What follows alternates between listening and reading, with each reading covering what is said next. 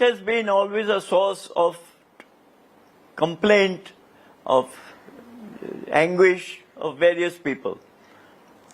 But let me go back to the beginning. You see, it was 35 years ago when the United Nations set out a set of basic principles for the independence of the judiciary. It was decided by the General Assembly unanimously. There was no dissent at all. And they said every country has to make its own constitution and decide according to its constitution what the position should be. But there are some minimum requirements. And the minimum requirement is that there should be a judiciary which is independent, decides independently, and manned by persons of integrity. Now, we have fulfilled all those norms. There is no doubt about it in our constitution. The article itself says. But in order to safeguard the question as to how people should be appointed, everywhere in the world, they are only appointed by the executive, whether you like it or not. But it has to be in consultation with the Chief Justice. Is the question on the independence of the judiciary itself at this point? At the moment, yes, the way it has worked out. You see, each country has its own background. Each country has its own background, how it has worked out. In the first 10 years or 15 years of the Constitution, there was no difficulty. In fact, statistics show that almost in all cases except one or two, the opinion of the Chief Justice of India, and that was the only requirement, the opinion of Chief Justice of India should be final. And that happened to be the practice right through for about 10 to 12 or 13 or 14 or 15 years. But then came the judgment in one of the judges' cases where by a majority they decided that according to the text of the Constitution, it said it consultation with the Chief Justice. It doesn't mean with the concurrence of the Chief Justice. And that was the controversy. So by a majority of 4 to 3, they said that no, it is the executive which will appoint. And without, whether in consultation, but certainly not with concurrence. And then the trouble that arose was, as you know, next 10 years, 20 years, that judges were, that the executive then assumed that it was entitled to appoint whomsoever they please, which became another problem. But the trouble that was happening at that time, the dissatisfaction amongst the judiciary and the government, was also because the judiciary was trying to be fiercely independent. Yes. And they were trying to ensure that the judges that they Absolutely, because that is in consonance with the United Nations general principle. Correct. So what is the situation that's different now? Do you think? No, you see, what is different now is that there was, having regard to the background, we had a judgment of 9 judges which said ultimately that no, the ultimate choice of the person to be appointed, whether as a High Court judge, person to be transferred from a High Court judge, from one High Court to another, person to be appointed as Supreme Court judge, would be ultimately decided in consultation with government, but the ultimate choice will have to be not of the Chief Justice, but of the first 3 judges of the Supreme Court, which was later altered to the first 5. Right. But what do the judges do when the government just sits on the recommendations endlessly? I mean, earlier also regarding certain High Court judges, we saw that recommendations were made, they reiterated them, they gave out very detailed Collegium resolutions, but the government just did not move. You see, this has happened on 2 occasions with 2 separate governments. It has happened with the Congress government, it has happened with the BJP, the NJD government, and again with the supermajority BJP government. No difficulty. All behave in the same way. Generally, they do follow. Generally, they do follow, but not always. But now, the present interview and the present arises because of that article which appeared yesterday or the day before. Right. And that article only goes to show that sometimes this happens. It's a rare case, but it's a very important case. A man who is of outstanding ability, who is overlooked not only overlooked when he retires at 62, but a lot of other people who are get appointed to the highest court, and this man is left out without any explanation at all. Now, whether there should be an explanation, there should not be an explanation, to whom should that explanation be given, these are all matters to be thought of. They are all matters to be debated. It's not as if one is carping at the Supreme Court decision. They have to consider this. But my own view has always been that it is not the job of judges to judge judges. It is a job of judges to judge cases. And they do it pretty well in our country. They have done it pretty well for the last 70 odd years, with a few exceptions here and there, but they have all got ironed out from court to court. So I still personally feel that there should be a national commission for appointment of judges and for transfer of judges. But the dominant voice should be with the 3 senior most or 5 senior most judges of the Supreme Court. It can't be otherwise. And that is why the Venkatachalaya Commission recommendations should have been accepted. They were accepted. A bill was passed in 2003. But unfortunately that bill lapsed, not because there was opposition, but because the elections were called. That's the only reason. In your autobiography, you've also written about how such arbitrary transfers was something that was happening at the time of the emergency. Oh yes, the emergency was terrible, yes. So when it worse, it was much worse. The emergency can't compare. People compare what the present state of affairs with the emergency. I don't agree at all. The emergency was something much worse, and I know, I lived through the emergency. I resigned during the emergency. So I know exactly how the emergency worked. And it was something atrocious, much worse. But when it comes to the aspect of judicial appointments, do you think the Supreme Court judges, the Collegium, the 5 judges to decide this, have now, by not recommending Justice Muralidhar, have subscribed to the government's point of view, and they are not standing up? So it appears. We can't say definitely, because nobody knows why, what. We are not party to the confabulations that took place. So it's for them to, whether to assert it or not assert. So quite frankly, I don't agree with the title of my article also, because that was put in by the editor. But in any case, as to the question for the Supreme Court to answer, they don't have to answer anybody. I quite agree, they don't have to answer.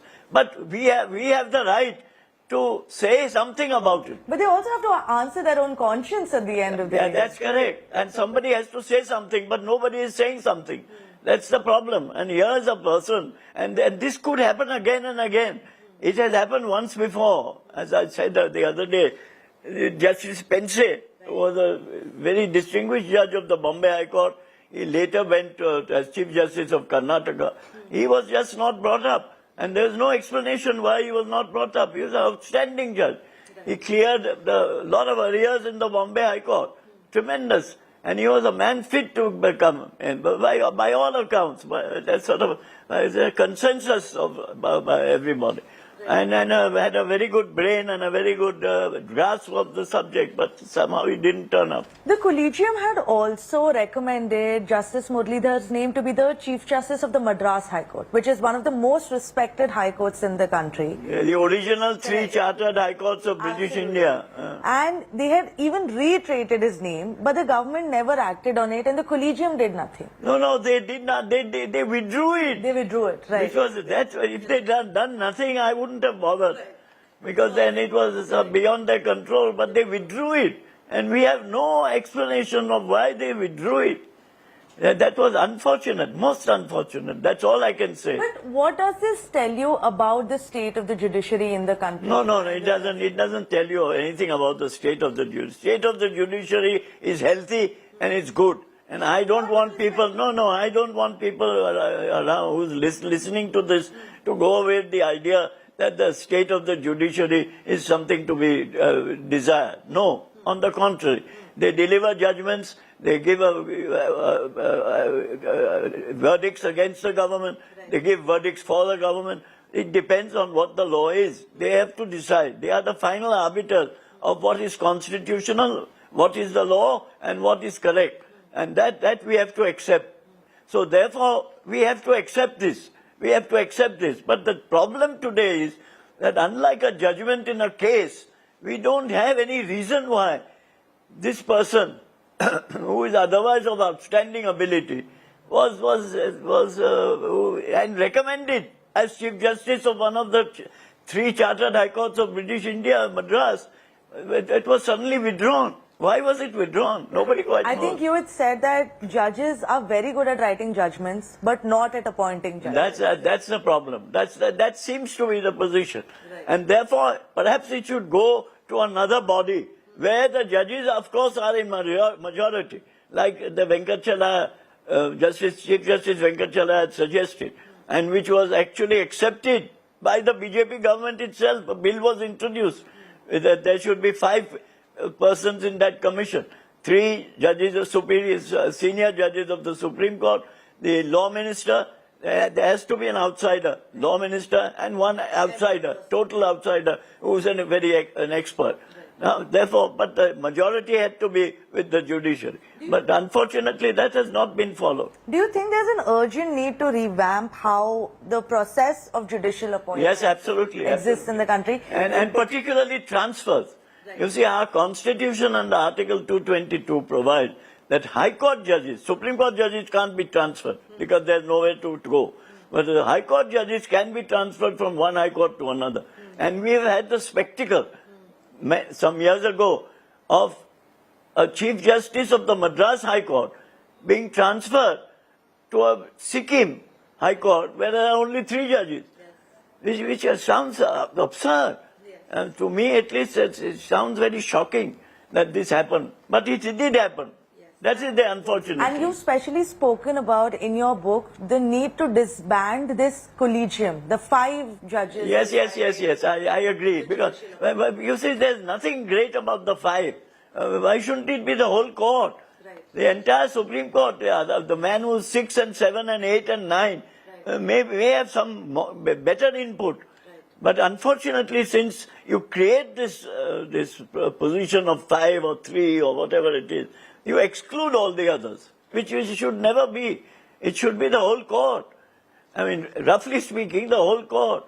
Right. Therefore, the Chief Justice has to take his colleagues into consultation and then roughly come to a consensus, because they can't be unanimous every time. It has to be a consensus. So what do you think has changed over time? Because earlier, the judges... Human nature has changed. Human beings have changed. You can see it all over. In my life, in my 75 years at the bar, I see a tremendous change. No, I ask you because... Technology has changed. Everything has changed. Everything has changed. I ask you because you've spoken extensively about how former judges used to actively consult, not just other judges, but even senior lawyers. Oh, yes. You have multiple times, you have recommended names. Yes, correct. Judges have gone through. Justice Eradi, like we were talking about, of the Kerala High Court, got appointed to the Supreme Court because you had seen him in the Kerala High Court and spoken to the Supreme Court judges. In fact, I must tell you that if you want a precedent, there was one Chief Justice who, because Venugopal and I had objected to the transfer of a particular High Court judge from Delhi to Madras, and we had written about it and to the Chief Justice, and since we had objected, the Chief Justice, along with 3 colleagues of his, specially interviewed us and wanted to know why we were objecting, and we went and told him, and ultimately that gentleman who was transferred did go, but then he was brought back to Delhi. So you see, these things do work. They do work at times. So are we hoping that through this question that you didn't mean to ask to the Supreme Court, but you've asked, do you think we're expecting for anything on the ground to really change? I don't know. You have to ask the judges. You don't ask me. I don't. But are you expecting a response? No. I don't think so. I don't think there'll be any response. But there has to be a lively discussion and a debate about it. Not about this particular individual. Now it's gone beyond repair, as it were. So the man is retired. He's already, nobody takes back a retired judge. But these things, you see, leave a bad taste in the mouth unless one knows what happened. And that's why I have taken this up. Not only because I know this gentleman, he's an man of great integrity also. There's not a whisper about him. There's not one man who has said that he's a nasty fellow, he talks too much or any such thing. Not at all. I mean, on the contrary. And that's what's upset me. Who is to be held responsible? Is it both the sides? Yes, both the sides. Yes, Are both they sides. equally responsible? I think so. I think the system is responsible. Right. The system is responsible. We have to dig a little more to find out a better system. Because, as you know, the UN general principles have left it to the Constitution. You decide according to your own Constitution, but take men and women of integrity and take men and women of capacity and competence. That's all that is required. And that has been happening as a general rule. But there are exceptions, and this is one of those outstanding exceptions about which we have to sound the bugle and the drum and so on. Absolutely. So what would your advice be for a change to be brought in the system so that all of these discrepancies can be done away with? In the first place, we should have a commission. Right. That's basic. With that majority commission judges. should have, yes, that commission should also have, but there should also be a meaningful consultation amongst judges themselves. You see, the fact that you have 5 people or 3 people or 7 people doesn't mean you exclude all the others. There may be the 5th man or the 7th man or the last man who is appointed on the bench might be able to say something about, if only he's asked. Why should he stick his neck out? Do you think the current collegium has closed itself off to outside? Absolutely, because it's meant to be structured like that. That is the unfortunate part.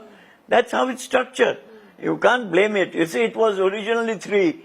By another bench judgment of 9, later, which was quite unnecessary, of course, as I have already said. But whatever the reason, there is now of the 5. And now there's also a 6th judge, because if none of the others will become Chief Justices, then the next person to become Chief Justice is also be a member. So they have widened the group which decide. But I think it should be much wider. Even if you have the collegium system, it should be much wider. The Chief Justice should ask all his colleagues. For a little bit in the beginning of the year, it seemed like the collegium is trying to take steps towards transparency. The kind of resolutions that we saw actually had reasons for why a judge was recommended. This also has a very bad connotation. You see, 5 out of 30 or 32, which means as if the 5 are superior. In fact, at one time, not in the currency of the present Chief Justice, but about 3 or 4 Chief Justices before, I know that when a Chief Justice came in, he had 5 separate chairs put for tea time for the 5 judges, and only it was for those 5 judges who sat on those high chairs. It's really absurd. It's ridiculous. They're all equal. All the judges of the Supreme Court, 1 to 34, they are all equal. I have no doubt about it. I mean, the fact that they have come up to the highest court must make them all equal. Absolutely. Yeah. So they should be treated equally, including consultation. I'm now on the system. Keep the system, all right. But consult everybody. See that everybody is asked also, not merely the first 5. Why should the first 5 only tell you whether Mr. X should be brought or should not be brought? Correct. To what extent do you think politics has a role to play in this? No, you see, politics has a role in every decision. Please remember, the highest court is dealing with politics. What do you think is this Kashmir case which is going on before the Supreme Court, a constitutional bench of the Supreme Court just now? What is it about except politics? So the judges have to decide. But they don't decide on politics. They will have to decide on constitution. Is it constitutional, what has been done, or is it unconstitutional? If it's constitutional, it must be affirmed. If it's unconstitutional, it has to be struck down. That's all. So don't, let's not mix it up with, say, politics. We all have to live with politics. You can't divorce yourself with politics. You can't say, I won't look at anything which is political. But all cases, most of the cases which come up are political. But it's not that the judges decide politically. No. They decide in accordance with what they believe to be the position in law and the constitution. But in Justice Pensie's case that you referred to, there was a certain level of politics amongst judges that came at play. That politics amongst judges in that loose sense, yes, perhaps yes. Perhaps yes, perhaps yes, perhaps yes. So do you think it's a similar case in Justice Muralidhar's case? I don't know. I wouldn't speculate at all. Right. I think this man was a good, outstanding example of a person who ought to have been brought and who unfortunately, even in the opinion of the Collegium themselves, he was outstanding. Otherwise, he wouldn't have been recommended as Chief Justice of Madras High Court. Right. Do you think there was injustice to Justice Muralidhar by not bringing him to the Supreme Court, letting him retire? In an individual case, yes. Yes, certainly. Yes, certainly. It was an injustice, in my humble opinion. And unless somebody tells me that, no, you are wrong because of X, Y, and Z. But I don't know the X, Y, and Z. Right. So, well, all we can do is hope that the judges are listening. Yes, I have no doubt. Oh, no, it doesn't matter whether the judges listen or not. But the intelligent public, the people who count, etc. in the country must wake up to this and come to some sort of conclusion which is acceptable to all. Right. So there you have it, Mr. Fali Nariman, in absolutely clear terms. Important questions need to be asked, and there is a serious requirement for a complete overhaul of how judges are appointed in India. Thank you so much, sir, for taking the time out and speaking to India today. Thank you. Hope to see you again. Thank you.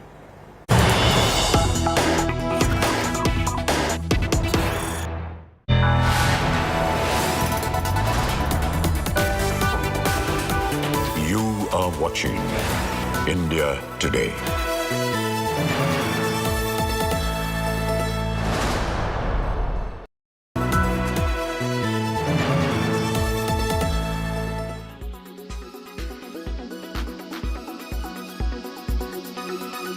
क्या करें आप गरीबों के लिए? गरीबी हटाओ बोल के बोलते रहे, गरीबों को हटाए, गरीबी नहीं हटाए आप। लेकिन तेलंगाना में 10 साल में जो इंकलाब केसीआर साहब लेके आए, देश में कहीं और नहीं हुआ। तो क्यों जाना है कांग्रेस के साथ? क्यों वोट देना है कांग्रेस के साथ? क्यों देना है भाई कांग्रेस को वोट? कितने साल और मौका देते? नहीं थे क्या राज में? 62 इयर्स नहीं थे? तेलंगाना में भी थे 62 इयर्स। उनकी नानी थी, पप्पा थे, दादा थे, परदादा थे, सभी लोग थे। क्या हुआ? बदलाव आया? नहीं आया। फिर क्यों मौका देना है उनको? A message went across that Congress is preparing itself to contest alone in 2024 elections as far as Delhi is concerned, despite they are in talk with Aam Aadmi parties as a part of India alliance. So how do you look at this, how this message percolated after this particular meeting? Right. You ask those who percolated this message, and you ask Aam Aadmi, who jumps at every occasion. The problem with Aam Aadmi party is they neither verify truth, nor do they know the difference between total lies and truth, because they themselves have lived lies all their life. And I'm saying this openly. I mean, it's the most untrustworthy bunch of people, including their supreme leader. What is the condition? There are 7 seats in Delhi, right? Congress has to be strong in all 7. And we have to prepare for all 7. That does not mean in case there is an alliance, we fight all 7. Suppose we suddenly get new, we believe we want New Delhi and South Delhi seats, and we prepare here. In the alliance, we get Chandni Chowk and West Delhi. And if we have not prepared there, how will we fight an election? Obviously, any self-respecting party, in case there is an alliance and before details of the alliance are worked out, will try and strengthen itself in the entire state. I mean, it's absolute. I think it's a no-brainer for anybody to think that. Only people who want to distort the truth or kind of bring out things to kind of muddy the whole picture, or basically people who have no idea what truth and untruth is. Only those people will believe in these rumors.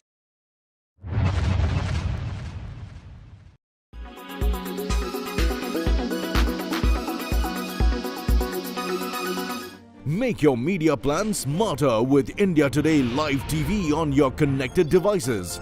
Amplify your brand with 100 million smart internet viewers. To advertise, mail us at sales@aajtak.com.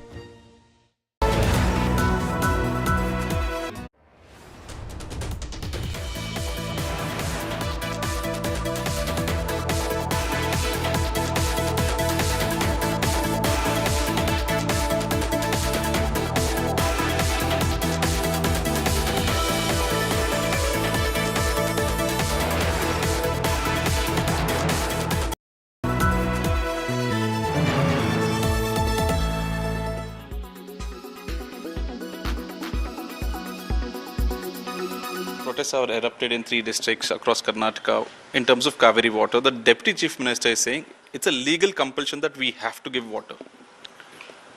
See, I've been Water Resource Minister and I know about it.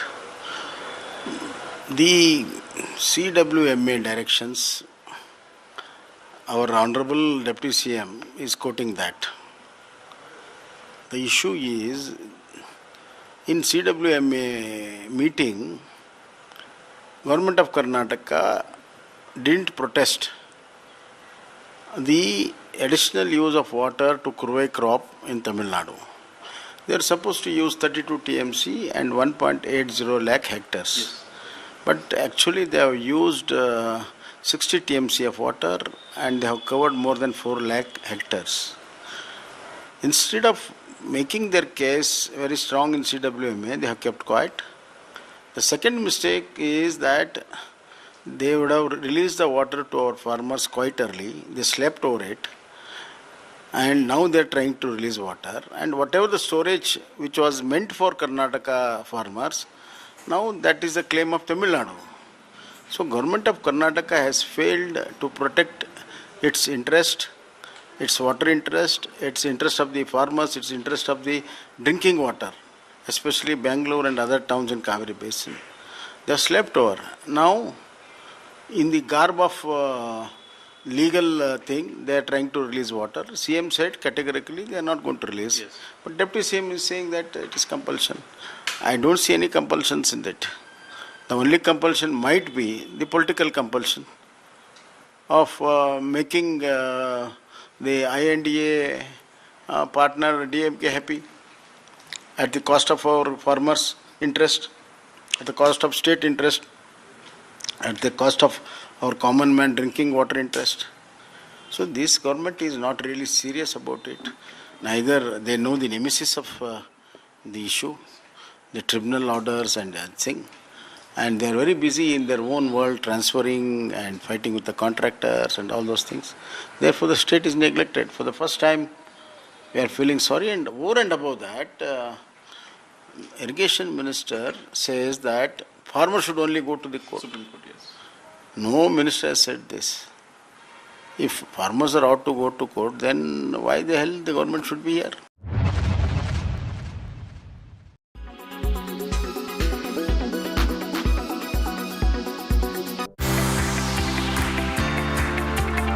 Are you only consuming health, wellness and fitness content online?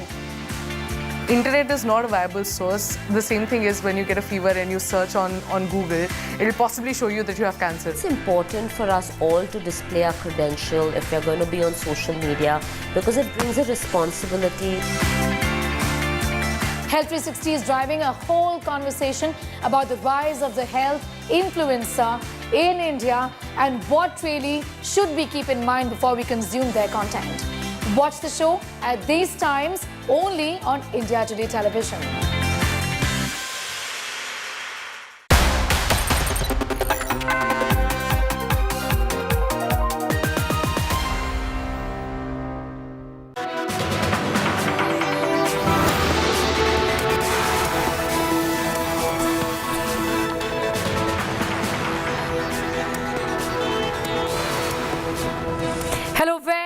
Good afternoon. You're watching India Today Television. I'm Sneha Murdani. A quick check of what's making news this afternoon first. Scandal quakes Unacademy. Teacher gives vote gyan, gets fired. Unacademy fires the teacher, stokes a huge controversy.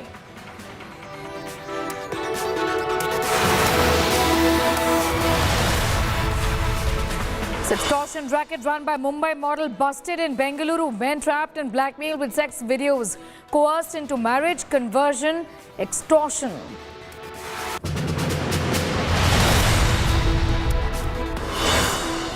Maharashtra MLA's arm twist Chief Minister Shinde for cabinet berths. Shinde MLA claimed one MLA blackmailed that her wife will kill herself if he doesn't get a cabinet berth.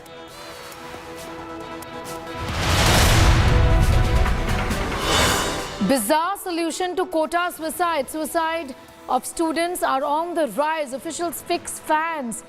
Quota witnessed over 22 suicides in 2023 alone.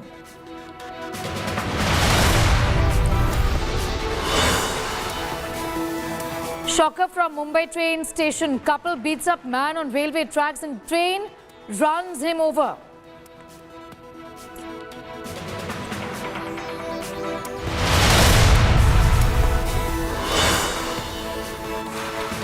Protests in Jadavpur University turn ugly after students show black flags to Suvindu. TMC claims BJP goons thrashed the students.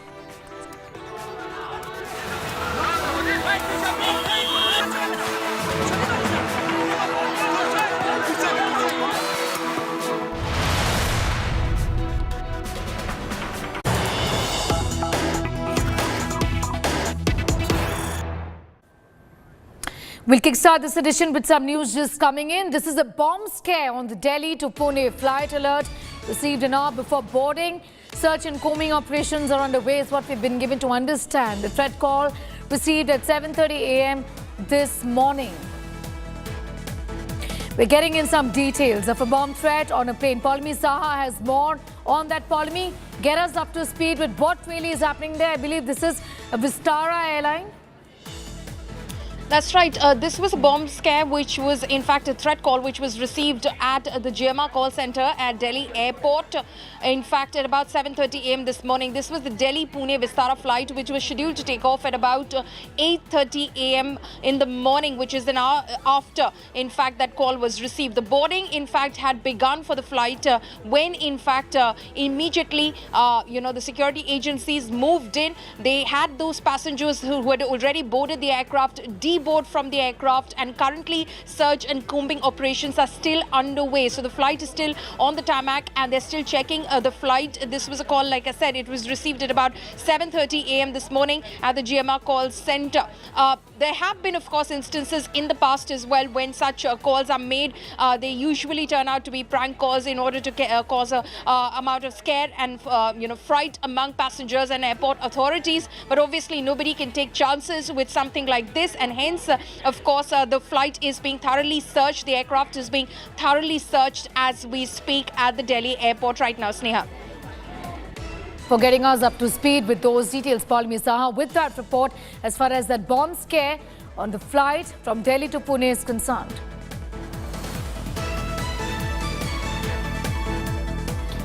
In other news, that tech firm, Unacademy, is the latest to be rocked by a scandal. A former tutor was allegedly fired by Unacademy for asking voters to vote wisely in the next election. While Unacademy claims the teacher Karan Sangwan was let off as personal opinions are not allowed in classrooms, netizens have launched a mass uninstall campaign against the Unacademy app. लेकिन एक चीज याद रखना, अगली बार जब भी अपना vote दो, किसी पढ़े लिखे इंसान को अपना वोट देना, ताकि This video of Karan Sangwan urging his students to vote for padha likha or educated politicians has cost him his job. लेकिन एक चीज याद रखना, Days after the video went viral, Sangwan's employer, Unacademy, which faced backlash from BJP supporters, sacked the entrance coach. कुछ दिनों से एक video बहुत ज़्यादा वायरल हो रही है और जिस वीडियो की वजह से मैं कंट्रोवर्सी में आ गया हूं, और उस कंट्रोवर्सी की वजह से मेरे काफ़ी सारे स्टूडेंट्स जो कि जुडिशियल सर्विस एग्जामिनेशंस के लिए प्रिपेयर कर रहे हैं, उनको काफ़ी सारे कॉन्सिक्वेंसेस फेस करने पड़े. साथ के साथ में मुझे तो करने ही है कॉन्सिक्वेंसेस. मैं कॉन्सिक्वेंसेस काफ़ी सारे फेस कर रहा हूँ क्योंकि मेरे पास भी बहुत सारे मेरे पेरेंट्स हैं. In the viral video, Sangwan can be heard advising students vote for a literate politician and not ones who only changes names. अगली बार जब भी अपना वोट दो Many on the net claimed the comment was targeted at Prime Minister Narendra Modi. दोबारा जीवन में ना झेलना पड़े. Sangwan's comment sparked a political controversy. Reacting to the video, Aam Aadmi Party Supremo Kejriwal went on to say that illiterate public representatives can never build modern India of 21st century. Congress too jumped in the fray and raised questions over the sudden termination of educator Karan Sangwan. The Grand Old Party went on to say that teachers in the country are facing this humiliation.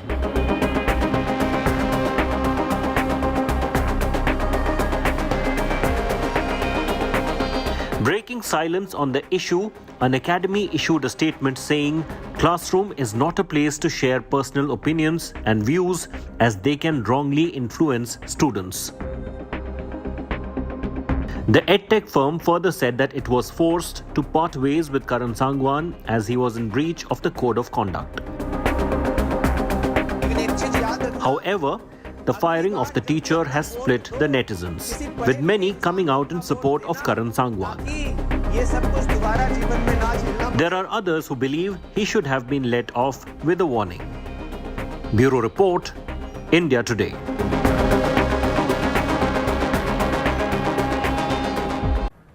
Amit Bharadwaj is getting us more details on that story. Amit, in fact, this is a story that is, in fact, dominating the conversation on social media. Just give us an idea about what the explanation is. I understand that they have already said, the academy has already said that personal opinions is something not allowed in the classroom. So why did the tutor in question here not follow the rules?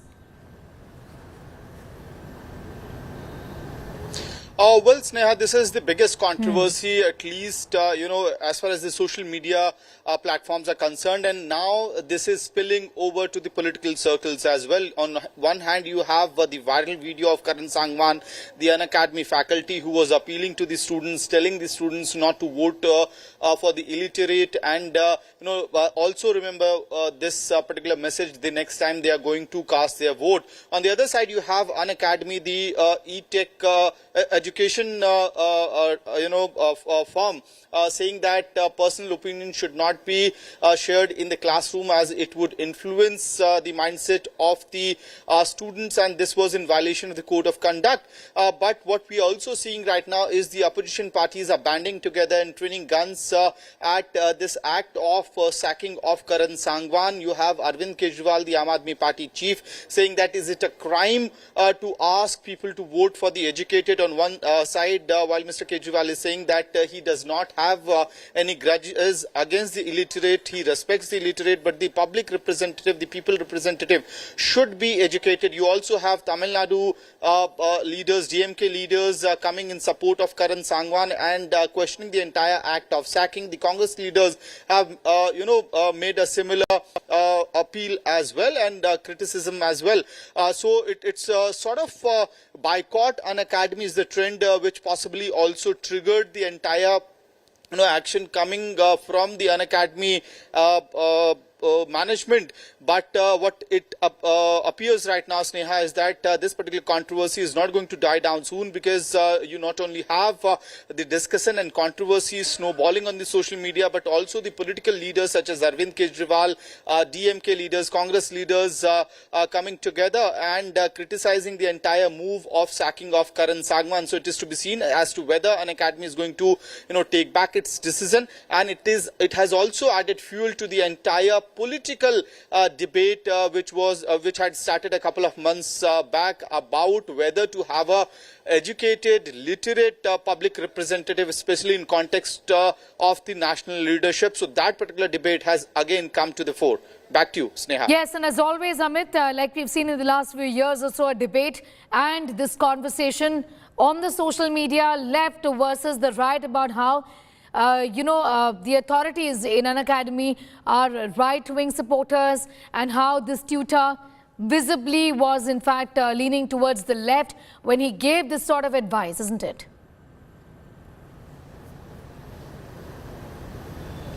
Right, there's a clear-cut division that we can see on social media. On one side, you have those who were angry with the comments made by Karan Sangwan during the class, this particular online class, where he is appealing to students not to vote for the illiterate next time they go on to cast their vote.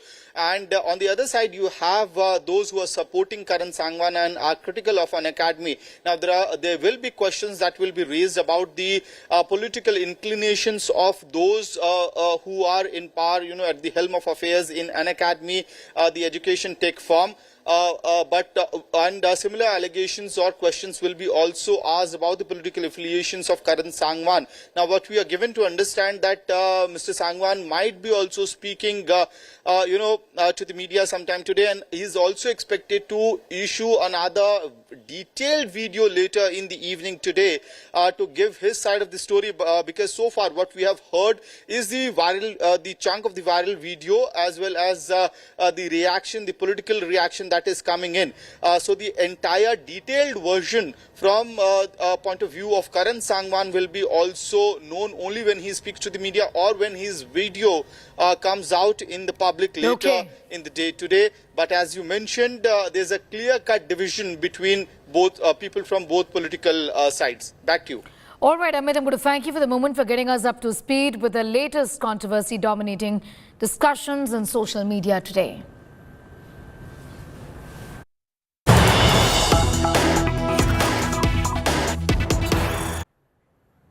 More news coming in. Extortion racket Kingpin model is on the run. Kingpin model here, not in Bengaluru, is what we are hearing. Cops are on the hunt.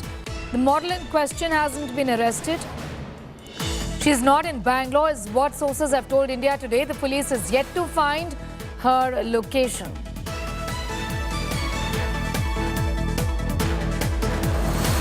Getting in details as far as this extortion racket run from Bengaluru by a top model is concerned. The kingpin in question, the model, seems to be on the run, is what we've been given to understand from the police here. The model isn't in Bengaluru and the police is yet to find her location. Getting you more details of that story that we are tracking very closely of a Mumbai model who's been booked, in fact, for extortion. This actually is a sextortion racket busted by Bengaluru cops. Neha, also known as Meher, a Mumbai model, along with 3 others, allegedly amassed over 35 lakh rupees from sextortion activities. Over 50 men are believed to have fallen victim to this gang's manipulation and extortion. Her 3 associates were nabbed, but the main piece of puzzle, the mastermind, is still missing. Here is a detailed report.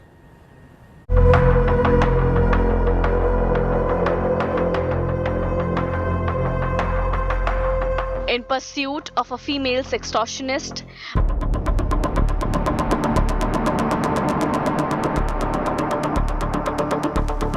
Bengaluru police are currently searching for this woman, Neha alias Meher.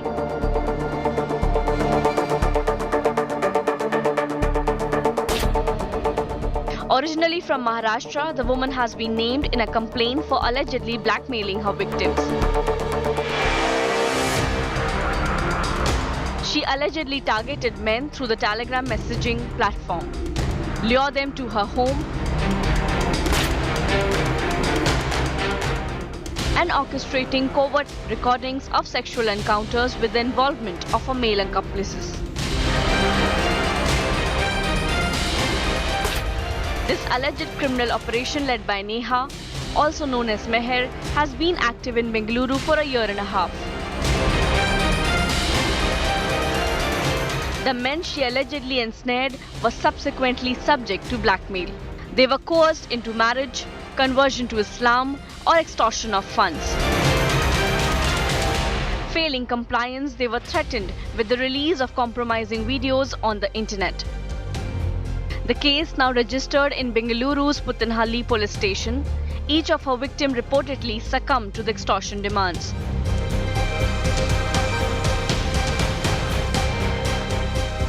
One of the complainants disclosed that he was coerced into giving her up to 60,000. Her 3 accomplices, all from Karnataka, have been arrested. According to the police, the gang amassed over 35 lakh rupees from this extortion activities.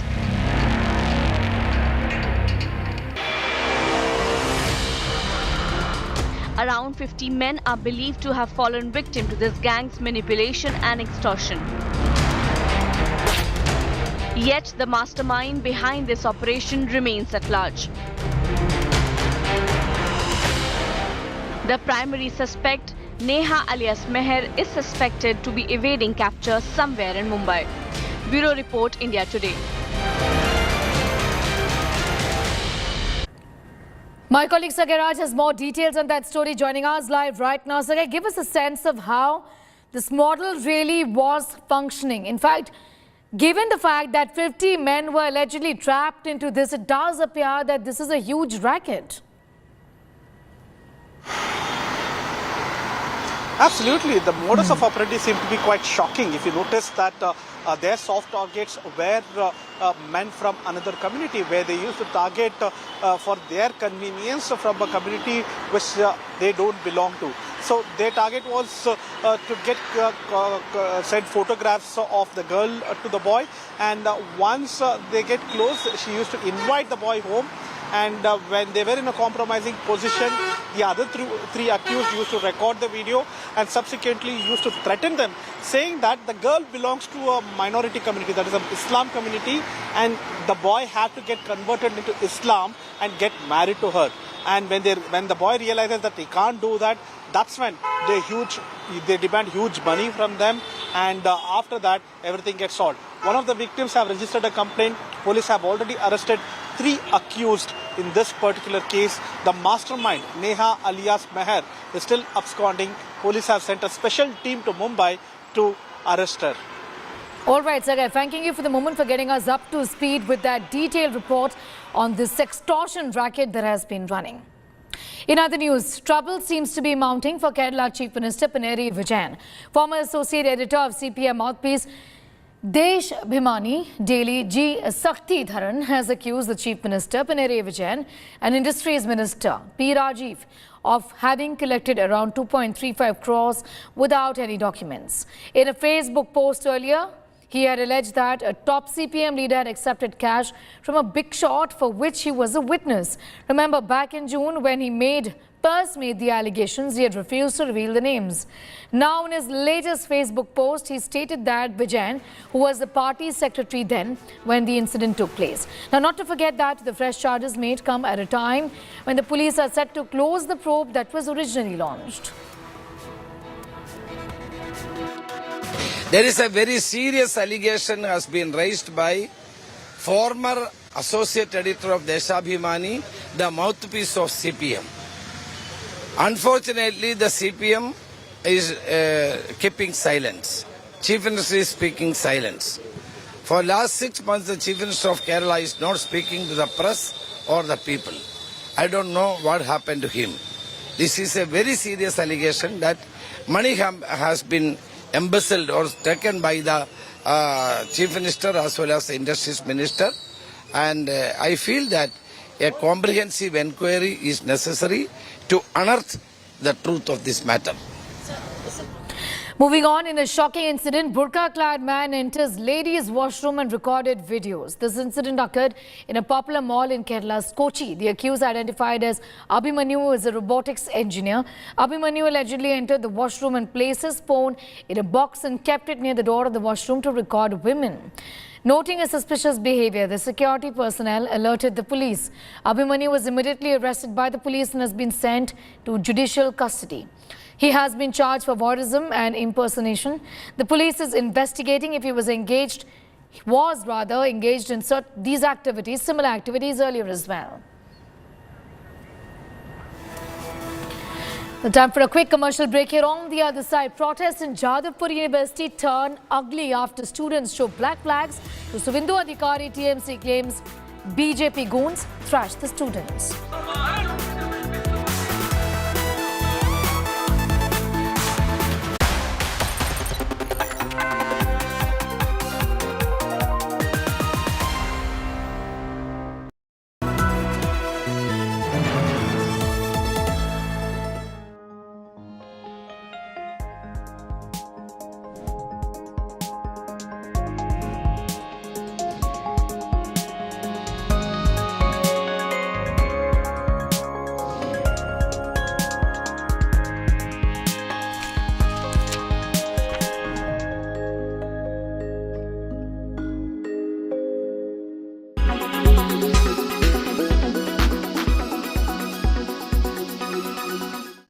went across that Congress is preparing itself to contest alone in 2024 elections as far as Delhi is concerned, despite they are in talk with Aam Aadmi parties as a part of India alliance.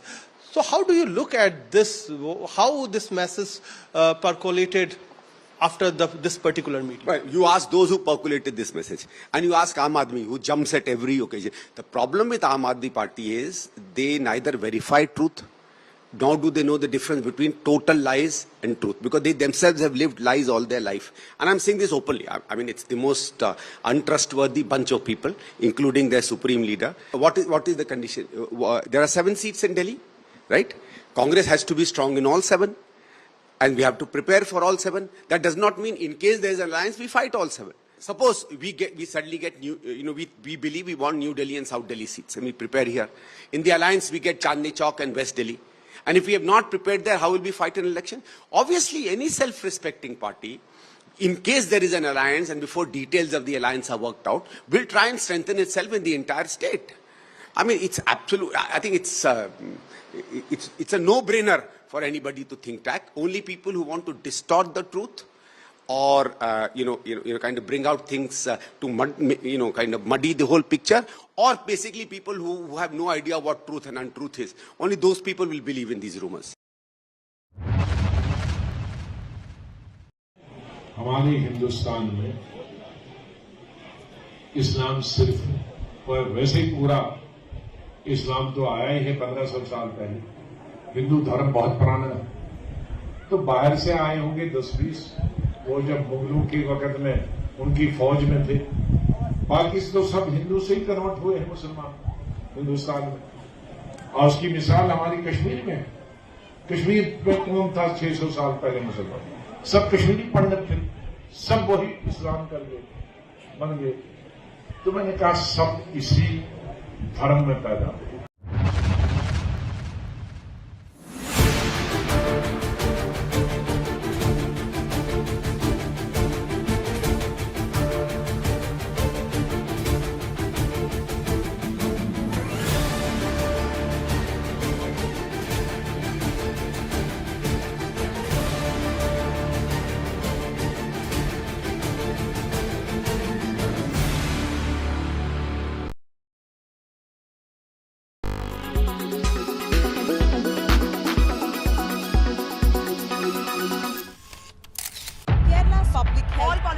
Traveling from different parts. Armed with facts, Looking at political background. she takes the news by its horns. Do you think the future of these students are not hampered?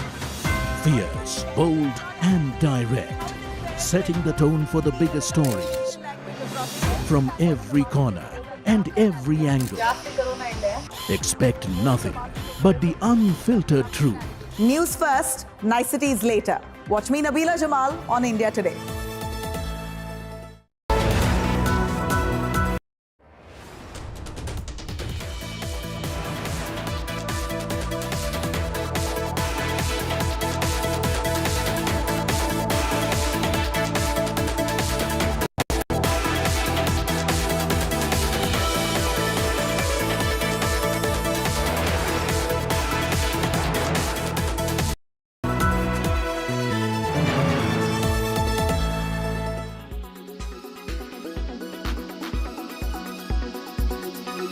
अभी हालात control में हैं। जहां dam से पानी छोड़ा गया है मैं उस जिले का, कांगड़ा जिले का वैली का दौरा करने जा रहा हूं। वहां हमने कल प्रशासनिक अधिकारियों की ड्यूटी लगाई थी और हमारे चीफ सेक्रेटरी महोदय यहाँ पूरे सचिवालय में बैठ के मॉनिटर कर रहे हैं और फील्ड में जाकर मैं खुद फीडबैक भी ले रहा हूँ। तो मुझे लगता है कि स्थिति कंट्रोल में है। यहाँ परिस्थिति यह है कि इस सारे एरिया में ऐसा लग रहा है कि ये बहुत सुरक्षित नहीं है, क्योंकि स्लाइडिंग जोन है ये, और स्ट्रक्चर जो बने हैं वो स्ट्रक्चर ऐसे हैं कि वो इतने मजबूत नहीं है, कभी भी इस तरह की घटना हो सकती है। मेरा तो यही है सरकार से इस बात की आग्रह कि तुरंत एक बात को लेकर के पहले प्रयास किया जाए, जो अनसेफ स्ट्रक्चर यहाँ हैं इस तरफ से उनको, मुझे लगता है कि फॉर द टाइम बीइंग जो है उनको इवैक्यूएट करना चाहिए। सुरक्षित स्थान पर लोगों को ले जाना चाहिए। जिंदगी है तो सब कुछ है।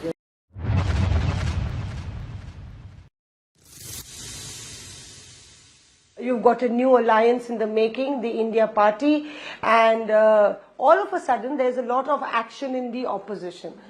But on the other hand, the Prime Minister says that this is actually a majboori ka alliance. How do you respond? I don't want to comment on what the Prime Minister is saying, but I would say this is going to be a battle between idea of India, Gandhi's India, Nehru's India, Sardar Patel's India, and Godse's India, which the BJP wants to create. It's not about Hindu Rashtra, it's BJP Rashtra, Godse Rashtra that they want to create, because you can see the amount of hatred they are spreading everywhere from Manipur to know what's happening at this point of time. I mean, ordinary people are ready to take up guns to kill each other. This is something we had seen in Pakistan in Ziaul Haq's time, what is happening in India. This is something that is happening in Syria, where people say Allahu Akbar and then kill. Here they say Jai Shri Ram and lynch people. What's the difference now?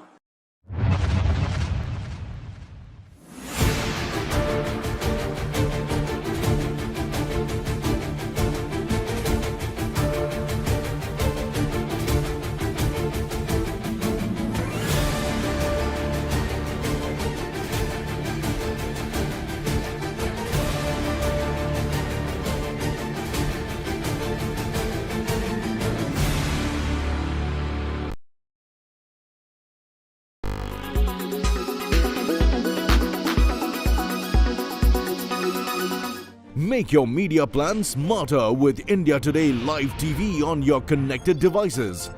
Amplify your brand with 100 million smart internet viewers. To advertise, mail us at sales@aajtak.com.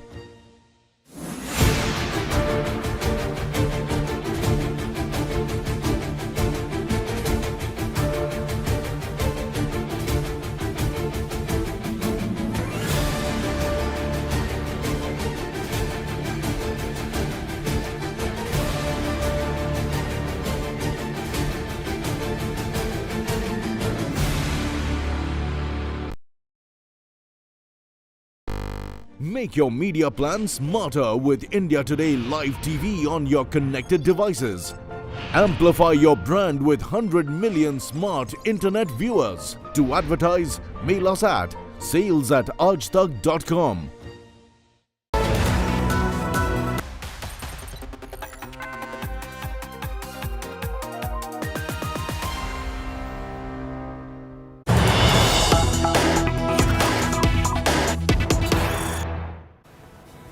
We have more news coming in. This afternoon, the Central Bureau of Investigation has approached the Supreme Court, challenging the bail granted to Lalu Prasad Yadav in the land for job scam case. A bench headed by Chief Justice of India to hear the case on the 25th of August is what we've been given to understand. This has got to do with the CBI heat on RJD Chief Lalu Yadav in the land for job scam case, in which the CBI has filed the charge sheet saying that candidates sold lands at a reduced rate to Lalu Yadav's family. Lalu Yadav has been out on bail, and that is what the CBI essentially is questioning or challenging, rather, the bail that has been given to RJD Supremo Lalu Yadav. The Central Bureau of Investigation has approached the Supreme Court, challenging the bail granted to Lalu Prasad Yadav in land for job scam case. A bench headed by the Chief Justice of India is to hear the case on the 25th day of August, I beg your pardon, is what we know. This is the land for job scam in which Lalu Yadav has been charge sheeted. Not just Lalu Yadav, there are others, including members of his family, who've been charge sheeted. CBI filing a charge sheet saying that candidates sold lands at a reduced rate to Lalu Yadav in return for jobs at the railways when Lalu Yadav was the railways minister.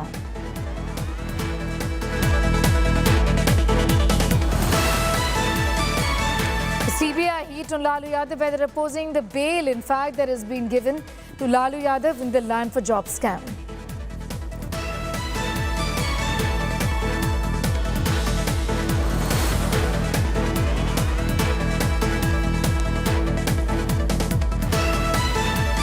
The case is going to be heard on the 25th of August by the Chief Justice of India.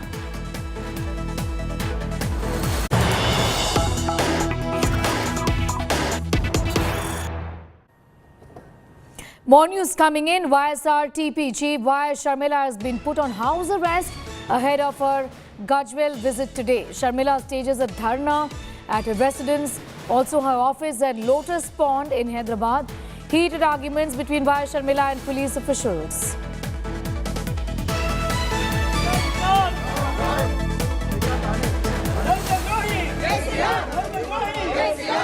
If the BRS party intends to create a havoc there, then why aren't the BRS party leaders arrested there? Why am I being house arrested here? How fair is this? Is this not the democratic country of India? Don't we live in a democracy? The police have to answer this. Chief Minister has to answer this. If the Chief Minister himself has addressed the problems of the Dalits in his own constituency, then I would not have needed to be fighting for the cause of the Dalits there. How fair is this? We're getting in all the details as far as Y. Sharmila's house arrest is concerned now ahead of her visit to Gajwel constituency. She's been prevented from doing so and has been put under house arrest. She says, why should in fact I be put under house arrest is what she's saying. The police in fact has put her under house arrest. She's protesting the police action and she offered aarti to the police for not allowing her to visit. Earlier, she also sat, in fact, on a fast at a Lotus Pond house, which also is her office, denouncing the police action.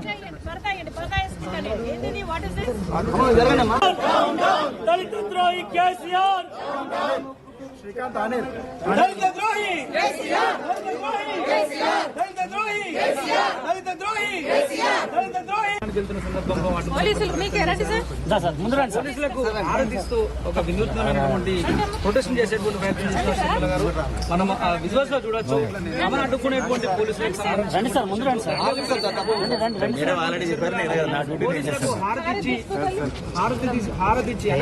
presented by South Telangana Party President Y. Sharmila when she made a bid to go to Tigul in Gajwel constituency. She was not allowed to move out of her house and she's been put under house arrest. So this is what she did, as you see in these visuals, offering aarti to the police in protest. Now the protesting police action in a novel way, that's what she did. She offered aarti to the police for not allowing her to visit Tigul. And she's also sat in a dharna at her home, which also works as her official residence there. She had announced her visit to Gajwel, where some Dalits in fact were holding a protest, alleging that they were not allotted the Dalit Bandhu scheme in spite of being eligible.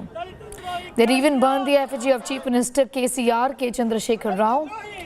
They had in fact invited Y. Sharmila to visit their village and question the government on this issue.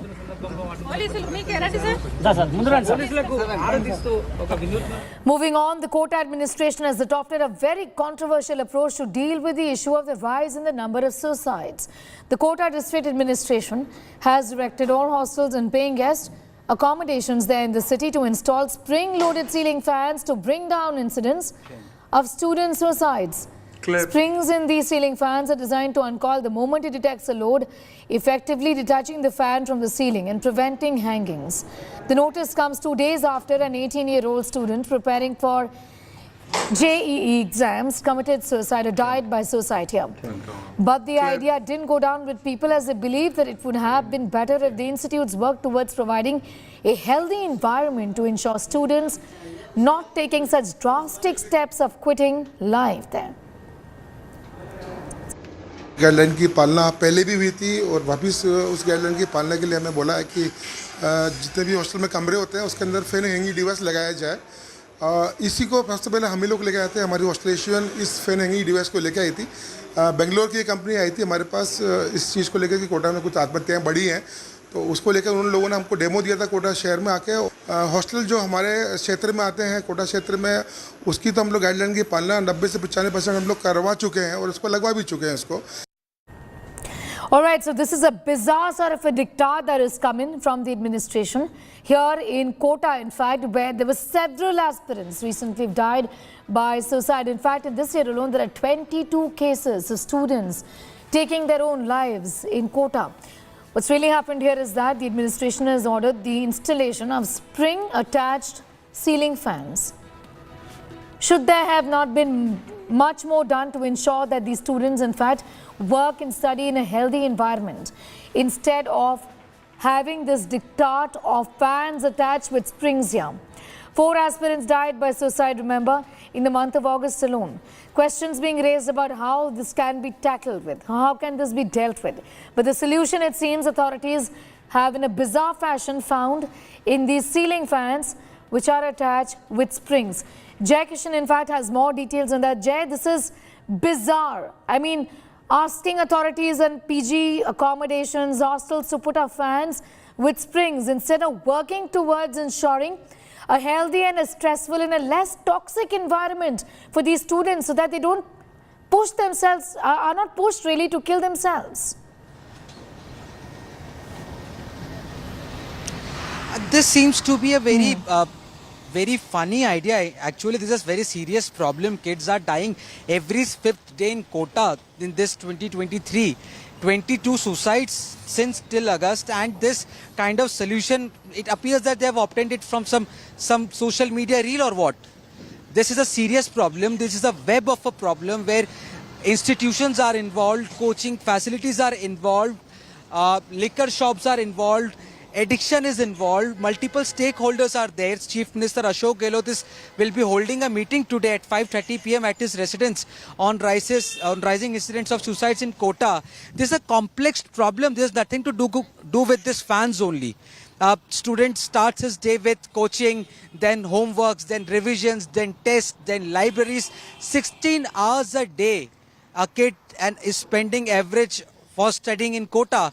And you know what is adding more to that? The constant pressure by the faculties, by the parents, by their ecosystem, that if you are not cracking this NEET, you are not entering the top IITs, then your future is over. Second bigger problem to this issue is that, another perspective is that the dummy schools. Government need to take some serious actions against this dummy schools. Schools are not only meant for studying, they are meant for different purpose. They are meant for your overall growth, from cultural activities, from your sports, how you mingle it with in the social cycle with your people coming from different strata of the societies. These are for what schools are meant to be. You are destroying this.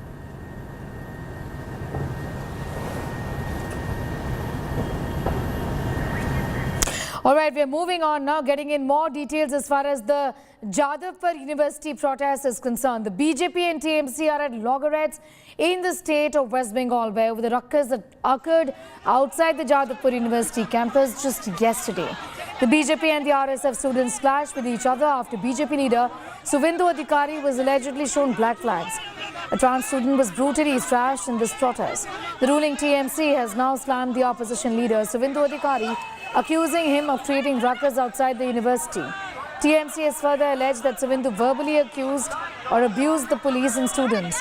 BJP Suvendu reacted to the TMC's claim, saying that he was attacked by miscreants of the Revolutionary Students Federation or RSF, adding that these people have made Jadavpur University a den of anti-national and anti-social activities.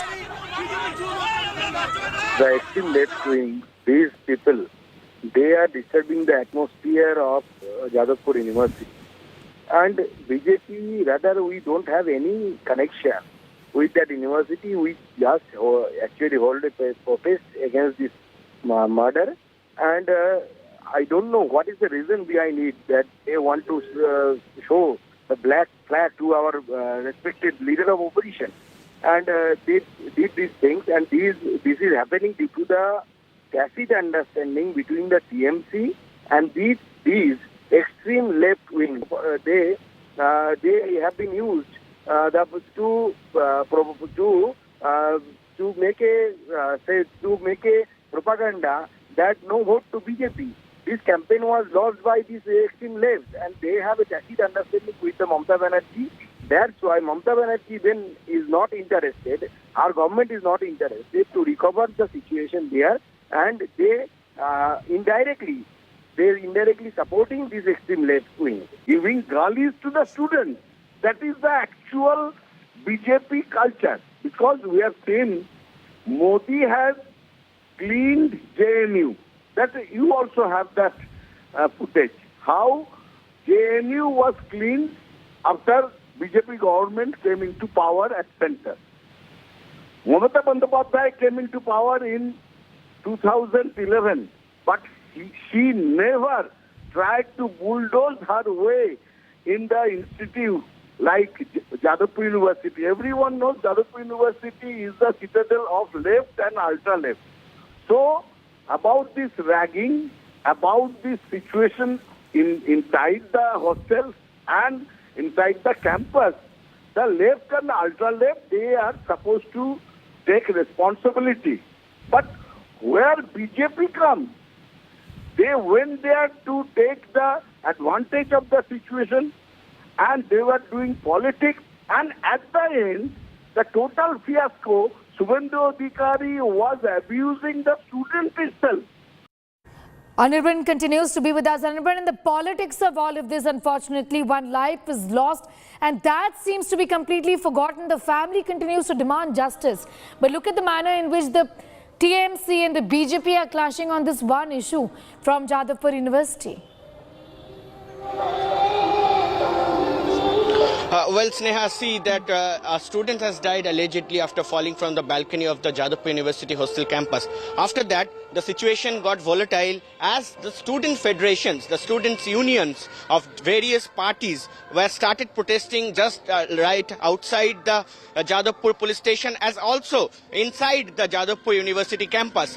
But the situation unfolded yesterday that Subhendu Adhikari, the leader of opposition of West Bengal, has visited just outside the Jadavpur University campus, and he said he has been showed black flag by the students of Jadavpur University, by the Students' Federation. After that, the situation got volatile and the incident unfolded where Subhendu Adhikari's security has already protected him, and they are being alleged by the students that they are being attacked by the Subhendu Adhikari's security. And after that, there is a volatile situation in the university campus as well, and also the students were alleging that the politics is being overruled, the politics is being overcarried by the political leaders, as they are demanding justice for the students as well, and they want that he should get justice, as Kolkata police has already arrested the 9, and already the investigation is going on, the interrogation is going on by the Kolkata police. Sneha. All right, I'm going to thank you, Nirban, for getting us up to speed with those developments from Jadavpur University. In other news, a major terror plot was foiled in Uttar Pradesh. The Special Task Force has arrested a man from UP's Shamli district for his alleged involvement in planning terror and anti-national activities with the help of Pakistan's secret agency ISI. As per sources, the suspect had returned from Pakistan and was in regular touch with ISI handlers. He even smuggled weapons from Pakistan. India today has managed to access the explosive chats between Kalim and ISI handlers here. The chat suggests that Kalim had shared details about Indian Army bases and even that of Rafales. Moving on, roadblocks are being cleared for Mumbai terror attacks accused Tahir Rana extradition to India. US court has denied the writ of habeas corpus filed by Pakistani origin Canadian businessman Tahir Rana, paving way for US Secretary of State Antony Blinken to issue a certificate for him to be extradited to India. Rana facing a trial for his alleged involvement in the 2008 Mumbai terror attacks case. However, Rana has filed an appeal against the order and sought a stay on his extradition to India till the time his appeal in the 9th Circuit Court is heard. Indian authorities allege that Rana conspired with his childhood friend David Coleman Headley to assist the Pakistan terror group Lashkar-e-Toiba in orchestrating the terror attacks in Mumbai in 2008. NIA is probing Rana's role in these attacks, the 26/11 attacks. NIA has said it is ready to initiate proceedings to bring him to India through diplomatic channels. We are committed to confronting terrorism across the world, and we continue to call for those involved in the 2008 Mumbai attacks to be brought to justice. We are committed to confronting terrorism across the world, and we continue to call for those involved in the 2008 Mumbai attacks to be brought to justice. Let's take a quick check at news from different parts of the country that have been hit by monsoons. Heavy downpour increased the water levels of multiple rivers in Uttarakhand. Several water bodies are overflowing.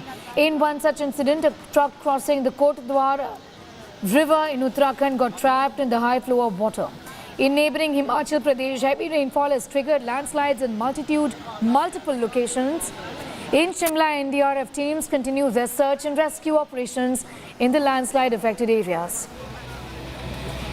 Rain-related havoc in Himachal Pradesh has claimed more than 70 lives.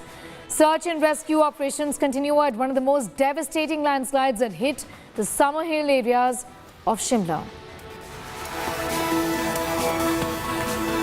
In Mandi, in Himachal Pradesh, drone footage shows the level of destruction caused by multiple landslides. Multiple houses and other infrastructure were damaged after heavy rains, which triggered landslides.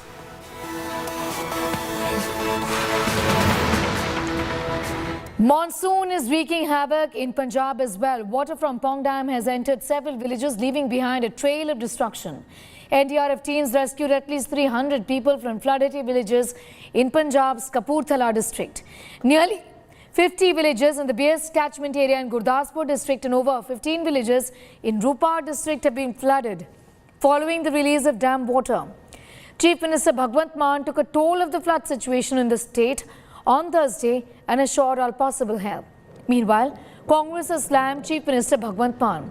Congress leader Pratap Singh Bajwa said that situation on the ground is worse and this is the time for the Punjab Chief Minister to practice what he has been preaching, adding he must announce a relief package instantly.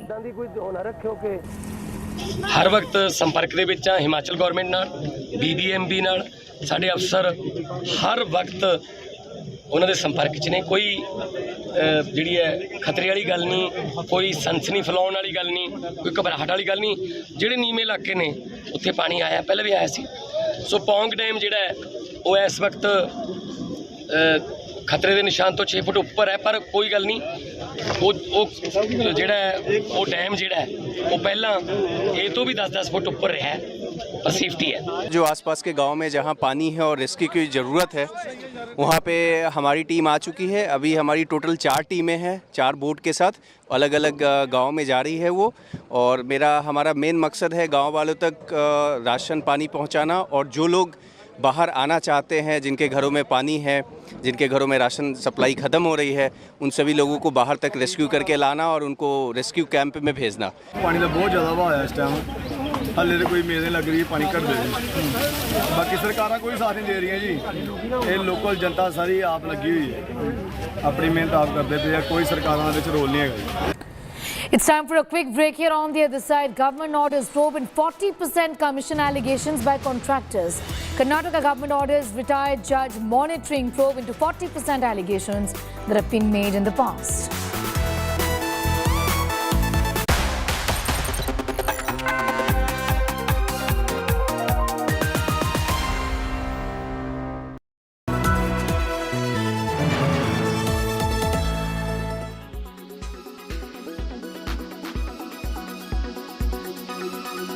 Criteria for the Prime Minister to be that he should be illiterate, then he can become the Prime Minister. That he should not have no vision except how the Gaurakshaks should lynch people in the name of Shri Ram. Is that the vision?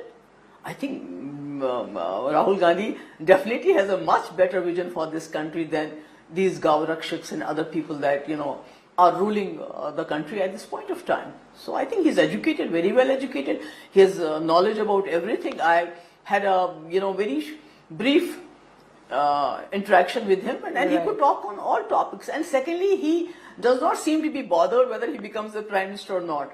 What is keeping him on his toes is how to save the idea of India for which Gandhi laid his life. His great-grandfather went to jail, his grandmother gave her life, his father gave his life. So I think that is his passion at this point of time and I think what more do you need in a Prime Minister, if he has a passion to save the idea of India? That's much more important than even becoming the Prime Minister of this country. अभी हालात control में है जहां dam से पानी छोड़ा गया है मैं उस जिले का कांगड़ा जिले का वैली का दौरा करने जा रहा हूं। वहां हमने कल प्रशासनिक अधिकारियों की ड्यूटी लगाई थी और हमारे चीफ सेक्रेटरी महोदय यहाँ पूरे सचिवालय में बैठ के मॉनिटर कर रहे हैं और फील्ड में जाकर मैं खुद फीडबैक भी ले रहा हूँ तो मुझे लगता है कि स्थिति कंट्रोल में है। यहाँ परिस्थिति यह है कि इस सारे एरिया में ऐसा लग रहा है कि ये बहुत सुरक्षित नहीं है क्योंकि स्लाइडिंग जोन है ये, और स्ट्रक्चर जो बने हैं वो स्ट्रक्चर ऐसे हैं कि वो इतने मजबूत नहीं है, कभी भी इस तरह की घटना हो सकती है। मेरा तो यही है सरकार से इस बात की आग्रह कि तुरंत एक बात को लेकर के पहले प्रयास किया जाए, जो अनसेफ स्ट्रक्चर जहाँ हैं इस तरफ से उनको मुझे लगता है कि फॉर द टाइम बीइंग जो है उनको इवैक्यूएट करना चाहिए, सुरक्षित स्थान पर लोगों को ले जाना चाहिए। जिंदगी है तो सब कुछ है।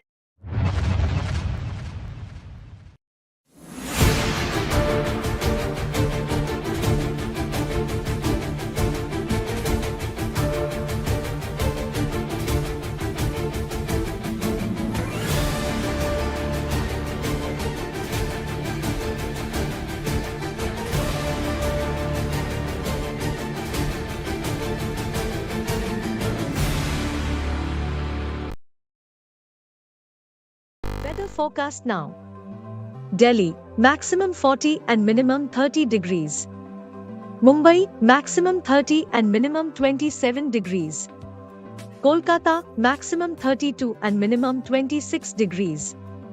Bangalore, maximum 30 and minimum 22 degrees. Chennai, maximum 35 and minimum 26 degrees. Hyderabad, maximum 27 and minimum 22 degrees.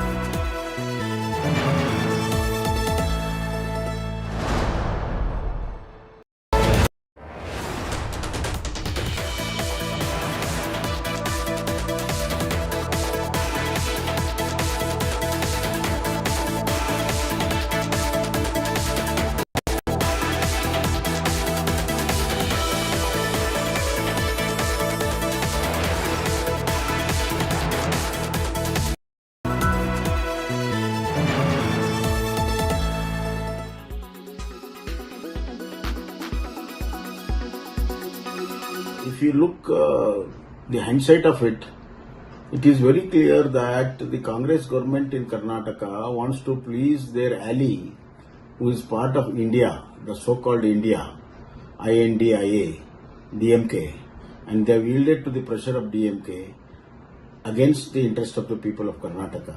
This is what is going to happen if INDA comes to power. So the interest of Karnataka will be jeopardized 100%. And people of Karnataka, more so Kaveri Basin people, will fight for it. ರೈತರು ನಮ್ಮ ರೈತರು ಯಾಕೆ ಬಿಟ್ಟರು ಅಂತ ಕೇಳಿದ್ರೆ ಬೀಗ ನಮ್ಮ ತೆಗಿಯ ಬೀಗ ಬೊಮ್ಮಾಯಿಯವ್ರ ಕೈಲಿ ಸೆಂಟ್ರಲ್ ಗೌರ್ಮೆಂಟ್ ಕೈಲಿ ಬೀಗ ಇದೆ. ಬೊಮ್ಮಾಯಿಯವರು ಎಲ್ಲ ಕಾನೂನು ಗೊತ್ತಿದೆ, ರಾಜಕಾರಣ ಎಷ್ಟು ಮಾಡ್ಬೋದು ಅಷ್ಟೇ ಮಾಡ್ಬೋದು, ರಾಜಕಾರಣ ಜಾಸ್ತಿ ನಾವು ರಾಜಕಾರಣ ಮಾಡೋಣ. ಸುಪ್ರೀಂ ಕೋರ್ಟು ಯಾರ ಕಂಟ್ರೋಲಲ್ಲಿದೆ ಈಗ ನೀರು, ಇದೆಲ್ಲ ನಾನು ಚರ್ಚೆ ಮಾಡೋದು ಈಗ ಬೇಡ. ನಮ್ಮ ರಾಜ್ಯದಲ್ಲಿ ಮಳೆ ಕೊರತೆ ಆಗಿದೆ, ನಾನು ಅದಕ್ಕೆ ಎಲ್ಲ ಕಂಪ್ಲೀಟ್ ಇಡೀ 30 ವರ್ಷ 40 ವರ್ಷ ಲೆಕ್ಕ ಹಾಕೊಂಡ್ರೆ ಈ ವರ್ಷನೇ ನಮಗೆ ಮಳೆ ಕಡಿಮೆ ಆಗಿದೆ. ನಮ್ಮ ರೈತರು ನಾವು ಮತ್ತೆ ತಿಳಿಸಿದ್ದೀವಿ. Net employee addition has dropped a combined 135% at TCS, Wipro and HCL Tech. This means where the companies had added 31,000 employees this quarter last year, this year they've seen a fall of nearly 11,000 employees. This is in line with the muted financial numbers shared by these companies. Akanksha Chaturvedi gets us a deep dive into this trend. A closer look. Akanksha? That is right, Abha. Hiring across major Indian IT companies has dampened in Q1 FY24 as compared to the year-ago quarter. If we take a close look at the numbers, we see that TCS only added around 500 people to the company in Q1 FY24, while this number was over 28 times bigger last year. TCS added over 14,000 employees in Q1 FY23. At Wipro, this trend seems to have worsened. In Q1 FY24, Wipro's headcount actually reduced by around 8,000 employees, while in Q1 FY23, they had added over 15,000 people to the organization. HCL Tech was also in line with this trend. The company's headcount went down by over 2,500 people in Q1 FY24, whereas they had added around 2,100 people in the year-ago quarter. This slowdown is in line with the broader slowdown in the industry which is caused by the cutbacks in IT and discretionary spending across the world.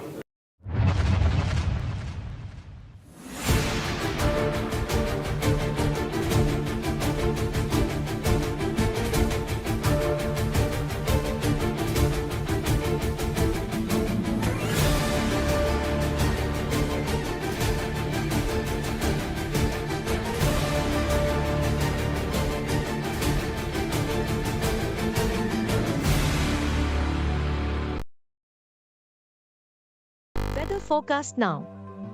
Delhi, maximum 40 and minimum 30 degrees. Mumbai, maximum 30 and minimum 27 degrees. Kolkata, maximum 32 and minimum 26 degrees. Bangalore, maximum 30 and minimum 22 degrees. Chennai, maximum 35 and minimum 26 degrees. Hyderabad, maximum 27 and minimum 22 degrees.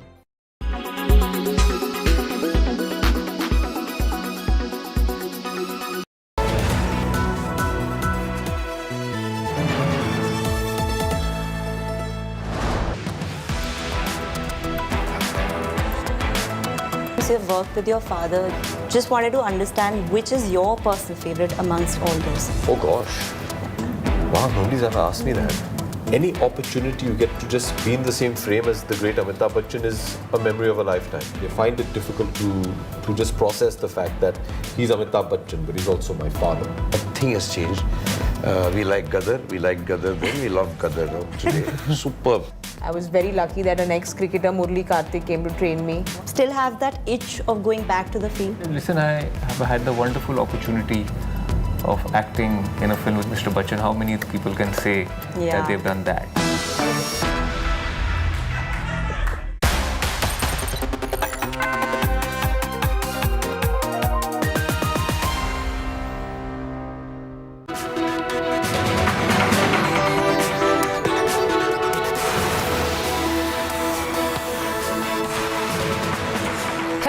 Very good afternoon. You're watching Lunch Break. I'm Sneha Murdani. A quick check of the top stories in this edition first. Scandal quakes Unacademy. Teacher gives vote gyan, gets fired. Unacademy fires this teacher, stoking a huge controversy. Sextortion racket run by Mumbai model busted in Bengaluru. Men trapped and blackmailed with sex videos coerced into marriage conversion extortion. Maharashtra MLA's arm twist Chief Minister Shinde for cabinet berths. Shinde MLA claimed one MLA blackmailed and a wife will kill herself if he doesn't get a cabinet berth. Bizarre solution to quota suicides. Student suicides on the rise. Officials fix these fans. Quota witnessed over 22 suicides in the year 2023 alone. Shocker from Mumbai train station. Couple beats up man on railway tracks and train runs him over.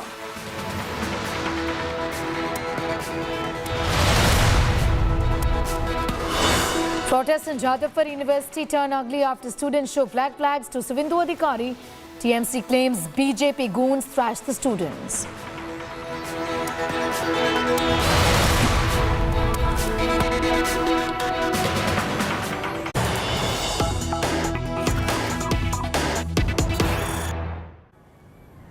And we have some news just coming in. Let's go straight to developments from Karnataka, where Veer Savarkar controversy in Karnataka school has broken out. Students shouted Jai Savarkar slogans. Locals object to Jai Savarkar slogans. Teacher forced to apologize for these slogans, is what we know. Nagarjan Dwarkanath has more on that. Naga, what really happened there? I believe it's a school in Dakshin Kannada. This is a school in Dakshin Kannada district, Bandpopal Taluk. This is a government school, and during Independence Day celebrations, the students in the prayer parade, you can see them shouting slogans in favor of the freedom fighters, and one student starts shouting Jai Veer Savarkar, and everyone starts shouting Jai Veer Savarkar, and the locals objected, saying how can the school permit such things to happen on the premises? Then the teacher had to apologize And the teacher video is also gone viral, where she's on the stage talking to the audience in the public, saying that how could you make it viral? It was internal, it was among the students and the teacher community. Why would anyone shoot this and make it viral and make it controversial? Now we'll have to give an explanation. That's the thing that the teacher has put out a video. The local district officials are looking into it as to what exactly has happened. The education department taking cognizance as to looking into what exactly has happened. Was it just an on-off incident, or was there any instructions from the schools? And that is the angle that the education department is looking at right now. All right, Naga, be with us. I just want to come back to Infa for more developments from the state of Karnataka, and this has got to do with the controversy over the 40% commission charges. The Congress government in the state is to constitute a committee to probe into the 40% commission charge against the previous BJP government. The government is to prove allegations of bribery, corruption, irregularities of the Bommai government. Karnataka State Contractors Association had written a letter to the Prime Minister also regarding the 40% commission allegations to carry out works. The government works rather during the Bommai government when the BJP government was in power in the state a few months ago. However, there was no inquiry conducted in this regard. BJP says it wasn't afraid of any probe, asking the committees to also probe corruption during the Congress's tenure. Former Chief Minister H.D. Kumaraswamy has mocked the Congress's move, saying it is bogus. It is a bogus probe rather to invoke fear in the BJP. I feel and I urge upon them to cover all this investigation, to cover all these charges against them in the present Judicial Commission. That will send a very good signal. Even previously during their tenure, there are a lot of charges. Probably they should cover during their previous tenure, and as well as in these 3 months, there has been a lot of charges. Even those charges also can be covered under this present Judicial Commission. That will, open up the space or an opportunity to ensure there is a probity in the public life, and ensuring that the present government stands for a corruption-free government. So I call upon them to cover the date, allow the date even till today. Whatever charges has come on this present government should be covered in this Judicial Commission. Very same Nagmohan Das, when previous Siddaramaia's government was in power, he only given one report for the government. What is the decision taken by the action taken by Siddaramaia's government at that time? These are all bogus. Do you think it's vindicated? These are all bogus investigation. It will not going to help foot to anything. They are creating fear for BJP friends. For this, actually, this kind of thing is happening. Nothing will happen. % Commission जो allegation था BJP के खिलाफ, उसके खिलाफ एक investigation order किया है। Retired high court sitting जज नागमोहन दास को कमेटी चेयरमैन बना के इन्वेस्टिगेशन चालू किया है। इसको कैसे देखेंगे सर? पुराना भी आपका भी, अब जो आया है ना वो भी मिला लो, बोलो टिल टुडे अभी तक बिल जो बाकी है, किस किस को बिल दिए हैं, वो भी मिला के इंक्वायरी कराओ बोलो। You have ordered for an inquiry on 40% commission charges headed by Nagmohan Das committee, the retired judge Nagmohan Das. What is exactly? I don't want to comment that. As far as corporation is concerned, I have identified a few officers. They are looking at.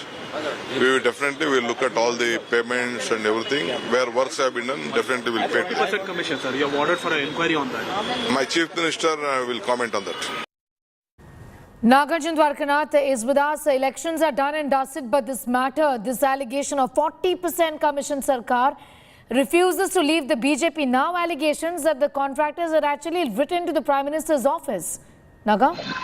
Well, 3 months after the whole elections are done, remember back then the Congress in opposition had taken up the 40% PCM campaign, and today they have officially put an investigation into place. Retired Justice Nagmohan Das will head the committee. We look at all the documents of tenders during the BJP tenure and how much payment was done.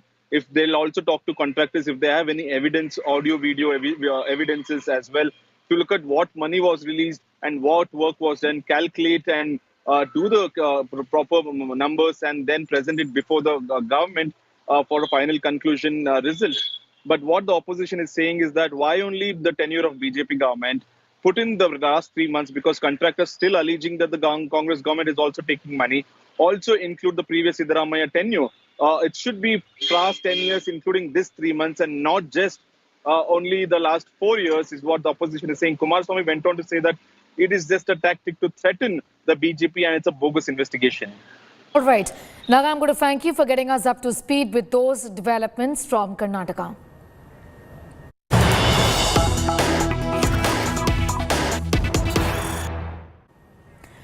More news coming in. Our leader defends an academy teacher who was fired, says BJP feels word illiterate is against the government.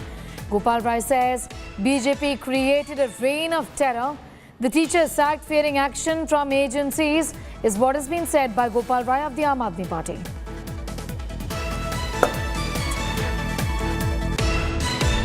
देखिए, पूरे देश के अंदर जिस तरह से भाजपा की केंद्र सरकार ने अपने एजेंसियों को दुरुपयोग करके जिस तरह का एक दहशत का माहौल बनाया हुआ है, उसमें हर कोई डरा हुआ है और उस डर का परिणाम ये दिख रहा है कि हर कोई अपने को बचाना चाहता है। मुझे लगता है कि कोई भी अगर ये बात कहता है कि पढ़े लिखे लोगों को वोट दें, तो अब ये पढ़े लिखे शब्द जो है ऐसा फील होने लगा है कि ये सत्ता विरोध का प्रतीक बनता जा रहा है और मुझे लगता है कि इंस्टीट्यूट इसी दहशत में आकर के निकालने का फैसला लिया होगा, क्योंकि ये संभव है कि जिस इंस्टीट्यूट के टीचर ने ये कहा कल सीबीआई और ईडी पहुंच जाए और उस इंस्टीट्यूट को तबाह कर दे, तो एक दहशत का जो माहौल है, मुझे लगता है उसका परिणाम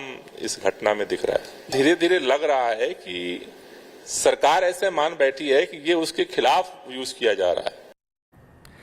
So what is this controversy really about? Remember, EdTech firm Unacademy is the latest to be rocked by a scandal. A former tutor was allegedly fired by Unacademy for asking voters to vote wisely in the next election, while Unacademy claims the teacher Karan Sangwan was let off as personal opinions are not allowed in the classrooms. Netizens have launched a mass uninstall campaign against the Unacademy app. लेकिन एक चीज याद रखना, अगली बार जब भी अपना vote दो, किसी पढ़े लिखे इंसान को अपना वोट देना, ताकि This video of Karan Sangwan urging his students to vote for padha likha or educated politicians has cost him his job. लेकिन एक चीज याद रखना, Days after the video went viral, Sangwan's employer, Unacademy, which faced backlash from BJP supporters, sacked the entrance coach. कुछ दिनों से एक video बहुत ज़्यादा वायरल हो रही है और जिस वीडियो की वजह से मैं कंट्रोवर्सी में आ गया हूं, और उस कंट्रोवर्सी की वजह से मेरे काफ़ी सारे स्टूडेंट्स जो कि जुडिशियल सर्विस एग्जामिनेशंस के लिए प्रिपेयर कर रहे हैं, उनको काफ़ी सारे कॉन्सिक्वेंसेस फेस करने पड़े। साथ ही साथ में मुझे तो करने ही हैं कॉन्सिक्वेंसेस, मैं कॉन्सिक्वेंसेस काफ़ी सारे फेस कर रहा हूँ क्योंकि मेरे पास भी बहुत सारे मेरे parents. In the viral video, Sangwan can be heard advising students vote for a literate politician and not ones who only changes names. Many on the net claimed the comment was targeted at Prime Minister Narendra Modi. Sangwan's comment sparked a political controversy. Reacting to the video, Aam Aadmi Party Supremo Kejriwal went on to say that illiterate public representatives can never build modern India of 21st century. Congress too jumped in the fray and raised questions over the sudden termination of educator Karan Sangwan. The Grand Old Party went on to say that teachers in the country are facing this humiliation.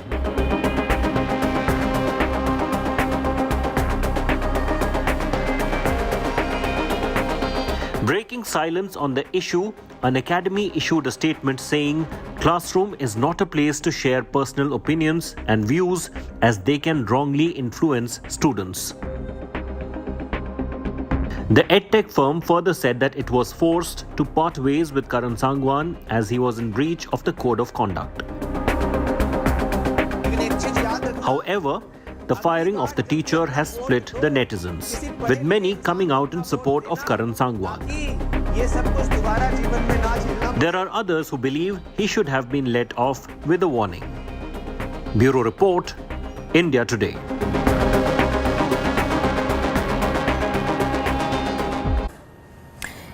In other news, arm twisting by Shinde Sena MLAs and ministries comes to light amid delays in Maharashtra cabinet expansion. Shinde Sena MLA Bharat Shet Gogawale has claimed several Shinde Sena MLAs had used emotional blackmail and threats to bag cabinet berths. Also spoke about an instance where an MLA threatened that his wife would die by suicide if he didn't become a minister, while another warned that Narayan Rane will finish him off if he failed to become a minister. Several others have threatened to resign immediately after the swearing-in ceremony, is what Gogawale is claiming, also saying that he too had sacrificed his ministerial aspirations after Chief Minister Eknath Shinde asked MLAs to understand the situation and compromise to accommodate others in this. मंडळी 9 मध्ये माझा number होता, 9 मध्ये आमचा number होता, सगळं झालं. एक जण आला भाकर बोला, जर मला मुख्यमंत्रीपद दिलं नाही तर बोला माझी बायको आत्महत्या करत. वा रे वा, आमच्या बायका फक्त अशाच राहिल्या. एक जण आला बोला, जर मला नाही दिलं तर नारायण राणे मला संपून टाकतील. एक जण बोला आम्हाला देत नाही ना, तो बोला मी 12 वाजता राजीनामा देतो. दुपारी 12 वाजता म्हणजे 9 लोकांचं मंत्रिमंडळाची शपथ झाली तर 12 वाजता मी राजीनामा देतो. आता मुख्यमंत्री आले अडचणीत. तभी की बात थी वो, जब हम लोग सरकार बनाने जा रहे थे, तभी की बात है, अभी की कभी की बात नहीं. क्या बात थी सर, किस तरह का प्रेशर था एकनाथ जी पर? नहीं, प्रेशर का सवाल नहीं था. अभी 12 आदमी मांग रहे थे और 9 जगह थी, ये बात थी, बाकी कुछ नहीं. नहीं तो आपने तो एक आध किस्से बताए हैं. एक में आपने बताया है कि एक एमएलए की बीवी ने आत्महत्या करने की धमकी दे दी थी. दूसरा एमएलए कह रहा था कि नारायण राणे मेरे को खत्म कर देगा अगर मैं मंत्री नहीं बन गया तो. तीसरा एमएलए कह रहा था कि मैं रेजिग्नेशन दे दूंगा. ये कौन थे सर और क्या था यह किस्सा? बोल दिया अभी. जब हुआ था तब का किस्सा हम लोग ने बताया था, बाकी कुछ नहीं था. Mustafa is getting us more details on that story. Mustafa, this is bizarre, sometimes tragic really, given that this is the kind of helplessness that is being expressed by MLAs and there is so much pressure on the Chief Minister to give away berths. There is blackmail, there is emotional blackmail, even threat of a suicide here. Well, yes, Sneha, Bharat Shet Gogawale is one of the MLAs who has looked at a person who was promised ministerial berth, but he didn't get it. And there was no cabinet expansion in Maharashtra, but 9 ministers from Ajit Pawar's camp was added as ministers, and they were added as cabinet ministers. So that is something which has led to a rift between the Shinde camp MLAs who were eyeing ministerial posts, and nowhere in sight there is a ministerial expansion. So while speaking at one of the programs which was organized, Bharat Shet Gogawale was saying that when this change in government happened a year back, his name was there in the list of people who were becoming ministers. But then there were some MLAs who came and said if they don't become a minister, then they will be finished off by their opponents. Some said that their wife will commit suicide, and these were the reasons given, according to Gogawale, due to which these people were made ministers and Bharat Gogawale was not made a minister. So this is coming from a person who was, he was eyeing a ministerial post, but he's yet to get it, and there is a lot of disheartening and what we can say commotion between the current government of Maharashtra, because the way NCP was added, the party workers, cadres are disturbed about their future, and also the current sitting MLAs are waiting for a cabinet expansion to happen so that they can become a minister before the next election. Back to you. Right, Mustafa, thanking you for getting us up to speed with that. So arm twisting is what we are seeing in the state of Maharashtra. More news from Maharashtra, and this has got to do with a shocking incident that has come to the forefront from Mumbai city, where a 26-year-old man died after he was crushed between a moving train and the railway platform at Mumbai's Sion station. Images caught on CCTV camera shows that the victim, identified as one Dinesh, bumped into the woman on the platform, after which a heated argument took place. The woman Sheetal was then seen hitting Dinesh repeatedly with her umbrella. Soon after, her husband Avinash slapped Dinesh, who lost balance and fell into the tracks. In this incident, the MSRTC employee died during treatment at the hospital. Meanwhile, police has registered a case of culpable homicide and arrested the accused woman Sheetal and her husband Avinash and is probing the whole matter.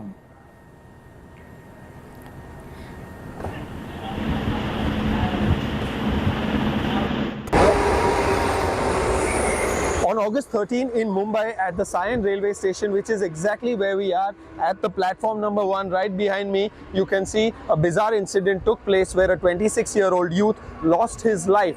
However, it is very important to note that the husband and wife couple who are accused in this case have been booked for sections of culpable homicide not amounting to murder and common intention after the lady accused Sheetal Mane, who she thought that the victim Dinesh Rathod, a 26-year-old man from Ghansoli, accidentally brushed past her, and he thought that when she thought that he was molesting her, which is why she began assaulting him with his umbrella. However, just a few meters ahead on this very railway station, her husband Avinash Mane, who was waiting to board a train in the male compartment, saw this happening, and he also works as a bouncer, came and started slapping and landed a few blows, which is what really led to the deceased victim Rathod falling onto the tracks and losing his life. It was very, very late by the time the fellow bystanders from the platform tried to signal the moving train, but it was too late. The lady also, Sheetal Mane, tried to signal to the loco pilot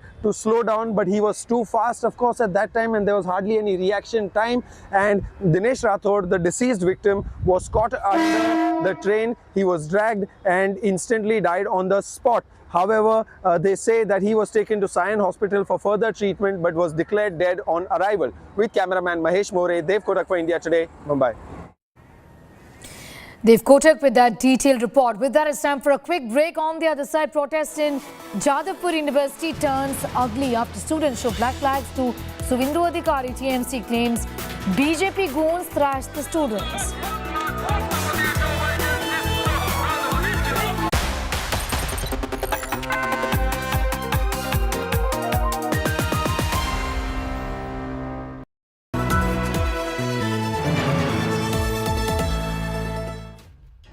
A viral video for 2 people to be arrested after 77 days.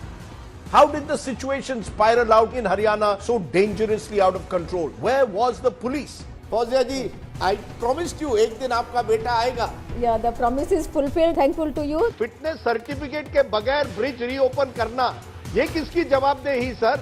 A 3-time MLA is beaten up in Imphal almost to death. Till today, my tears can't stop. I'm eagerly waiting for my husband's recovery. The beating heart of every story is on news today. With me, Rajdeep Sardesai, Monday to Friday, 9 p.m. only on India Today TV.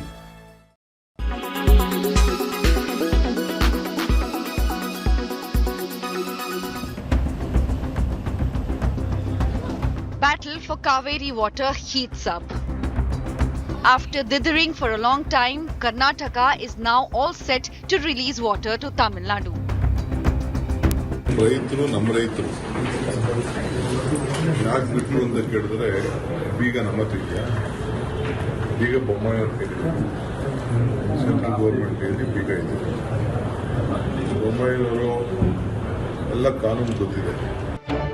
The move comes after Tamil Nadu Chief Minister M.K. Stalin knocked on the doors of the Supreme Court demanding the state's share of water.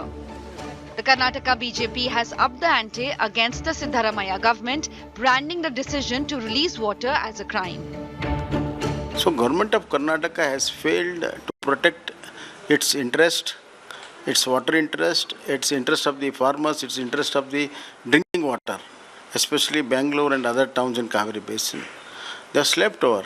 Now, in the garb of legal thing, they are trying to release water. CM said categorically they are not going to release. Yes. But Deputy CM is saying that it is compulsion.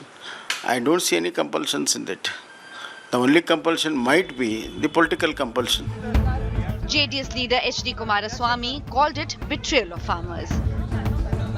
Actually, today I am really surprised about the Karnataka government decision, because the Tamil Nadu government when they approached Supreme Court to give direction to Karnataka government to release 37 TMC of water in this month. But we are facing severe problem of water here, our farmers, even for drinking also. In future days, drinking water also severe problem will be there for even Bangalore city.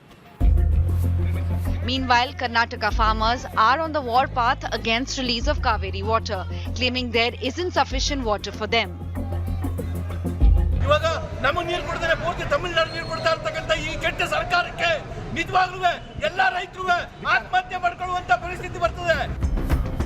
As the decades-old Kaveri water dispute reignites, Karnataka and Tamil Nadu are at the loggerheads once again. Bureau Report, India Today.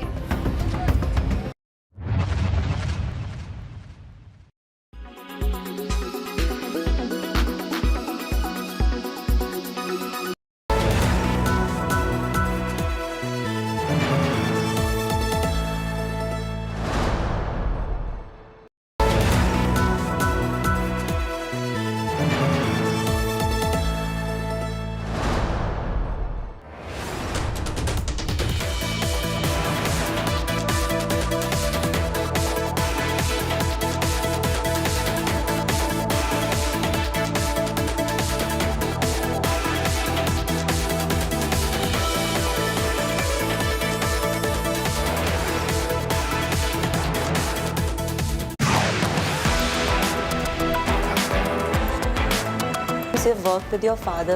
Just wanted to understand which is your personal favorite amongst all those. Oh gosh.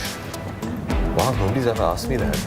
Any opportunity you get to just be in the same frame as the great Amitabh Bachchan is a memory of a lifetime. You find it difficult to just process the fact that he's Amitabh Bachchan, but he's also my father. Nothing has changed.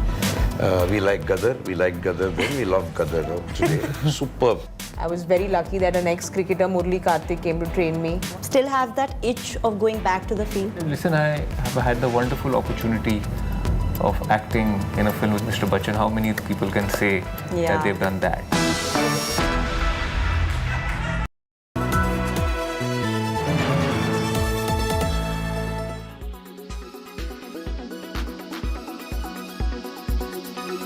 अभी हालात control में है।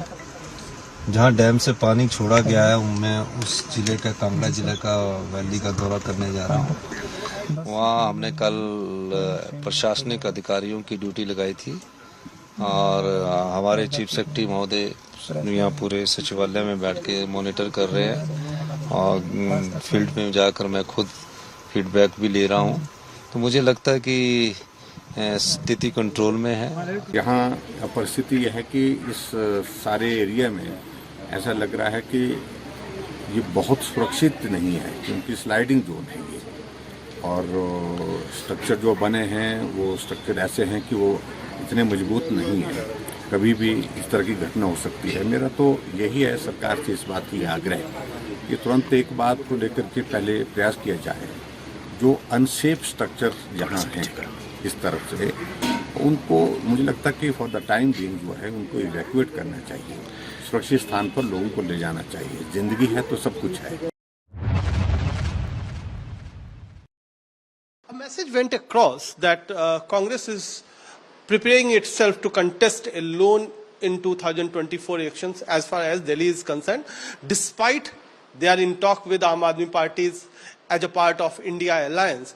So how do you look at this, how this message percolated after this particular meeting? Well, you ask those who percolated this message and you ask Aam Aadmi who jumps at every occasion. The problem with Aam Aadmi party is they neither verify truth nor do they know the difference between total lies and truth, because they themselves have lived lies all their life. And I'm saying this openly. I mean, it's the most untrustworthy bunch of people, including their supreme leader. What is the condition?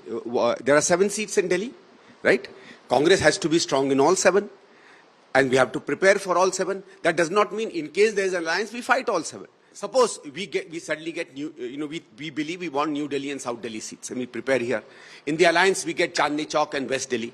And if we have not prepared there, how will we fight an election? Obviously, any self-respecting party, in case there is an alliance and before details of the alliance are worked out, will try and strengthen itself in the entire state. I mean, it's absolute. I think it's a no-brainer for anybody to think that. Only people who want to distort the truth, or kind of bring out things to kind of muddy the whole picture, or basically people who have no idea what truth and untruth is. Only those people will believe in these rumors.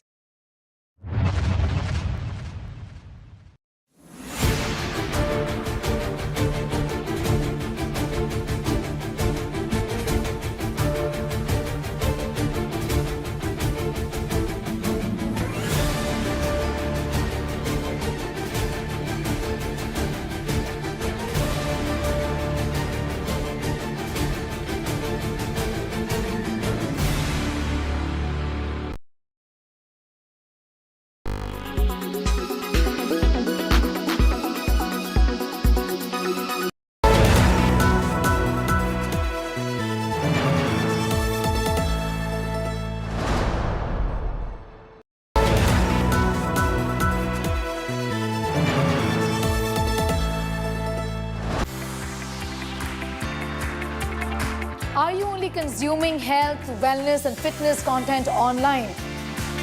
Internet is not a viable source. The same thing is when you get a fever and you search on Google, it will possibly show you that you have cancer. It's important for us all to display our credential if we're going to be on social media because it brings a responsibility.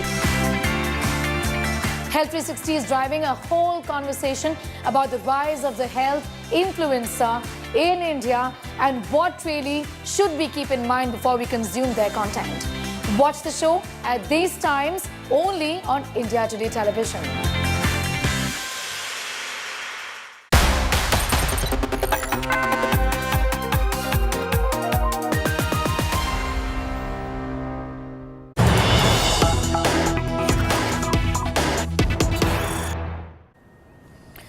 Some news just coming in from Bhopal, where former Madhya Pradesh Chief Minister and Congress leader Kamal Nath and party workers show posters alleging 50% commission corruption against Madhya Pradesh government there. Just ahead of elections in the state, these are posters that are being held up by the Congress party saying that the BJP government in the state of Madhya Pradesh, being led by Chief Minister Shivraj Singh Chauhan, is corrupt. 50% commission posters have been put up against the government. These are allegations that have been coming in from the Congress party as far as corruption in the state of Madhya Pradesh is concerned, where they say the incumbent BJP government is guilty of being corrupt. 50% commission is what they're charging to get work done, to get government to work done in the state of Madhya Pradesh. That's what the Congress has said just ahead of elections, with the MP Congress now mocking Shivraj Singh Chauhan.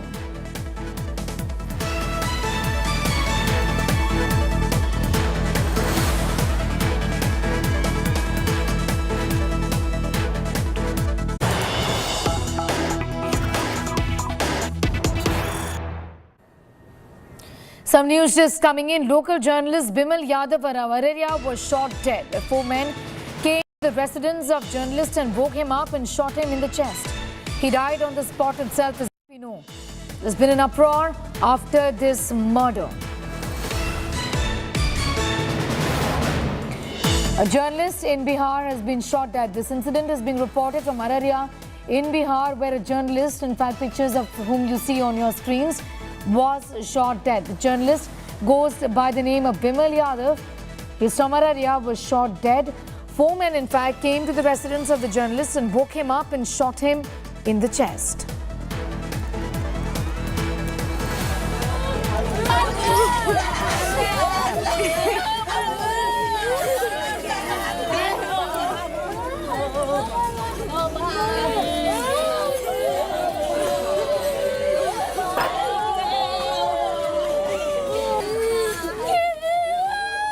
दुख की बात हो तो देख रहा है police, कोई किसी के बारे में हुआ है, अभी एक न्यूज आया, तुरंत हमने अधिकारियों को कह दिया कि क्या हुआ है जी, इस तरह से हुआ, हमको बड़ा दुख हुआ।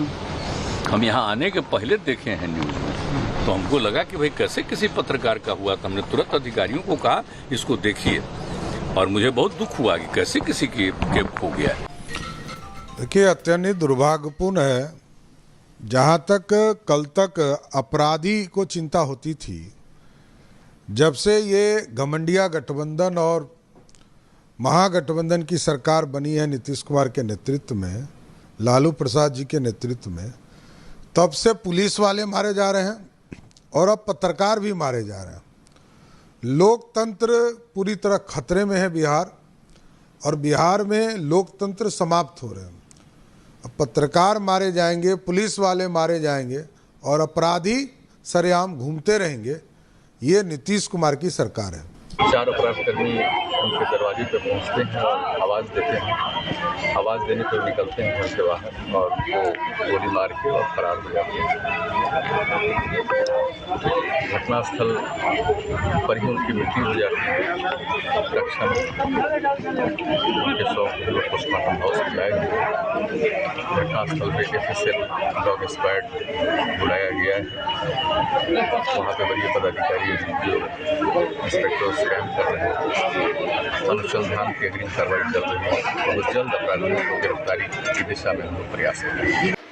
रूम करने आ गई पीछा वाला, तब तक मैं वहाँ से पैसे पकड़ के आया, यहाँ पे गिर गया। तब दीदी आई ट्यूबवेल के पास से, तब देखिए हम गिरा हुआ था भैया, वहीं पे पड़ा। कौन बना था क्या पता। Rohit is in fact getting asked more details on that horrific incident from Araria. Rohit, give us an idea about the investigations in this entire matter. What was the reason behind this horrific crime? Tell us more. Well, the police is presently investigating this entire case, and there has been no breakthrough in this case till now. But however, what we are learning is that there were 4 criminals who were in this incident, involved in this incident when this happened early morning, 4 o'clock, when they barged inside the house of Vimal Yadav and gunned him down. And from then on, the investigations are going on. Searches have also been launched by the district police, but there has been no arrest that has taken place. As far as the reasons behind the murder is concerned, what we are learning is that just a couple of years back, his brother was also killed by some criminals, and that case was going on in a local court, and Vimal Yadav was a witness in that case. So it is being speculated that there could be a personal enmity or a personal rivalry that was the reason behind the killing of Vimal Yadav. But whatever might be the motive, but the question remains that how criminals in Bihar are running amok. And just on 15th of August, some criminals had gunned down a police officer in Samastipur, and just 3 days later, you are seeing that criminals have gunned down a local journalist in Araria. Clearly goes on to show that what kind of law and order situation was prevailing in the state at this point of time. Though Nitish Kumar has now reacted to the entire incident, and is saying that he has ordered and directed the officials and police officials to conduct an investigation in this entire case. But questions are being raised on the Sushasan Raj of Nitish Kumar. Undoubtedly. Rohit, thanking you for the moment, for getting us up to speed with those developments of that horrific crime being reported from Araria in Bihar. Meanwhile, court administration has adopted a controversial approach to deal with the issue of the rise in the number of suicides. The Kota district administration has directed all hostels and paying guest accommodations in the city to install spring-loaded ceiling fans to bring down incidents of suicides. Springs in these ceiling fans are designed to uncoil the moment it detects a load, effectively detaching the fan from the ceiling and preventing hangings.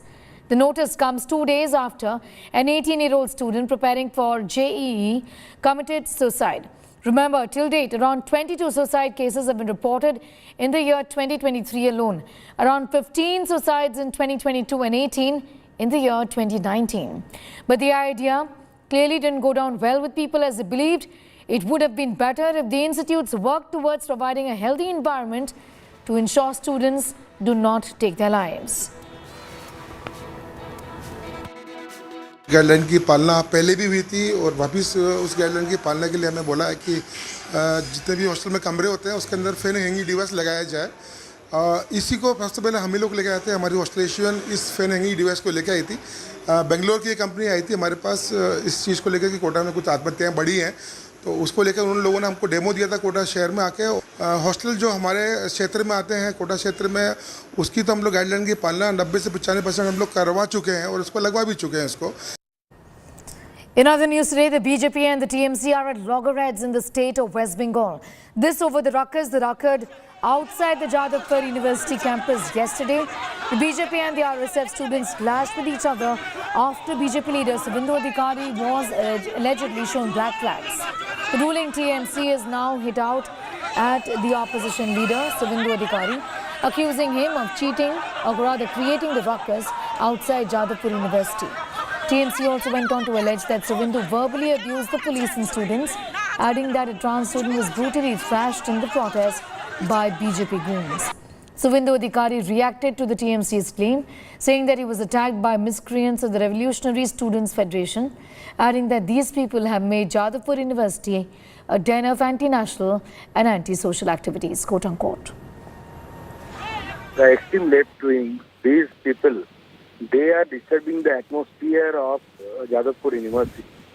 And BJP, rather, we don't have any connection with that university. We just actually hold a protest against this murder.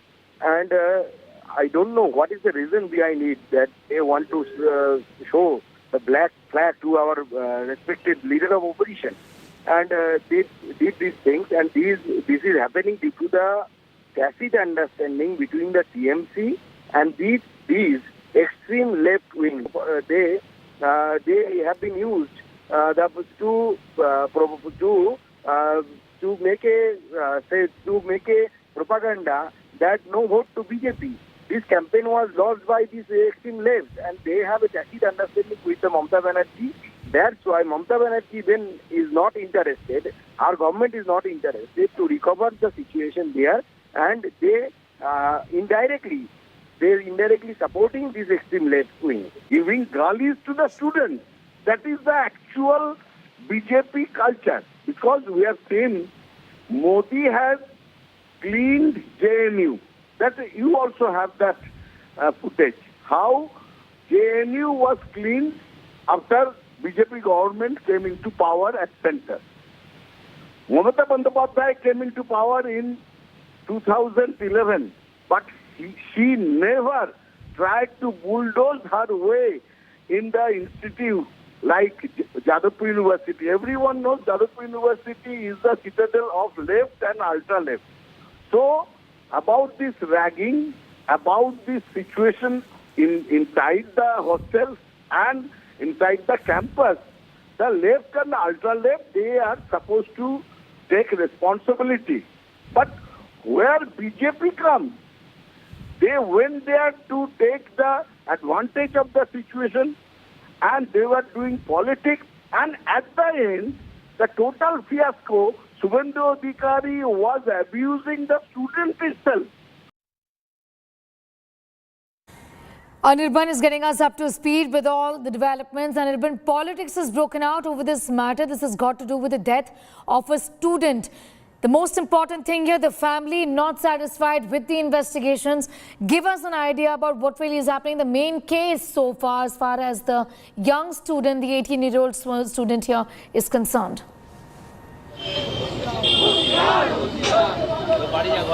Well, see that right now. I will show you the picture just right outside the Jadavpur University campus, where the BJP Yuva Morcha is protesting as their dharna manch just outside the university is being ordered to remove by the Kolkata police, and the vendors were instructed to uninstall the manch. BJP Yuva Morcha also alleges that after Suvendu Adhikari has visited the place, there is a volatile situation in the just outside the Jadavpur University campus. क्या हुई थी, क्यों हटाया जा रहा है, आप लोगों को क्या बोला? आप लोग जानते हैं जादवपुर विश्वविद्यालय में जो घटना घटा है, एक 18 साल का लड़का को वहाँ पर रैगिंग करके, यहाँ पे आप लोगों को ये धरना मंच क्यों हटाया जा रहा है? क्योंकि वो जादवपुर विश्वविद्यालय का जो भी इनलीगल एक्टिविटी, उसके विरुद्ध में भारतीय जनता युवा मोर्चा जो खिलाफ में इस धरना कर रहे थे, वहाँ पे धरना सक्सेसफुल हो रहा था। इसलिए पास में ही तृणमूल छात्र परिषद का एक मंच हुआ है, वहाँ पर लोकजन नहीं था, इसलिए Trinamool Congress well they are alleging that the police and the Trinamool Congress, they are alleging that the Trinamool Congress were instructed the Kolkata police to remove the dharna manch from just outside the Jadavpur University campus, and they said that they are afraid of BJP, as the Jadavpur University students were also protesting against the thing, and also it has been showed that the politics is taking over the death of the Jadavpur University student who has allegedly fallen from the balcony and died. Sneha. Nariman, I'm thanking you for the moment, for getting us up to speed with those developments where there is in fact clearly crisis at the reputed Jadavpur University in Kolkata. Moving on, the controversy over Karnataka's move to release Kaveri border to Tamil Nadu continues. The tension has now seeped into the adjoining southern states, Karnataka and Tamil Nadu. Congress's own netas have raised objections to water being released. In the latest, D.K. Shivkumar, the Deputy Chief Minister of Karnataka, has clarified that the water was not released because of an alliance, but out of respect for the court. He also added that Karnataka government is planning to request authorities to reconsider the decision.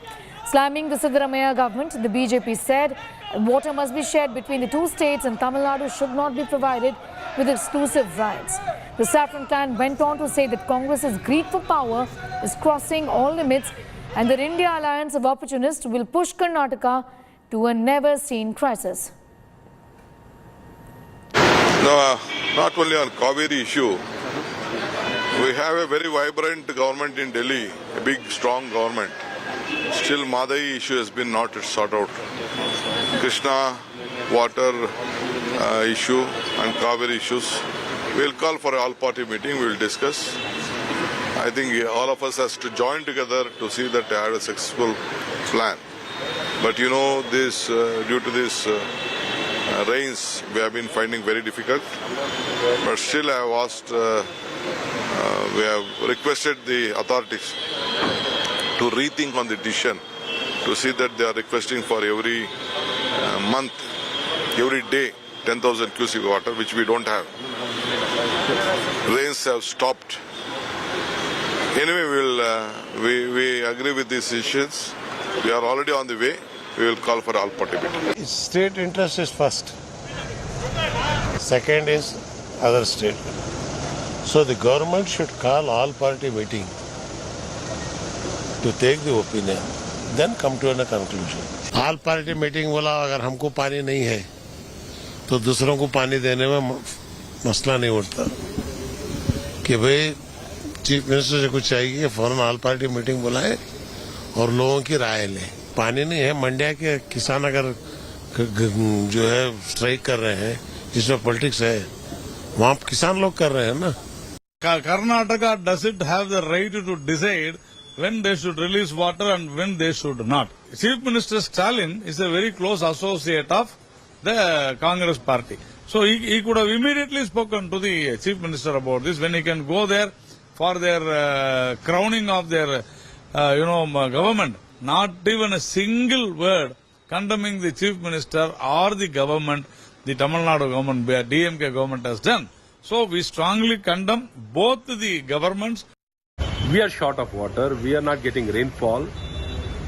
And the Kaveri basin of Karnataka, they have not been provided with water, they have not been allowed to irrigate or to grow crops. Whatever was saved.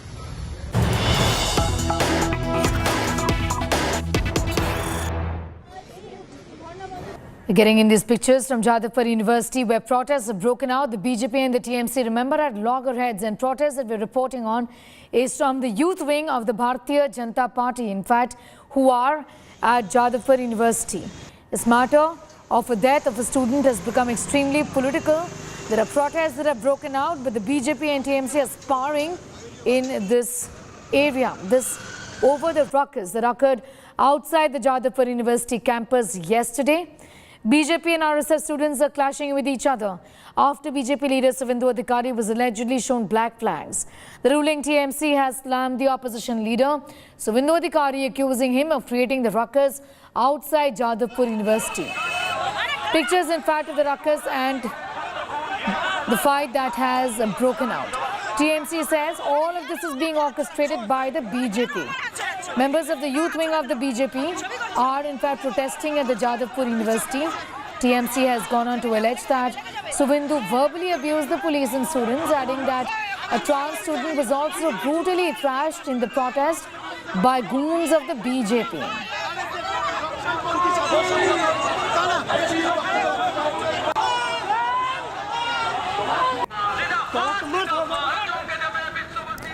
In other news today, trouble seems to be mounting for Kerala Chief Minister Pinarayi Vijayan. Former Associate Editor of CPM mouthpiece Deshabhimani Daily, G. Saktidharan has accused the Chief Minister and Industries Minister P. Rajiv of having collected around 2.35 crores without any documents. In a Facebook post earlier, he alleged that a top CPM leader had accepted cash from a big shot for which he was a witness.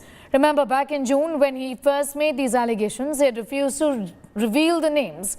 Now in the latest Facebook post, he said that Vijayan, who was the party secretary then, was when the incident took place.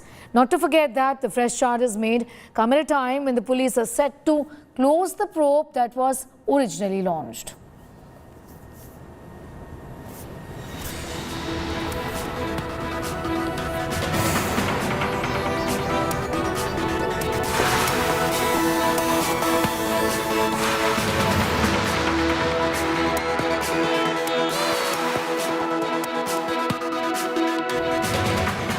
In a shocking incident, this again from Kerala, where a burqa-clad man entered a ladies' washroom and recorded videos. The incident occurred in a popular mall in Kerala's Kochi. The accused, identified as Abhimanyu, is a robotics engineer.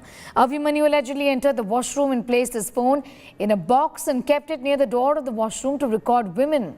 Noting his suspicious behavior, security alerted the police. Abhimanyu was immediately arrested by the police and has been sent to judicial custody.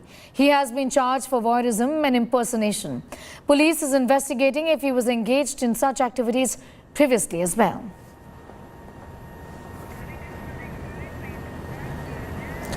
In more news today, a major terror plot was foiled in Uttar Pradesh, where the Special Task Force has arrested a man from UP Shamli district for his alleged involvement in planning terror and anti-national activities with the help of Pakistan's secret agency ISI.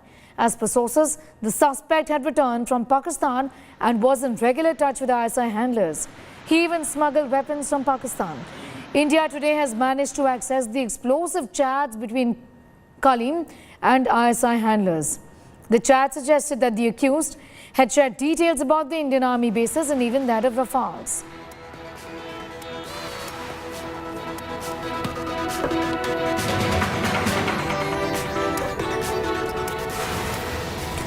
Roadblocks have been cleared for Mumbai terror attacks accused Tahavur Rana's extradition to India. A US court has denied the writ of habeas corpus filed by Pakistani origin Canadian businessman Tahavur Rana, paving way for US Secretary of State Antony Blinken to then issue a certificate for him to be extradited to India. Rana is facing a trial for his alleged involvement in the 2008 Mumbai terror attacks. Rana has filed an appeal against the order and sought a stay on his extradition to India till the time his appeal in the 9th Circuit Court is heard. Indian authorities allege that Rana conspired with his childhood friend David Coleman Headley to assist the Pakistan terror group Lashkar-e-Toiba in orchestrating the terror attacks. NIA is probing Rana's role in the 26/11 attacks.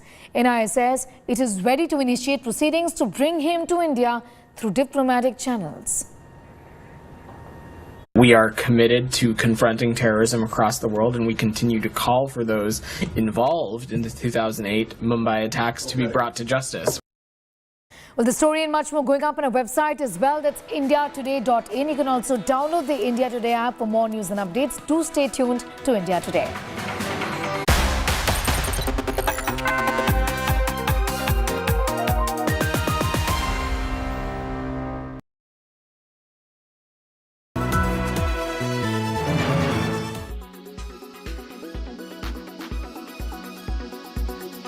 बाकी तो सब हिंदू से ही convert हुए हैं मुसलमान हिंदुस्तान में और उसकी मिसाल हमारी कश्मीर में. This comment of the former Chief Minister of the erstwhile state of Jammu and Kashmir, Ghulam Nabi Azad, has set the cat among pigeons.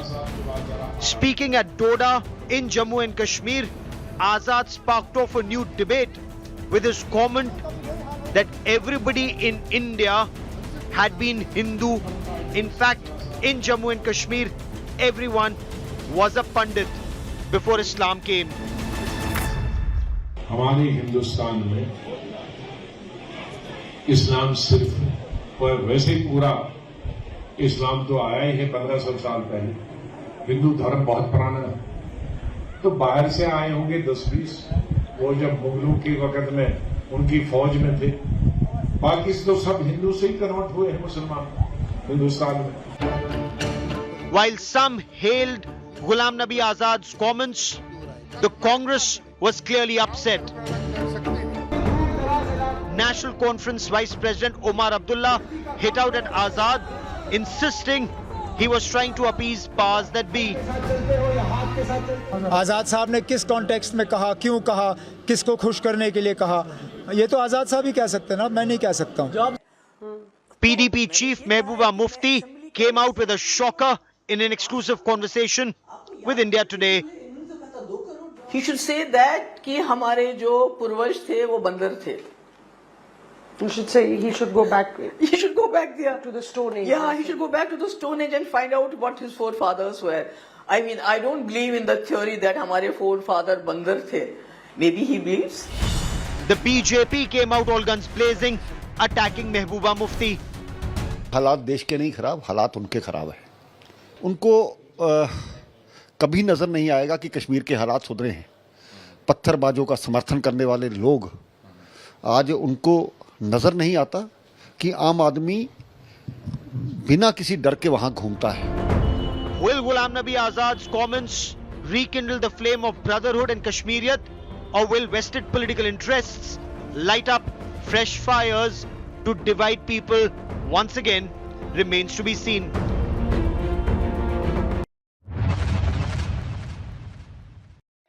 क्या करें आप गरीबों के लिए? गरीबी हटाओ बोल के बोलते रहे, गरीबों को हटाए, गरीबी नहीं हटाए आप। लेकिन तेलंगाना में 10 साल में जो इंकलाब केसीआर साहब लेके आए, देश में कहीं और नहीं हुआ। तो क्यों जाना है कांग्रेस के साथ? क्यों वोट देना है कांग्रेस के साथ? क्यों देना है भाई कांग्रेस को वोट? कितने साल और मौका देते? नहीं थे क्या राज में? 62 इयर्स नहीं थे? तेलंगाना में भी थे 62 इयर्स। उनकी नानी थी, पप्पा थे, दादा थे, परदादा थे, सभी लोग थे। क्या हुआ? बदलाव आया? नहीं आया। फिर क्यों मौका देना है उनको?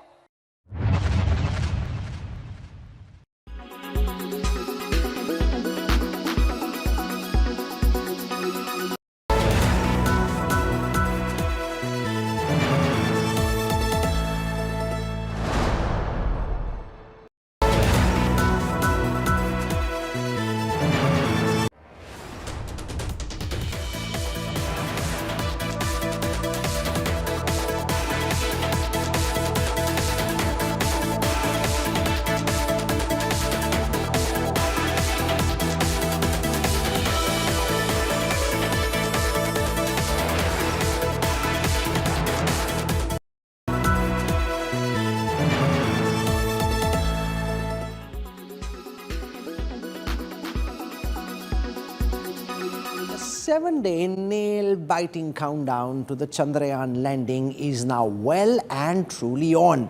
In a mega milestone, the Vikram lander split successfully from its mothership 163 kilometers away from the lunar surface. The lander is now moon-bound and will attempt a soft landing on the south corner of the moon at 5:47 p.m. on the 23rd of August. All of India is waiting with bated breath. It's the final countdown. In one of the most crucial maneuvers yet by Chandrayaan 3, lander Vikram separated from the mothership, the propulsion module, to set up a date with the moon. The Vikram lander, with its rover Pragyan inside, is on its journey now to the moon's south pole, expected to touch down for that historic soft landing on August the 23rd at 5:45 p.m. Our ISRO heroes have done it again. A picture-perfect launch, followed by a super smooth journey into the moon's orbit, but the true test will now come in 6 days. So whatever that mistakes happened in the Chandrayaan 2 have been corrected in Chandrayaan 3. Also, that additional design margins have been improved. Also, that wherever the redundancy is not there, now it's put in. That way, we have more confidence on Chandrayaan 3 to be successful. Equipped with 4 landing legs and 4 landing thrusters of 800 newtons each, Vikram is designed for a soft landing on the moon. It carries within it a rover named Pragyan. 1 billion Indians are now rooting for Chandrayaan 3, and congratulations are pouring in for our ISRO heroes who continue to work day in and out to ensure a 100% successful mission. No, certainly a matter of great satisfaction and a moment of pride for each one of us. Whereas the propulsion module will keep moving and keep taking pictures. So now the roles have got divided and each of the components will perform its respective roles. It is also a symbol of India's growing capability and capacity, and I hope Chandrayaan 3 works out to be a very successful mission. With lander Vikram making the difficult journey now to the moon's surface on its own, what happens to the propulsion module that helped Chandrayaan travel so far? Well, ISRO has confirmed that the propulsion module will continue its journey in its current orbit around the moon.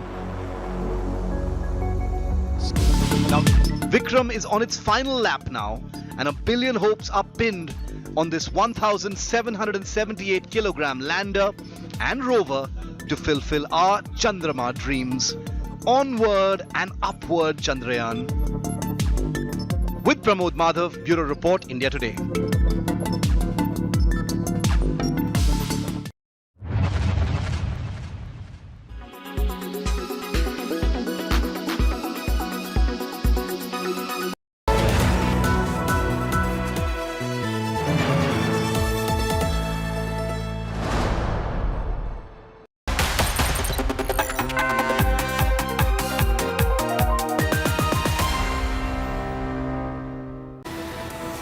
Hello there, very good afternoon. You're watching India Today TV. I'm Sneha Mordani. A quick check of what's making news this Friday afternoon first. Scandal quakes on academy. Teacher gives vote gyan, gets fired. An academy fires the teacher and stokes a huge controversy.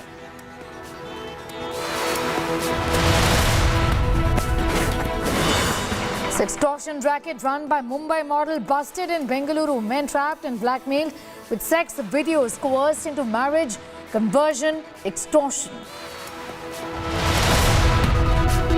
Maharashtra MLA's arm twist. Chief Minister Eknath Shinde for cabinet berths. Shinde MLA claimed one MLA blackmailed that wife will kill herself if he doesn't get the cabinet berth. Bizarre solution to Kota suicide. Student suicides on the rise. Officials fix fans. Kota witnessed over 22 suicides in 2023 alone. Shocker from Mumbai train station where couple beats up a man on railway tracks. Train runs him over. Protests in Jadavpur University turn ugly after students show black flags to Suvendu Adhikari. TMC claims BJP goons beat the students up there.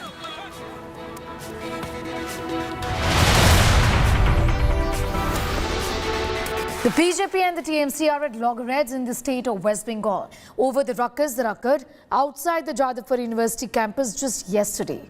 BJP and RSF students clashed with each other after BJP leader Suvendu Adhikari was allegedly shown black flags. The ruling TMC has now hit out at the opposition leader Suvendu Adhikari, accusing him of creating the ruckus outside the university. TMC has also alleged that Suvendu verbally abused the police and students, adding that a trans student was brutally thrashed in the protest by BJP goons. Suvendu reacted to TMC's claim, saying that he was attacked by miscreants of the Revolutionary Students' Federation, adding that these people have made Jadavpur University a den of anti-national activities, quote-unquote. The extreme left-wing, these people, they are disturbing the atmosphere of Jadavpur University. And BJP, rather, we don't have any connection. with that university, we just actually hold a protest against this murder. And I don't know what is the reason behind it, that they want to show the black flag to our respected leader of opposition. And they did these things, and this is happening due to the tacit understanding between the TMC and these extreme left wing. They have been used to make a propaganda that no vote to BJP. This campaign was lost by these extreme left, and they have a tacit understanding with the Mamata Banerjee. That's why Mamata Banerjee then is not interested. Our government is not interested to recover the situation there, and they indirectly supporting this extreme left wing, Giving galis to the students. That is the actual BJP culture. Because we have seen Modi has cleaned JNU. That you also have that footage. How JNU was cleaned after BJP government came into power at center. Mamata Bandyopadhyay came into power in 2011, but she never tried to bulldoze her way in the institute like Jadavpur University. Everyone knows Jadavpur University is the citadel of left and ultra-left. So, about this ragging, about this situation inside the hostels and inside the campus, the left and the ultra-left, they are supposed to take responsibility. But where BJP comes, they went there to take the advantage of the situation, and they were doing politics. And at the end, the total fiasco, Subhendu Adhikari was abusing the student itself. Nariman has more details on that story, joining us live from Jadavpur University. Nariman, first of all, there is chaos, confusion and protest. And where you are, give us an idea about how the situation is, given that this ruckus is broken out and clashes have taken place.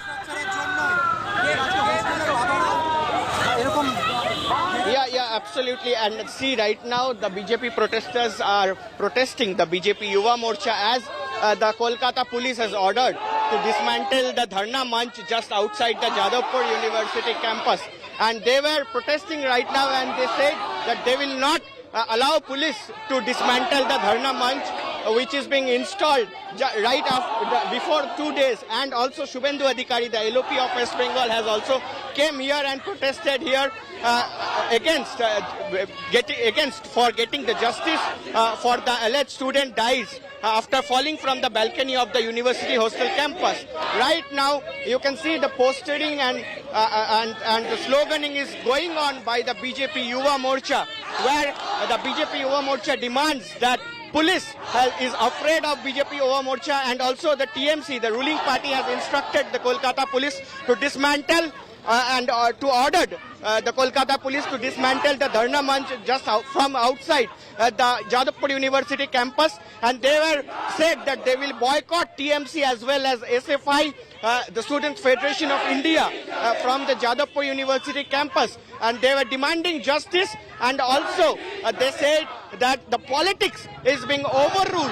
The politics is taking over the death of the university student who has fallen from the balcony as allegedly, and also for that already 9 people has been arrested by the Kolkata police, and also many were under investigation and many were interrogated, and also they are saying that there are no to ragging. But right now we can see the politics is overtaking the death issue of the Jadavpur University.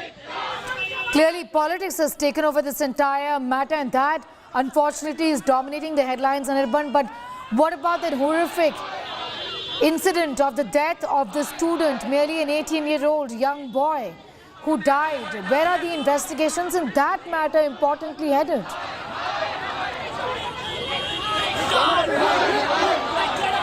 well, the investigation is going on right now, and already the 9 people has been arrested. And as far the police sources is concerned, already more 10 people were being interrogated, as well as registrar and the pro vice chancellor of the university also been interrogated by the police, and also hostel super was also called for the interrogation.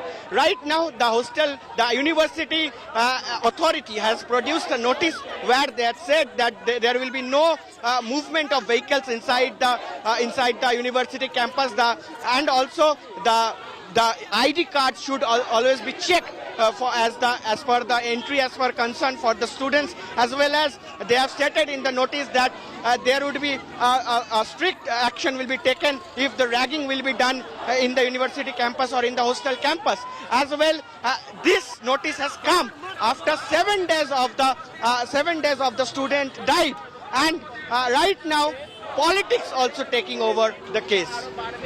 How is the law and order situation being brought under control in this area, given that sloganeering on urban continues in protest? Clashes have also broken out, violent clashes as well.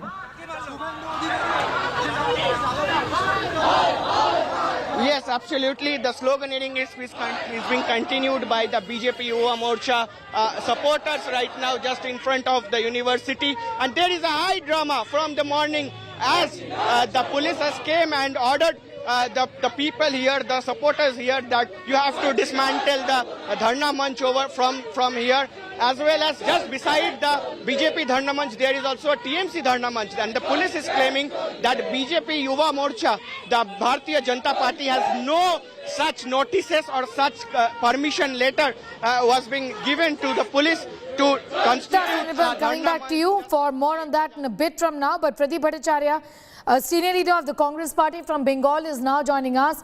How do you respond, Mr. Bhattacharya, to what's really happening as far as this clash in Jadavpur University is concerned?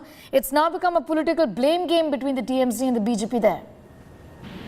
I'm extremely perturbed and extremely sorry that these two political parties, what is their understanding? I don't understand. A young boy of 17 years killed. But these people are doing politics. Who will gain out of that death of the young boy? Are they human beings? Why they are doing all these things? Let them put a pressure to Adhikari should have not gone to Jadavpur University, because after he went, there were clashes that broke out, the allegations that black flags were shown. Please try to understand. A boy was killed, but after that, why they are doing politics with this matter? You tell me, what is the use of doing politics? Everybody knows that this type of inhuman boys are staying inside the premises of the Jadavpur University. I know it is for a long, long time. So many times I have told the police people, DG, IG, police commissioner, and the authority also, of my own capacity as a member of parliament. But they did not listen to that. Now after the death, everybody jump on the field and saying that we are the masterpiece. What is the use of saying all these things? I'm extremely sorry. They must withdraw this type of hooliganism, what they have been doing. His father, that boy's father, crying, and he said very clearly, I don't want any quarrel, any tussle. I want peace inside the premises of this university. We shall have to listen to his father. You know, the issue of ragging and harassment per se has not been addressed in this university like in many others, and that really is the concern here, Mr. Bhattacharya. Look, I tell you, it is absolutely correct. Two things. One, that the maladministration. Number two, somehow some of the managerial officials, those who are managing this show, they were absolutely scared to control the university. They were afraid of the students, those who are facing problem inside the university for a long, long time. They were scared. Out of fear, they could not touch their could not touch them. That's why all these things happen. Now, if the Supreme Court has said that every university and college must have an anti-ragging committee. But why they did not form the anti-ragging committee, tell me? Who will form this committee? It is the university authority. Why they failed? The university here is also being, accused of being involved in a cover-up in the student's death case, sir. Now they are thinking that somehow they are trying to put these things very clearly that we are hopeless. We are helpless and hopeless. We have nothing to do with this issue. I have seen in the newspaper, I got the information from Jadavpur University students because as I was a college teacher for a long time, so many students are the professor of that university. And all of them informed to me that the authorities tell us that. All right, Pradeep Bhattacharya, I'm going to thank you for joining us with your views on that. The big question here, what are political parties really doing in the university at the end of the day, and how can this issue, this huge concern of ragging, be addressed better?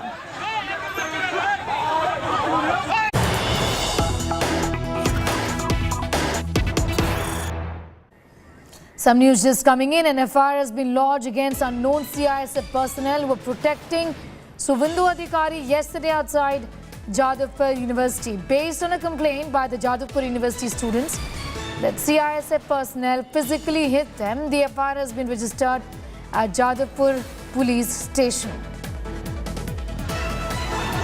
Students, in fact, have claimed that CISF personnel assaulted them, and that's why an FIR has been lodged against unknown CISF personnel who the students alleged manhandled them and beat them up.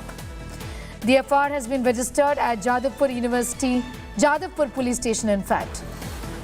This is based on a complaint by the Jadavpur University students who say that CISF personnel physically hit them.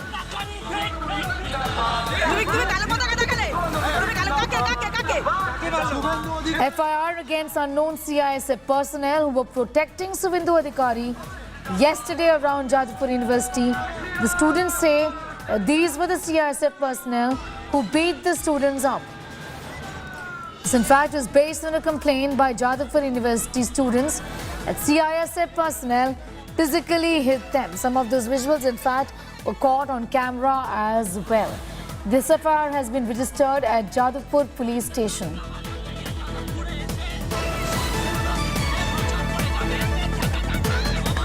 Anupam has more details on that. Anupam, give us an idea about what exactly the students here are saying, and an FIR has been lodged already in this matter. Exactly, 2 complaints had been registered in Jadavpur police station. One complaint was made by leader of opposition Suvindu Adhikari that he was attacked by students, and another complaint was registered by students of Jadavpur University, and they have claimed that the security, the CISF personnel were beaten them, hit them, and they have complained it to Jadavpur police station. And police is at present looking into the matter and looking into the both complaints. All right, I'm going to, in fact, Anupam, thank you for the moment, for getting us up to speed with that. Students are claiming that CISF personnel assaulted them. We are reporting on the clashes that have broken out in Kolkata's Jadavpur University. Suvindu Adhikari of the BJP opposition leader was, in fact, at the university. Yesterday, there were clashes that broke out, and today there are protests that you see in Kolkata's Jadavpur University. Moving on, EdTech firm Unacademy is the latest to be rocked by a scandal. A former tutor was allegedly fired by Unacademy for asking voters to vote wisely in the next elections. While Unacademy claims the teacher Karan Sangwan was let off as personal opinions are not allowed in classrooms, netizens have launched a mass uninstall campaign against the Unacademy app. Take a look. लेकिन एक चीज याद रखना, अगली बार जब भी अपना vote दो, किसी पढ़े लिखे इंसान को अपना वोट देना, This video of Karan Sangwan urging his students to vote for Padha Likha or educated politicians has cost him his job.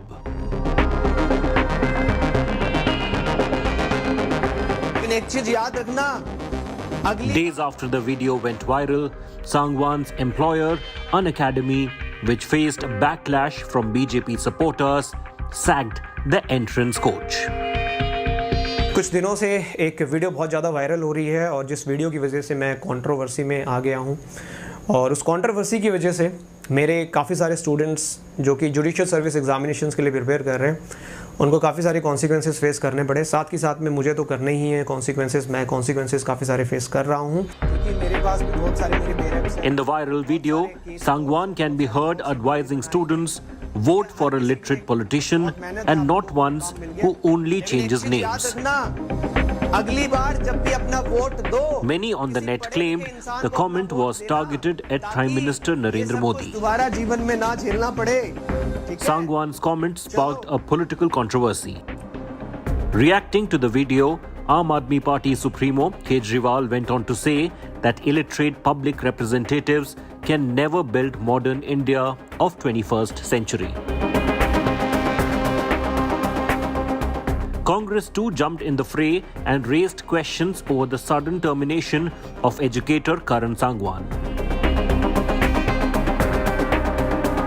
The Grand Old Party went on to say that teachers in the country are facing this humiliation.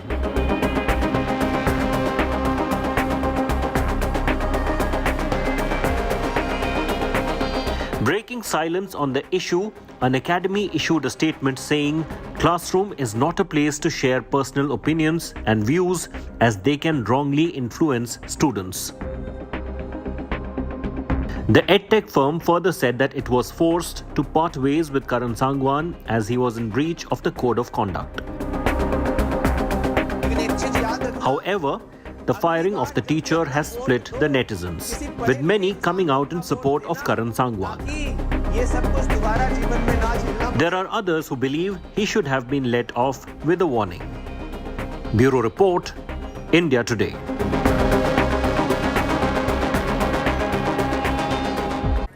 Meanwhile, as expected, politics has erupted over the sacking of the teacher from An Academy.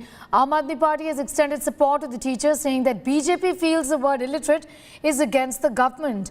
Further said that BJP has created a reign of terror. Not just that, Aam Aadmi Party also, but even the Congress, in fact, has condemned this incident, blaming the government of being hostile towards education. We are very surprised at the hostility which this government shows towards education and educational institutions. They are so deeply influenced by WhatsApp University that they are out to undermine these seats of education, these temples of education. Whether it's Osmania University, Hyderabad University, whether it's JNU, whether it's this academy, whether it's Ashoka University, whether it's Aligarh Muslim University, Jamia, this government, the Modi government, is out to destroy our educational institutions. It's time for a quick commercial break here. Our entertainment show in the club on the other side.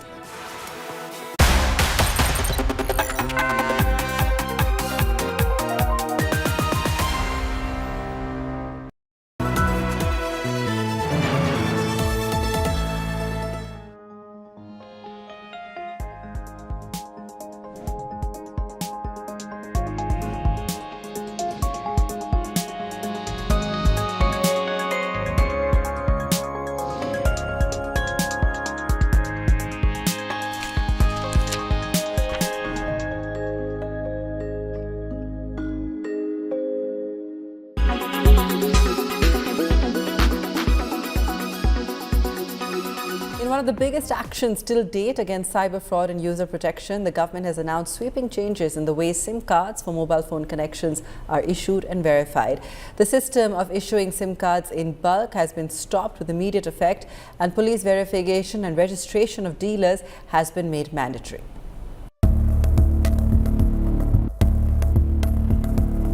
In a big move against spam calls and cyber fraud, the government has made police verification of SIM card dealers mandatory and discontinued the provision of bulk connections. Announcing major reforms, the telecom minister said that the dealers had been found complicit in the illegal issue of SIM cards and will now have to be registered compulsorily as well as verified by the police. A penalty of 10 lakh rupees will be imposed on dealers found flouting norms. The government has also decided to discontinue the bulk issue of SIM cards. Businesses, though, will be able to procure multiple SIMs with proper documentation. Businesses will also have to depute a point person with proper KYC to whom the SIM cards will be issued. The minister explained how bulk connections were being misused. Bulk connection के नाम पे खूब सारे SIM ले लिए और एक device होता है सिम बॉक्स. सिम बॉक्स के अंदर एक साथ खूब सारे सिम डाले जाते हैं और उस एक सिम बॉक्स के जरिए से फिर बहुत सारे ऑटोमेटेड कॉल्स होते थे. पहला ये मिसयूज़ होता था और दूसरा मिसयूज़ ये होता था कि एक साथ बल्क में ले लिए और उसके बाद में आज 5 सिम लिए, 5 सिम से फ्रॉडुलेंट कॉल किए, उन 5 सिम को डीएक्टिवेट किया, कल और 5 सिम से फ्रॉडुलेंट कॉल्स किए, डीएक्टिवेट किया, फेंका. फिर ऐसे करके एक तरीके से एक फ्रॉडुलेंट कॉल्स की, साइबर फ्रॉड्स की एक कड़ी बन जाती थी. The government has also announced that digital KYC will be mandatory for all new connections soon. According to data released by the ministry, steps taken to curb cyber fraud include disconnecting 52 lakh mobile connections, blacklisting 67,000 dealers, filing of 300 FIRs against SIM card dealers since May 2023, and blocking around 66,000 WhatsApp accounts that were involved in fraudulent activities. हमारे हिंदुस्तान में इस्लाम सिर्फ और वैसे ही पूरा इस्लाम तो आया ही है 1500 साल पहले. हिंदू धर्म बहुत पुराना है. तो बाहर से आए होंगे 10-20, वो जब मुगलों के वक्त में उनकी फौज में थे. बाकी तो सब हिंदू से ही कन्वर्ट हुए हैं मुसलमान हिंदुस्तान में. और उसकी मिसाल हमारी कश्मीर में. कश्मीर में कौन था 600 साल पहले मुसलमान? सब कश्मीरी पंडित थे, सब वही इस्लाम कर गए, बन गए. तो मैंने कहा सब इसी धर्म में पैदा हुए.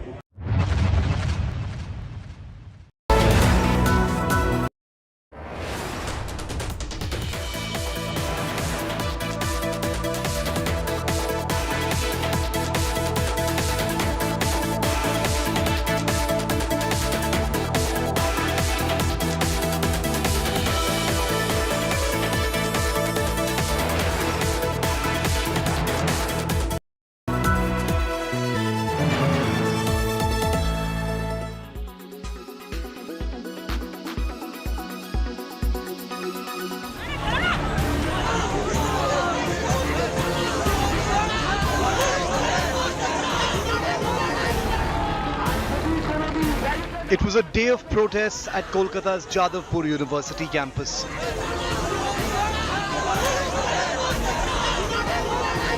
Hundreds of SFI activists converged near the main gate of the university on Friday.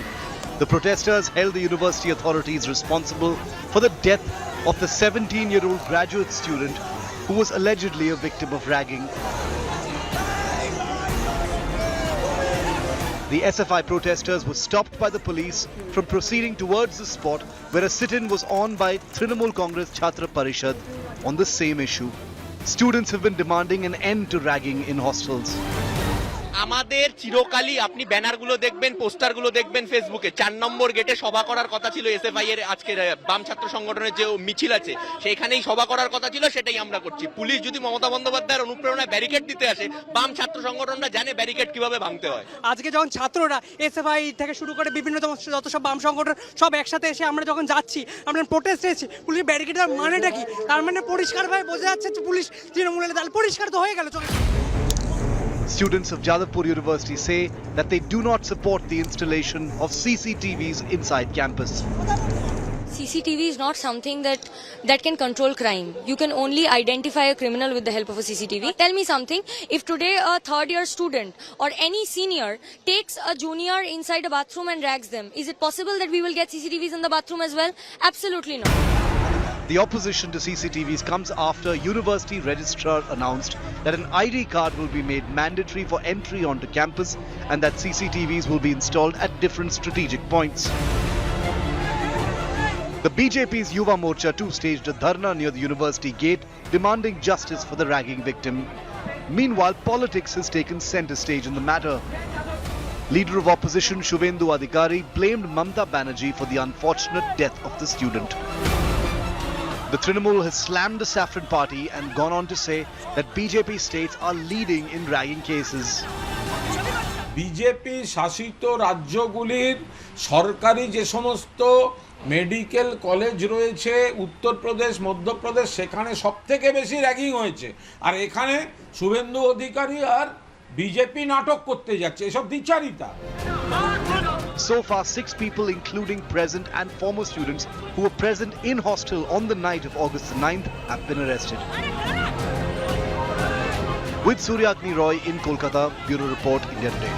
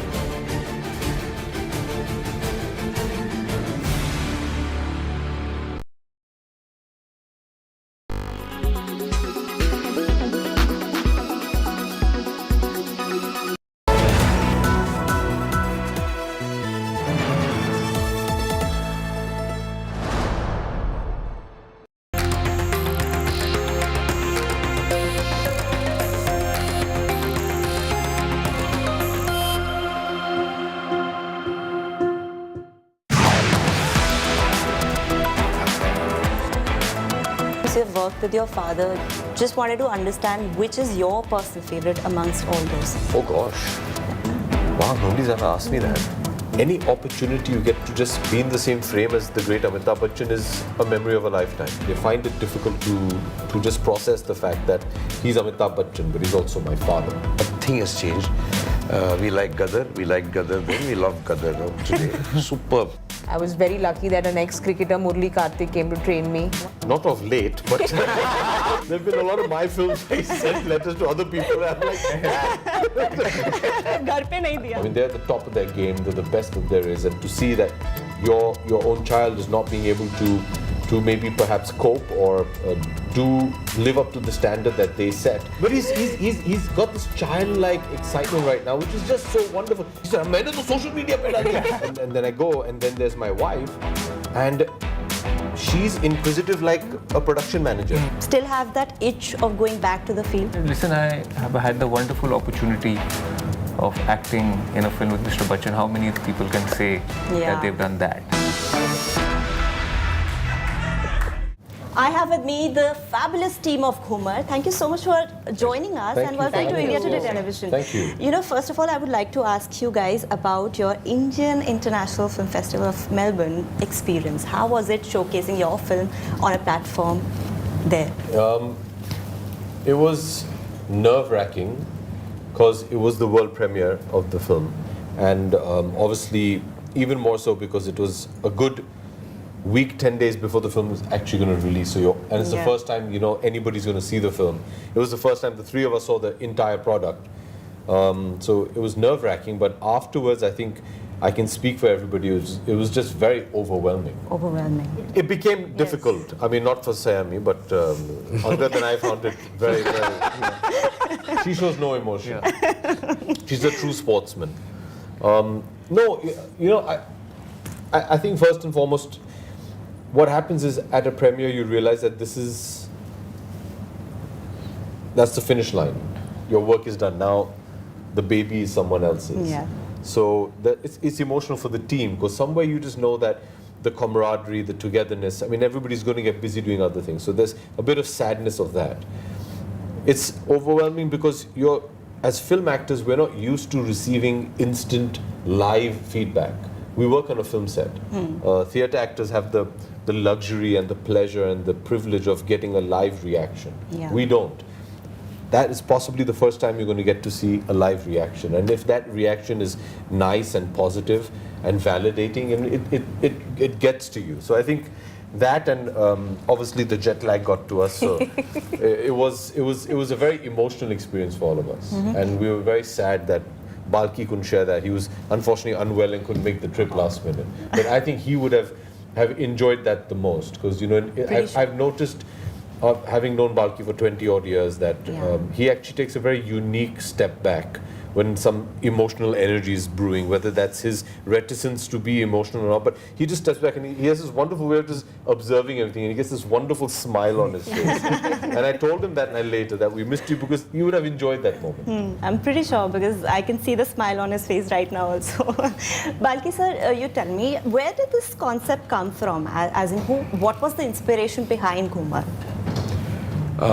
Colleague friend of mine, Rahul Sengupta, had this thought about, he had read about this Hungarian shooter, I think, and he told me about the story of a shooter who lost his right hand and kind of did this.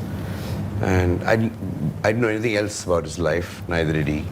Just said it was there. Said, it's a lovely kind of a thing, but how do we do this? I mean, if we want to do a story, should we research his life? It's nothing to do with his life. So I said, no.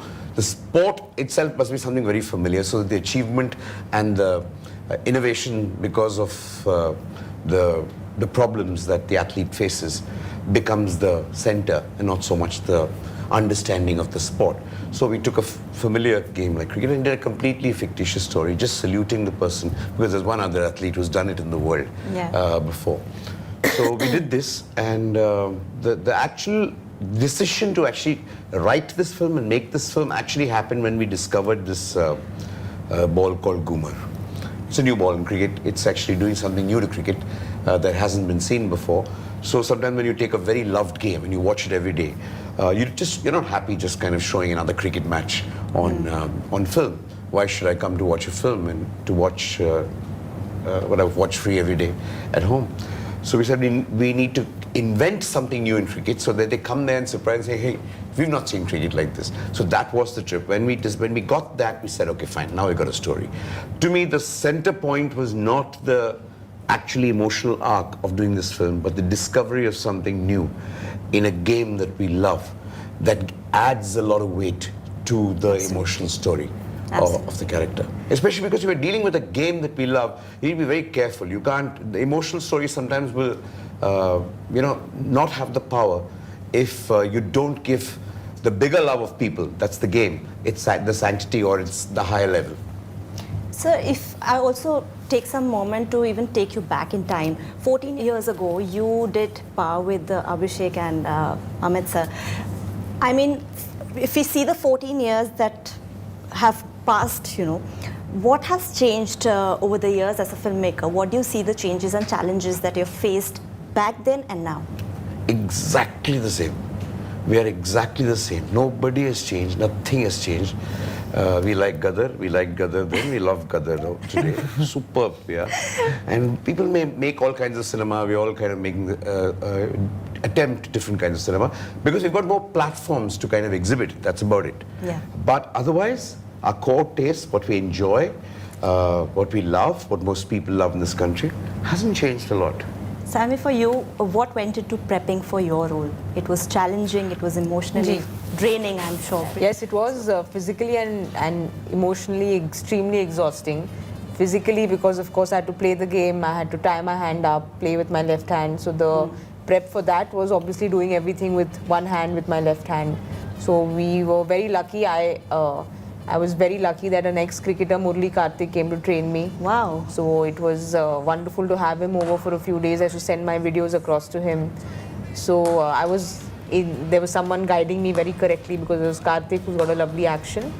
And emotionally, once you'll watch the film, you all will know how exhausting it was. But it was pretty much one of the most exhausting films I've done. Angad, you wanted to be a part of Indian cricket team always. But now that you're an actor, do you still have that itch of going back to the field? No, I don't. You don't? Not at all. Not at all. Because a lot of people have asked me this question, why did you not?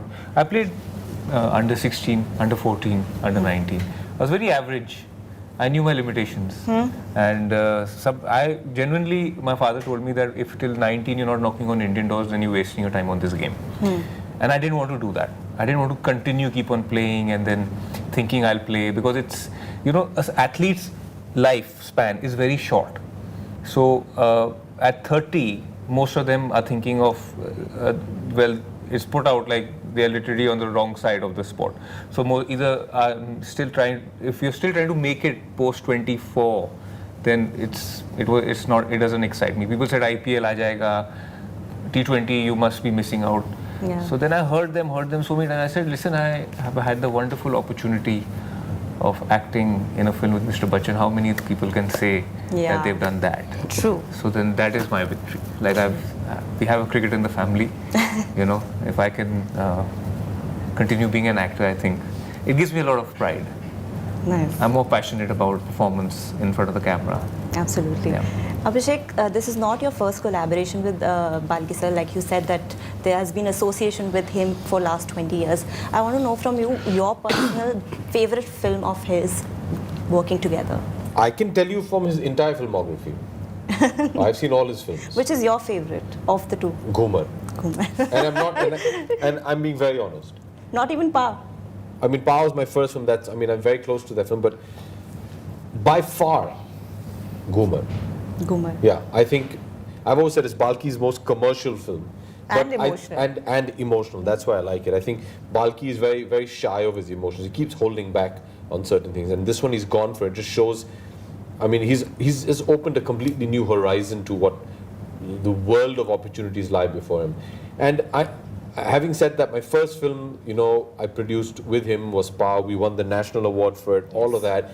Dad got the national award for it. Everybody was just so fantastic in the film. And it's always going to be special. But I have huge pride in saying that Ghumar is leaps and bounds a better film, in my opinion. By far his best film. And in all his films you've worked with your father, just wanted to understand which is your personal favorite amongst all those? Of films that I've worked with my dad? Yeah. Well, I can't count this film because we're not working together in this film. Oh gosh. Wow, nobody's ever asked me that. So the first one that released was Sarkar. I mean, Bunty or Bubbly, then Sarkar. Sarkar Raj, Kabhi Alvida Na Kehna. Phir kya kiya? Pa. Pa was the last film we did together. Yeah. I mean, then we've done small roles here and there, but oh gosh. I can't say. My favorite is Bunty Bubbly. Yeah? No, I think, you know what happens is, if I can echo a sentiment that, you know, Angad also said, as an actor, not just in India, but I'd like to believe in cinema, any opportunity you get to just be in the same frame as the great Amitabh Bachchan is a memory of a lifetime. And to be spoiled for choice, I mean, then you're like, well, I can't. He won't be able to answer that question. I mean, if you ask Balki which is his favorite film of Bachchan, no, with you and your dad. Difficult, no? Very difficult. It's damn tough. Because there's just so many memories that he brings, and as a fan and as an admirer of his, every second in front of the camera is a learning experience. So everything is memorable, and everything is like a golden moment for you. So you can't choose amongst that. It becomes very difficult. Your father has always been so supportive towards you, your work. But I want to understand from you, because he's given a few letters to actors whenever he felt that there's a good performance or something. Has he ever written that note for you? Yes. He has? Yeah. Not of late, but...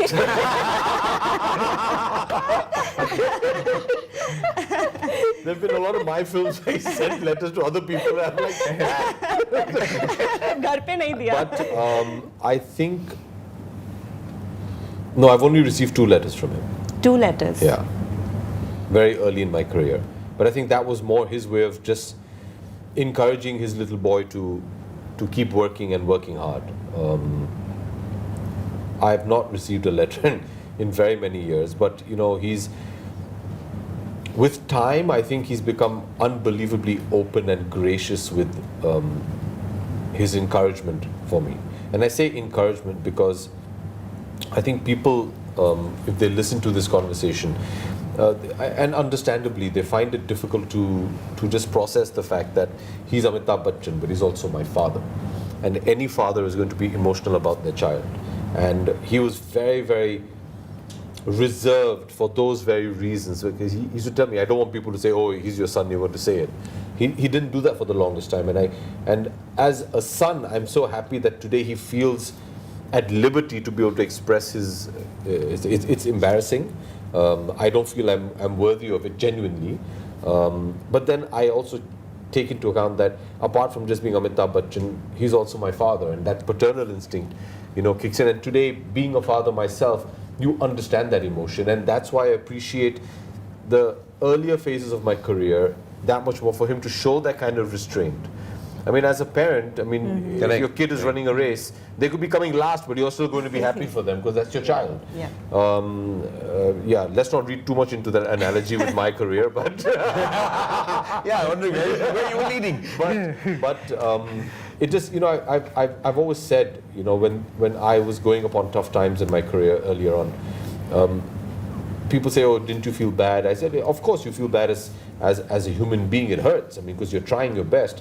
But I used to just think of my parents and think that, imagine what they're going through. They're at the top of their game, they're the best that there is, and to see that your own child is not being able to maybe perhaps cope or live up to the standard that they set, it must be so difficult as a parent. So I've shied away from it for a very long time, and some part of me, I'm not very comfortable displaying emotions publicly. But some part of me saying, you know what? Hey, they're my parents, man, and if they're proud of me, then it's a big moment for me. Yeah. So I'm eternally grateful to my father, and whether people understand it or not, he puts a smile on my face every time he writes anything or he retweets something. He's just this, and Balki will tell you, because Balki knows him very intimately, he's this excited child, he's like, oh my God, he's really proud of Guma, he's so proud of Guma, but he's trying to be circumspect, he's trying to show his emotion, because he besides being his dad, and besides being a fellow artist, besides that, he's actually at the peak of his, somewhere's creative power, so he's actually looking at things from a very macro perspective. Yesterday, he's found nuances of my performance and Sayami's, which I don't think we've also thought of. And he's analyzed like, tum log naise, and at that point, he's saying, if he's giving you shabash, you're like, humne to soch ke kiya tha. We were just, But he's got this childlike excitement right now, which is just so wonderful. Last night, I got home late, around midnight, and he was waiting up, and he said, hey, well done. I said, what happened? He said, do you know Gumar has got Asia's largest billboard? I said, what? He said, maine to social media pe dal diya. I'm like, Dad, you... it's so cute, Asia's largest billboard has got Gumar's poster on it. I put it on it. He's really cute. You feel so... Because you realize that he's also just a human being. And, I'm so happy that he gets to express that. And it feels wonderful. I've always said this. What my normal seems, unbelievably privileged. And it is, and I'm eternally thankful. But it's so exciting as an actor that I go home and your idol is excited about your work. Yeah. And your mother, who's another icon,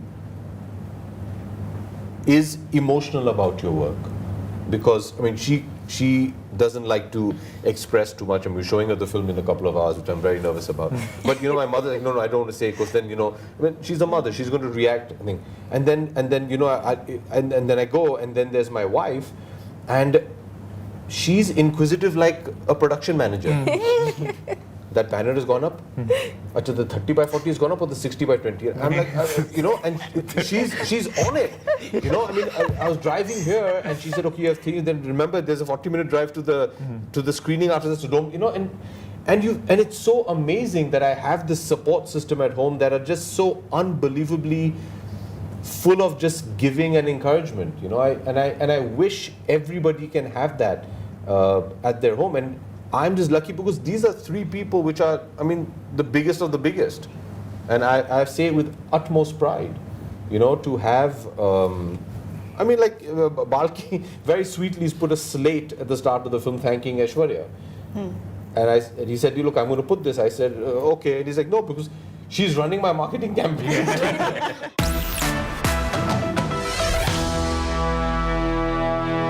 Okay, let's also check how well do you know cricket. All right. I'm going to ask you a few questions. Yeah, very good. These two are going to answer. There are three actually. Encyclopedias. What does the following mean? LBW. Who are you asking? All of you. Like Anybody before can answer. Before wicket. Chalo, we'll ask you the question. I've not Let's got come out the game. Let's do this. I've not got the training. Okay, no ball. When you step over the line, when a bowler steps, it's a no ball. DRS. Now your turn. I call it the Dhoni review system. Yeah. That's a great answer. Dolly. Dolly is like a lollipop ball. Easy catch. Yeah, like a lollipop. Lollipop. In Bombay, it's called lollipop. It's a gully cricket term. Yeah. Oh, nice. How much is the distance between wicket to wicket? 22 yards. Wow. I knew this, of course. Yeah. Okay, we'll play a fun game. Out, not out. Out. So if you like the food, then Not out. Not out. If you don't like the food, then out. Okay, chaliye.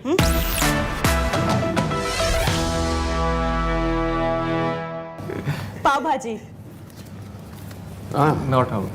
Oh, sorry. I'm just going to lie. Chole bhature. Vada pav. Karele ki sabzi. You're out. I can't eat Karela. I can't. It's not, you're meant to eat Karela. God never intended you to eat Karela. Anything so bitter as God's way of saying, mat khao. Biryani. Sahi is cheating in this. Proper biryani, huh? हाँ हाँ.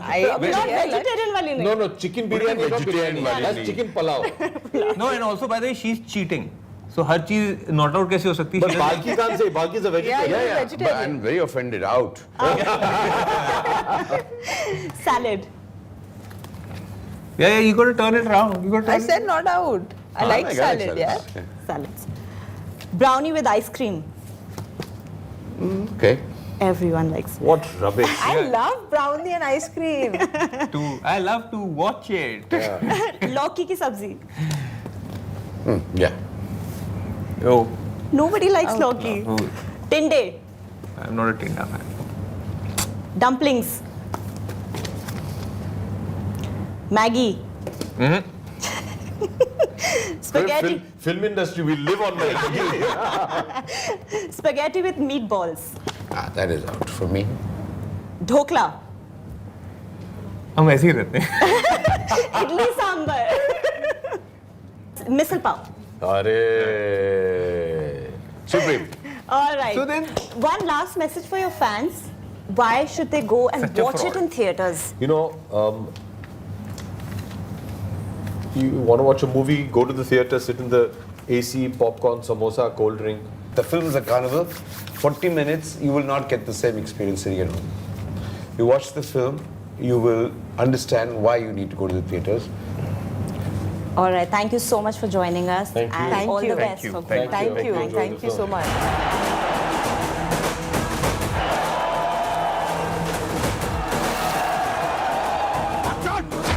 हाथ छोड़ने तो चला दूंगा मैं.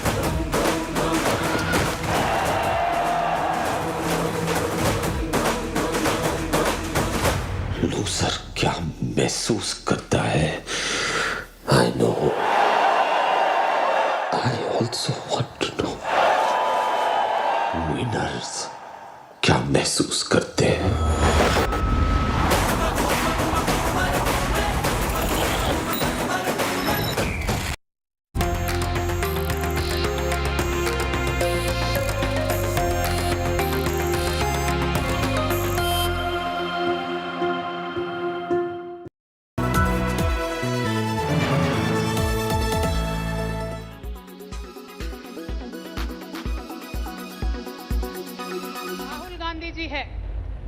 उन्होंने नया यात्रा निकाले, भारत जोड़ो यात्रा। मुझे क्या लग रहा मालूम, जो 1000 चूहों को मार के एक बिल्ली हज यात्रा को निकलती। The political war is simmering ahead of the Telangana Assembly elections slated by the end of this year.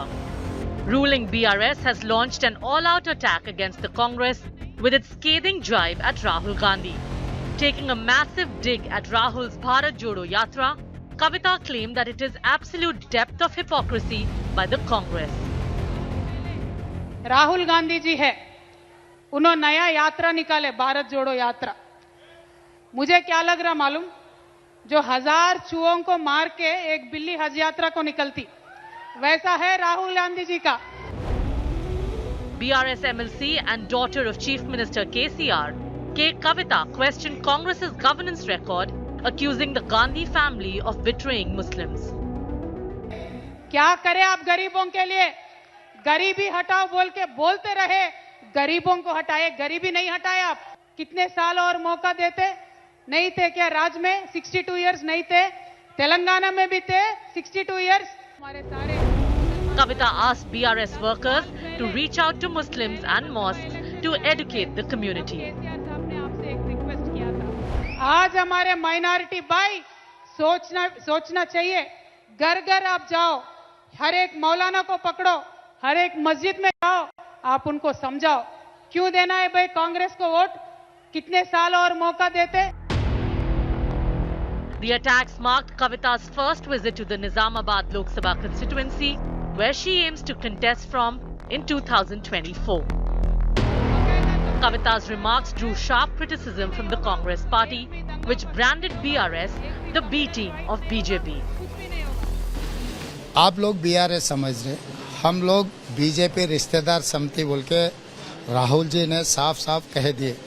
जब बीजेपी रिश्तेदार समिति से इससे बेहतर कुछ स्टेटमेंट हम एक्सपेक्ट भी नहीं कर सकते। Even in Telangana, our father came into power promising 12% reservation. It is Congress who has given 4% reservation. It is Congress who has given free education, free higher education to the minorities. They haven't done anything. They only talk.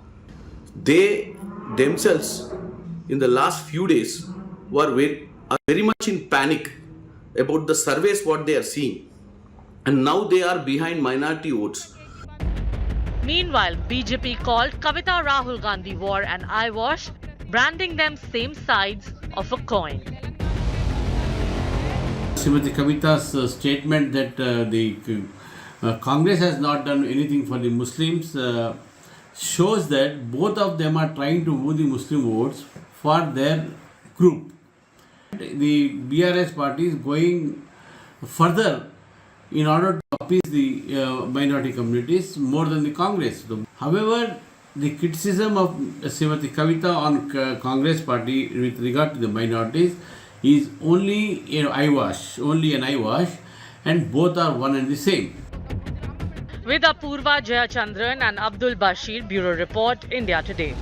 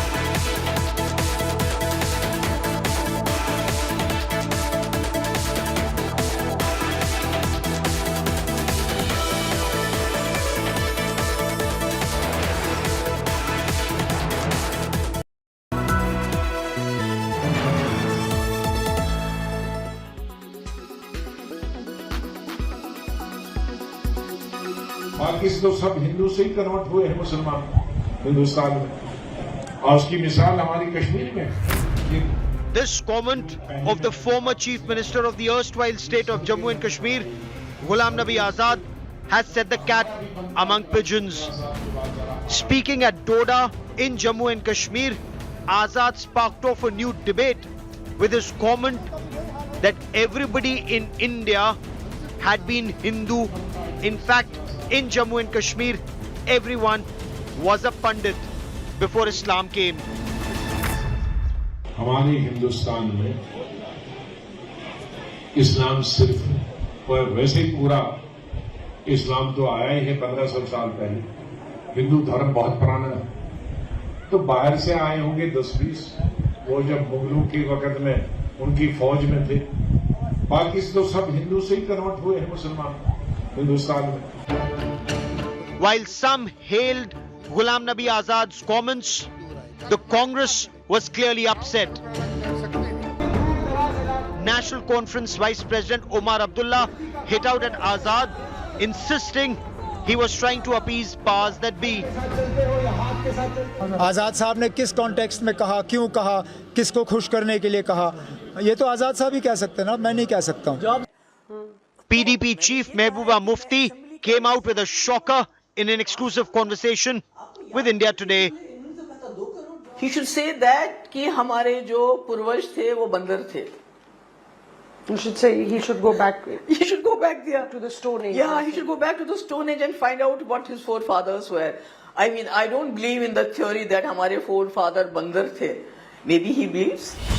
The BJP came out all guns blazing, attacking Mehbooba Mufti. हालात देश के नहीं खराब, हालात उनके खराब है। उनको कभी नजर नहीं आएगा कि कश्मीर के हालात सुधरे हैं।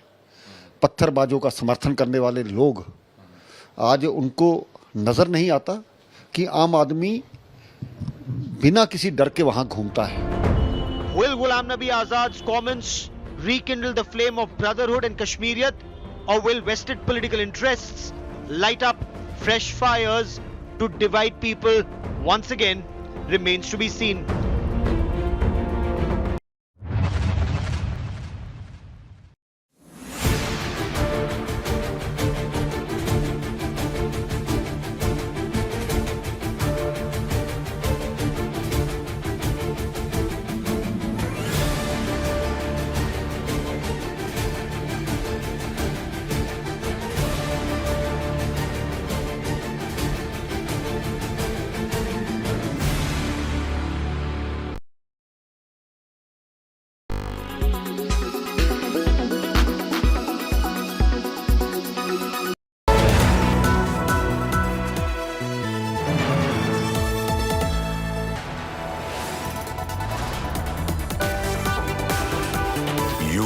Watching India Today.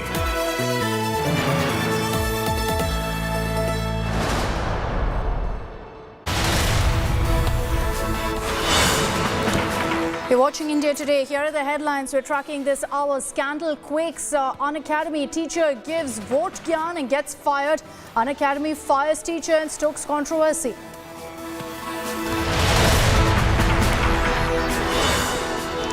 Sextortion racket run by Mumbai model busted in Bengaluru. Men trapped and blackmailed with sex videos, coerced into marriage, conversion and extortion.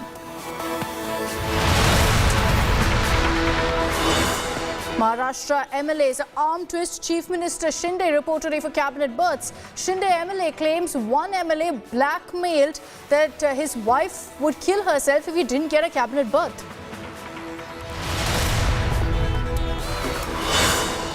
Bizarre solution to Kota suicide. Student suicides on rise. Officials fix fans. Kota remembers witnessed over 22 suicides this year alone.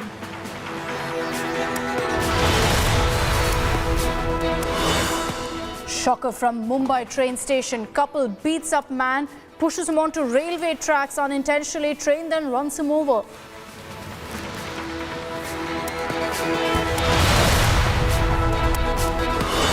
Protests in Jadavpur University turn ugly after students show black flags to Suvendu Adhikari. TMC claims BJP goons thrash students.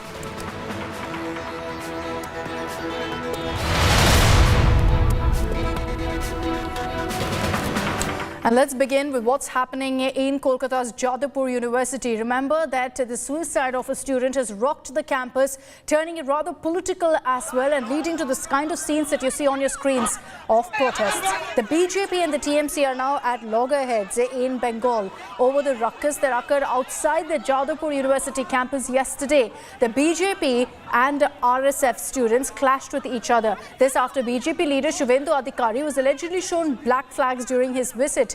The ruling Trinamool Congress has now slammed the opposition leader, Shuvendu Adhikari, accusing him of creating ruckus outside the university campus. The TMCs further alleged that Shuvendu verbally abused cops as well as students, adding that a trans student was brutally thrashed in the agitation by BJP goons. Shuvendu Adhikari, meanwhile, reacting to the TMC's claim, has said that he was attacked by miscreants of the RSF, which is the Revolutionary Students' Federation, adding that these people have made Jadavpur University a den of anti-national and anti-social activities. The sloganeering is being continued by the BJP Yuva Morcha supporters right now just in front of the university. And there is a high drama from the morning as the police has came and ordered the people here, the supporters here, that you have to dismantle the Dharna Manch over from here, as well as just beside the BJP Dharna Manch there is also a TMC Dharna Manch, and the police is claiming that BJP Yuva Morcha, the Bharatiya Janata Party, has no such notices or such permission letter was being given to the police to constitute a Dharna Manch just outside the Jadavpur University campus. The extreme left wing, these people, they are disturbing the atmosphere of Jadavpur University. And BJP, rather, we don't have any connection with that university. We just actually hold a protest against this murder. And I don't know what is the reason behind it, that they want to show the black flag to our respected leader of opposition. And they did these things, and this is happening due to the tacit understanding between the TMC and these extreme left wing. They have been used to make a propaganda that no vote to BJP. This campaign was lost by these extreme left, and they have a tacit understanding with the Mamata Banerjee. That's why Mamata Banerjee then is not interested. Our government is not interested to recover the situation there. And they indirectly supporting this extreme left wing, giving galis to the students. That is the actual BJP culture. Because we have seen Modi has cleaned JNU. That you also have that footage. How JNU was cleaned after BJP government came into power at center. Mamata Bandyopadhyay came into power in 2011, but she never tried to bulldoze her way in the institute like Jadavpur University. Everyone knows Jadavpur University is the citadel of left and ultra-left. So, about this ragging, about this situation inside the hostels and inside the campus, the left and the ultra-left, they are supposed to take responsibility. But where BJP comes, they went there to take the advantage of the situation, and they were doing politics. And at the end, the total fiasco, Shuvendu Adhikari was abusing the student itself. Look, I tell you, it is absolutely correct. Two things. One, that the maladministration. Number two, somehow some of the managerial officials, those who are managing this show, they were absolutely scared to control the university. They were afraid of the students, those who are facing problem inside the university for a long, long time. They were scared. Out of fear, they could not touch them. That's why all these things happen. Now, if the Supreme Court has said that every university and college must have an anti-ragging committee. But why they did not form the anti-ragging committee, tell me? Who will form this committee? It is the university authority. Why they fail? Let's take this across to Nariman, who's joining us live from outside Jadavpur University, a campus, unfortunately, that's been completely mired by politics. Nariman, I request you to stay on with me. We're cutting across live to Prime Minister Modi, who's currently speaking at a G20 health ministers meeting. Very short time. Friends, in India, we are following a holistic and inclusive approach. We are expanding health infrastructure, promoting traditional system of medicine, and providing affordable health care to all. The global celebration of the International Day of Yoga is testament to the universal desire for holistic health. This year, 2023 is being marked as International Year of Millets. Millets, or Sri Anna, as they are known in India, have several health benefits. We believe that holistic health and wellness can help enhance everyone's resilience. The establishment of WHO Global Center for Traditional Medicine in Jamnagar, Gujarat, is an important step in this direction. And the holding of WHO Global Summit on Traditional Medicine, along with G20 Health Ministers meeting, will intensify efforts to harness its potential. It should be our joint effort to build a global repository for traditional medicine. Health and the environment are organically linked. Clean air, safe drinking water, sufficient nutrition, and secure shelter are major factors of health. I congratulate you for the steps taken towards the launch of the Climate and Health Initiative. The steps taken to address the threat of antimicrobial resistance are also commendable. AMR is a grave risk to global public health and all pharmaceutical advancement so far. I am also glad that the G20 Health Working Group has prioritized One Health, our vision of One Earth, One Health, envisages good health for the entire ecosystem for humans, animals, plants, and the environment. This integrated view carries Gandhiji's message of not leaving anybody behind. Friends, public participation is a key factor in the success of health initiatives. It was one of the main reasons for the success of our leprosy eradication campaign. Our ambitious program on TB elimination also encourages public participation.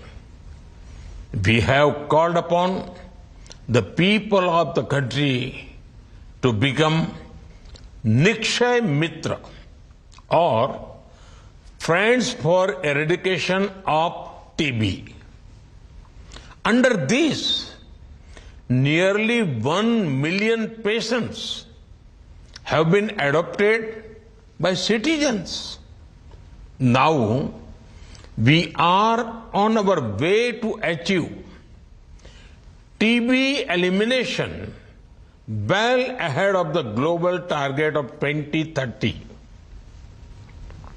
Friends, digital solutions and innovations are useful means to make our efforts equitable and inclusive.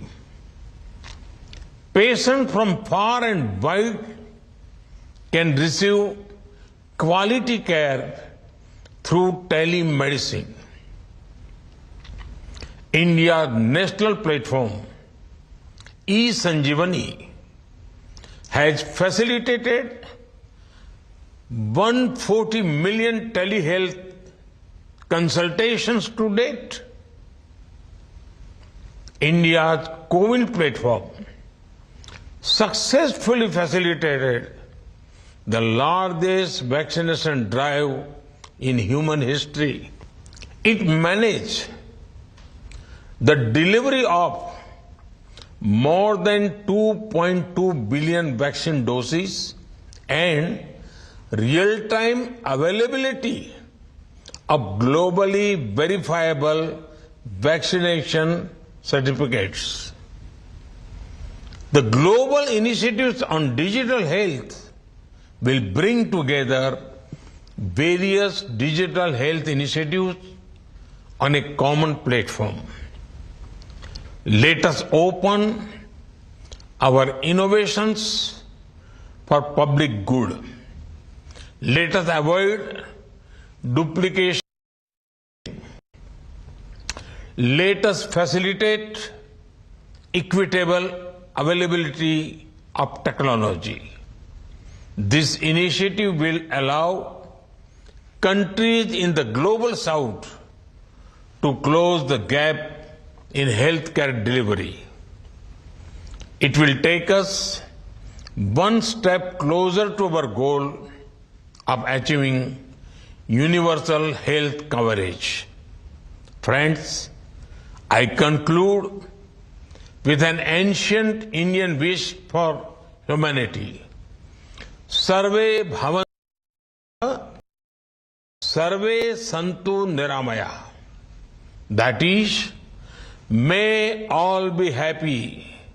May all be free from illness. I wish you success in your deliberations. Thank you. Thank you very much.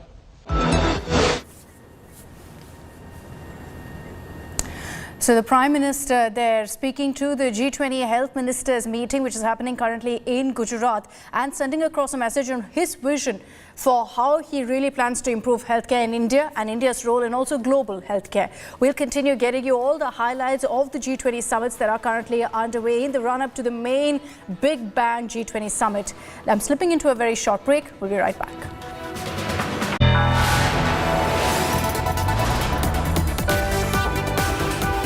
You are watching India Today.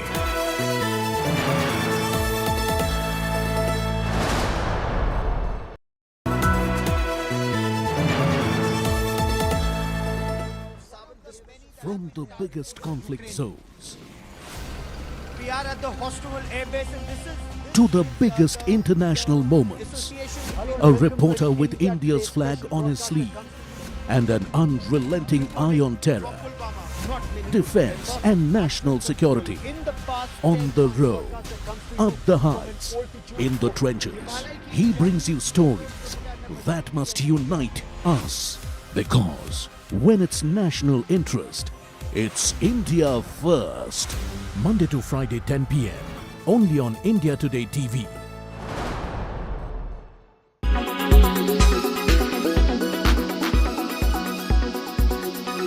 In one of the biggest actions till date against cyber fraud and user protection, the government has announced sweeping changes in the way SIM cards for mobile phone connections are issued and verified.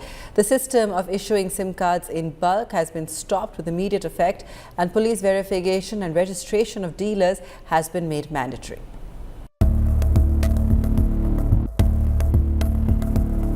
In a big move against spam calls and cyber fraud, the government has made police verification of SIM card dealers mandatory and discontinued the provision of bulk connections. Announcing major reforms, the telecom minister said that the dealers had been found complicit in the illegal issue of SIM cards and will now have to be registered compulsorily as well as verified by the police. A penalty of 10 lakh rupees will be imposed on dealers found flouting norms. The government has also decided to discontinue the bulk issue of SIM cards. Businesses, though, will be able to procure multiple SIMs with proper documentation. Businesses will also have to depute a point person with proper KYC to whom the SIM cards will be issued. The minister explained how bulk connections were being misused. Bulk connection के नाम पे खूब सारे SIM ले लिए और एक device होता है सिम बॉक्स. सिम बॉक्स के अंदर एक साथ खूब सारे सिम डाले जाते हैं और उस एक सिम बॉक्स के जरिए से फिर बहुत सारे ऑटोमेटेड कॉल्स होते थे. पहला ये मिसयूज़ होता था और दूसरा मिसयूज़ ये होता था कि एक साथ बल्क में ले लिए और उसके बाद में आज 5 सिम लिए, 5 सिम से फ्रॉडुलेंट कॉल किए, उन 5 सिम को डीएक्टिवेट किया, कल और 5 सिम से फ्रॉडुलेंट कॉल्स किए, डीएक्टिवेट किया, फेंका. फिर ऐसे करके एक तरीके से एक फ्रॉडुलेंट कॉल्स की, साइबर फ्रॉड्स की एक कड़ी बन जाती थी. The government has also announced that digital KYC will be mandatory for all new connections soon.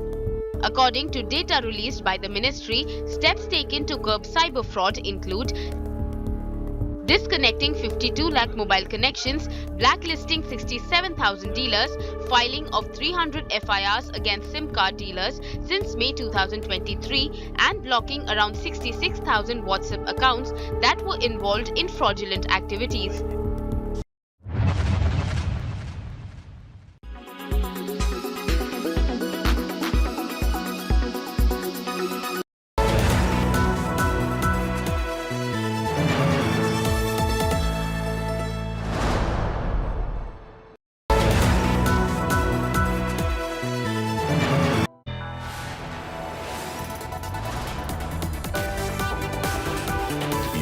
are watching India Today.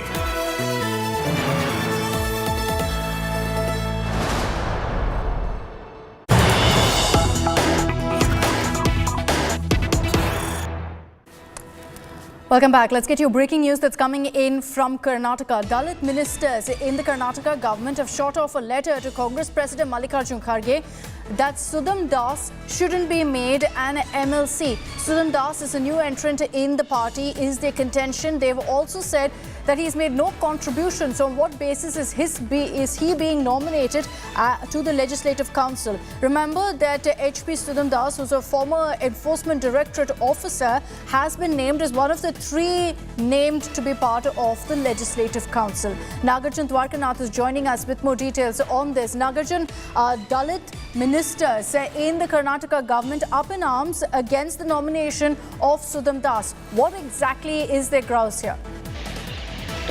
Akshita, in fact, Sudham Das' name was shortlisted to be an MLC, is what we are told. And the letter also written by Dalit ministers Parmeshwar, Mahadevappa, and Muniyappa and Timapur, all Dalit ministers have written to AICC President Mr. Kharge saying that Sudham Das is a new entrant into the party. It's not even been 6 months. March 2023, he joined the party, and now we are hearing that he's considered to be an MLC candidate. I'd rather give it to someone who's worked hard for the party, who has put in blood and sweat for the party. A party karyakarta should be given preference as an MLC rather than some new entry person. He was also made a campaign co-committee chairman within the span of 3 months, is what the Dalit ministers say.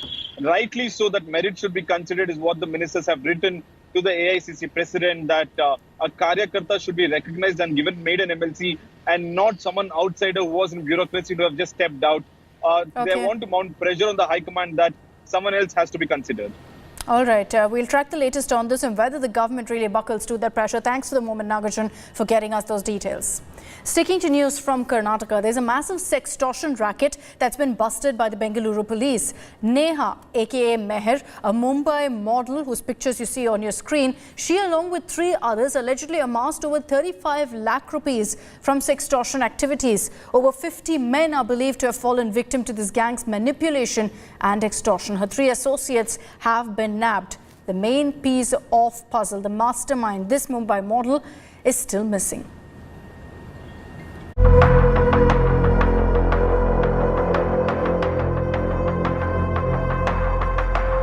In pursuit of a female sextortionist,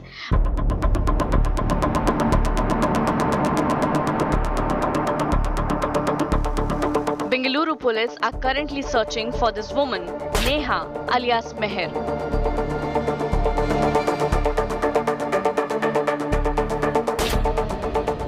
Originally from Maharashtra, the woman has been named in a complaint for allegedly blackmailing her victims. She allegedly targeted men through the Telegram messaging platform, lure them to her home, and orchestrating covert recordings of sexual encounters with the involvement of her male accomplices. This alleged criminal operation led by Neha, also known as Meher, has been active in Bengaluru for a year and a half. The men she allegedly ensnared were subsequently subject to blackmail. They were coerced into marriage, conversion to Islam, or extortion of funds. Failing compliance, they were threatened with the release of compromising videos on the internet. The case now registered in Bengaluru's Puttanhalli police station. Each of her victims reportedly succumbed to the extortion demands.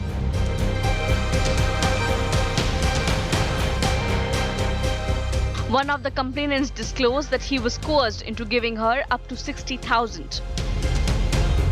Her 3 accomplices, all from Karnataka, have been arrested. According to the police, the gang amassed over 35 lakh rupees from this extortion activities.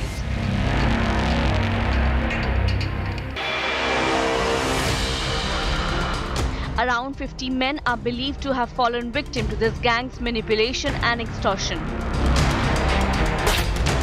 Yet the mastermind behind this operation remains at large. The primary suspect, Neha alias Meher, is suspected to be evading capture somewhere in Mumbai. Bureau Report, India Today.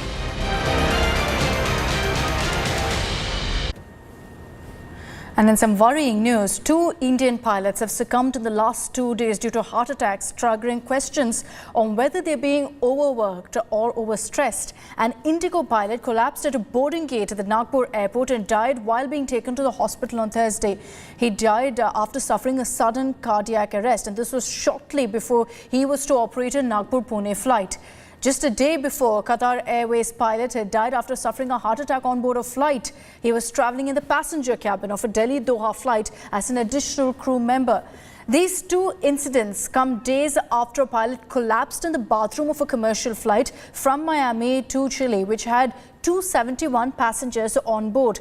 An emergency landing was carried out in Panama on Sunday night, and Captain Ivan Andor was declared dead by medical experts at the airport. Manoj बाला सुब्रमण्यम उम्र 40 है उनकी।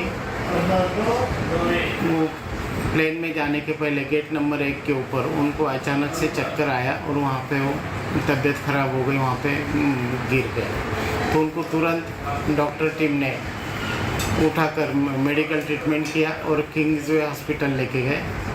वहाँ पे उनको treatment दी गई।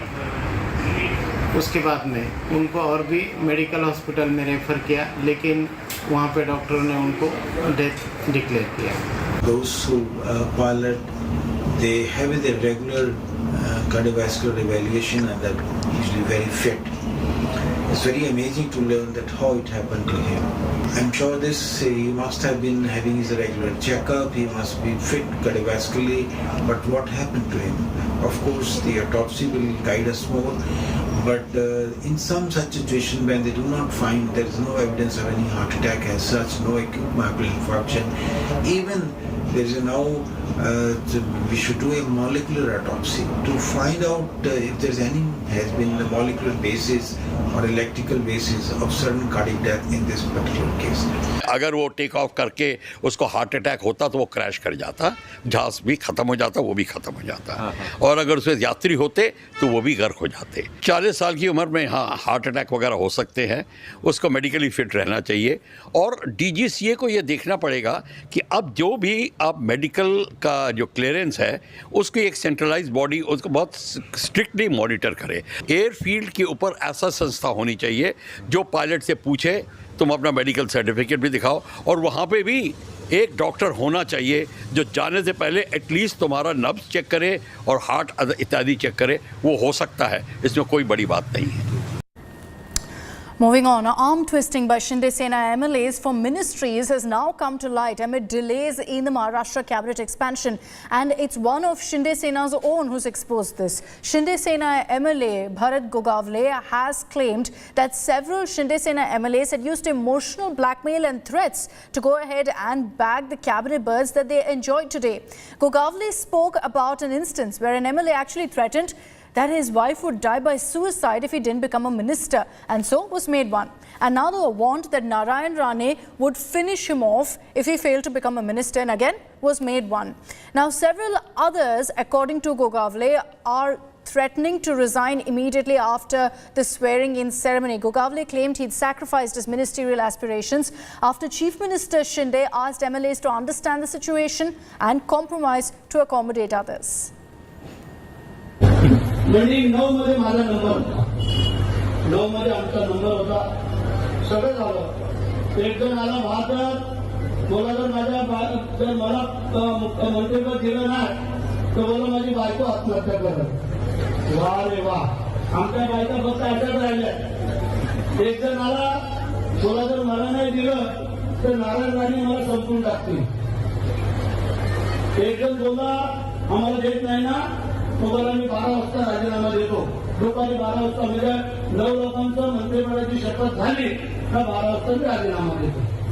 आता मुख्यमंत्री आले अडचणीत। तभी की बात थी वो, जब हम लोग सरकार बनाने जा रहे थे तभी की बात है, अभी की कभी की बात नहीं। क्या बात थी सर, किस तरह का प्रेशर था एकनाथ जी पर? नहीं, प्रेशर का सवाल नहीं था। अभी 12 आदमी मांग रहे थे और 9 जगह थी, ये बात थी, बाकी कुछ नहीं। तो आपने तो एक आध किस्से बताए हैं। एक में आपने बताया है कि एक एमएलए की बीवी ने आत्महत्या करने की धमकी दे दी थी, दूसरा एमएलए कह रहा था कि नारायण राणे मेरे को खत्म कर देगा अगर मैं मंत्री नहीं बन गया तो, तीसरा एमएलए कह रहा था कि मैं रेजिग्नेशन दे दूंगा। ये कौन थे सर और क्या था यह किस्सा? बोल दिया अभी, जब हुआ था तब का किस्सा हम लोग ने बताया था, बाकी कुछ नहीं था। All right, let's get your shocking images. CCTV camera that's captured a freak accident, if there was any, in Mumbai. A 26-year-old man died after he was crushed between a moving train and the railway platform. This happened at Science Station in Mumbai. Now, the CCTV visuals that you see on your screens shows that the victim bumped into a woman on the platform, after which a heated argument took place. The woman, Sheetal, was then seen hitting the victim, Dinesh, repeatedly with her umbrella. Soon after, her husband, Avinash, slapped Dinesh, who then, as you see on your screens there, loses balance and falls onto the track. There you have it. He's being hit by the woman. Her husband comes along, slaps him. He then falls, staggers and falls back onto the tracks. In the incident, the MSRTC employee died during treatment.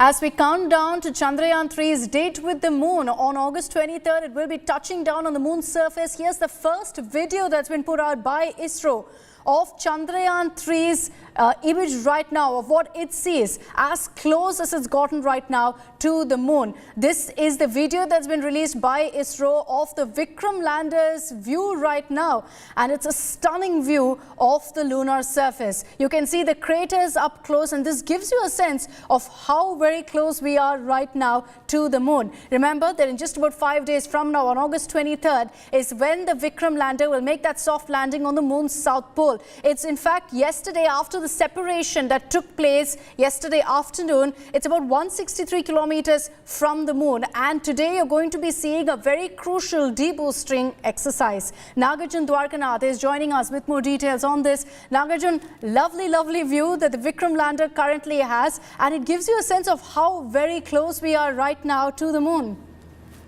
Well, that's absolutely true, Akshita. It's just giving me goosebumps looking at these images of how close have we got to the moon right now. We can see the craters up close. What we see from Earth is completely different than what the images are shown by ISRO right now. We're just days to go before the big day on August 23rd when the lander lands on the south pole of the moon. We have got the first images after the separation of the moon surface itself. You can see a large crater there on the lunar surface. This seems to be the landing spot is what we are told, because this is captured by the lander itself. So once it's orbiting, it has captured these images with craters on the lunar surface. You can see a bit of light and a bit of shade on it. Also, the other side of the moon is dark, and what we are seeing is the craters on the lunar surface. We had to get a clarification from ISRO if it's exactly the landing spot is what the videos that we have got it. But it was a successful separation yesterday with the propulsion module and the lunar lander module. And today, the ISRO has tweeted these visuals, first visuals, and definitely looking at these visuals, it's giving me goosebumps as well. Very true. You look at that beautiful image, the view of Vikram lander right now. He's traveling solo, considering that he was separated from the propulsion module yesterday. He's carrying with him the Pragyan rover, and you can see that as he moves along the moon's surface, there's a part where it goes into darkness. So one side of the moon, as expected, fully in light, the other pitch dark. Nagarjun tells us that at this point, we still don't have clarification if this is the South Pole, if this is where the moon lands. But remember that the South Pole is ridden with craters. So it could very well be that the Vikram lander at this point is traveling very close to the South Pole. What Nagarjun also was referring to today is that you're going to be seeing a very crucial deboosting exercise that's going to happen in about 30 minutes from now, somewhere between 4 to 6 p.m. is what we're hearing. And with this deboosting exercise from 163 kilometers, which is where the Vikram lander reached yesterday after the separation, it will get closer. It will come to a 112 kilometer circular orbit, so even closer then to the moon, if you can believe it, considering right now the moon looks so close that you can see every single minute detail of the lunar surface. And then post that, tomorrow you will see another crucial maneuver where we get to the closest point to the moon, which will be about 24 kilometers away. And imagine that view. That will be tomorrow. We're hoping and praying that ISRO then as well releases some of the images of what the Vikram lander is currently seeing. Nagarjun, you're telling us that at this point, even as we're beaming that video that ISRO has released of the lunar surface, I see a lot of craters. So it's got me assuming that maybe, just maybe, this is the South Pole where the Vikram lander could touch down. Well, that's absolutely true. This might be the spot itself, but what has happened in Chandrayaan 3 is that the landing surface, the width and the breadth of the landing surface has completely been increased and changed to what it was in Chandrayaan 2. Right now, it's 4.5 kilometers by 2.5 kilometers is what we are told. It's a much bigger patch to land. Anywhere in that patch, the lander can land is what we are told. Compared to the smaller patch in Chandrayaan 2. So some changes have been made, but looking at these images seems like this is the position, because the ISRO tweet says that lander position detection camera that has taken these pictures from on board from Chandrayaan 3. So it seems like this is the spot there that where the lander would land on 23rd of August. But right now, the deboosting maneuver will have to be done today. The orbit will be reduced, and finally on 23rd August, the orientation or the direction of the lander will change and then do a soft landing by evening on 23rd. I mean, what we're talking about here, the Vikram lander itself weighs about 1,770 kilos. That's traveling right now around the moon. And today there's going to be one crucial deboosting exercise. Right now, 163 kilometers from the moon, that will become 112 kilometers. You already feel that we're up close and personal with the moon. But imagine tomorrow, Naga, if you could get us those details, tomorrow 1:30 a.m., 19th August, is when we're going to be seeing the closest point to the moon, 24 kilometers from the moon, as close as it can get really. And from there till 23rd, closer and closer till finally the Vikram lander is ready to ensure that soft landing.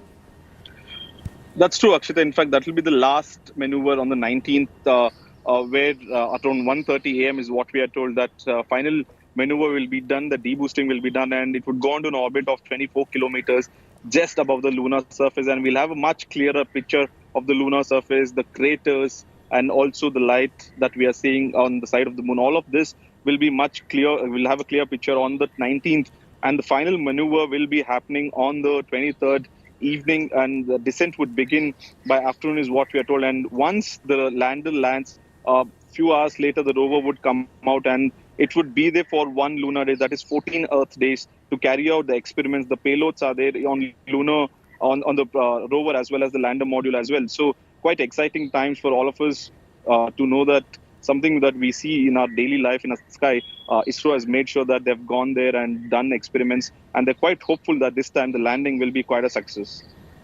Very true. And at this point, looking at this kind of footage that's emerging of the lander Vikram right now going around the moon, it tells you about how really the Vikram lander is traveling a circular orbit around the moon right now, and then towards closer to August 23rd, you're going to see it reach the south pole of the moon. There will be light, yes, Naga, on the south pole, which is what will ensure that perhaps ISRO will be able to release footage of that exact precise landing moment.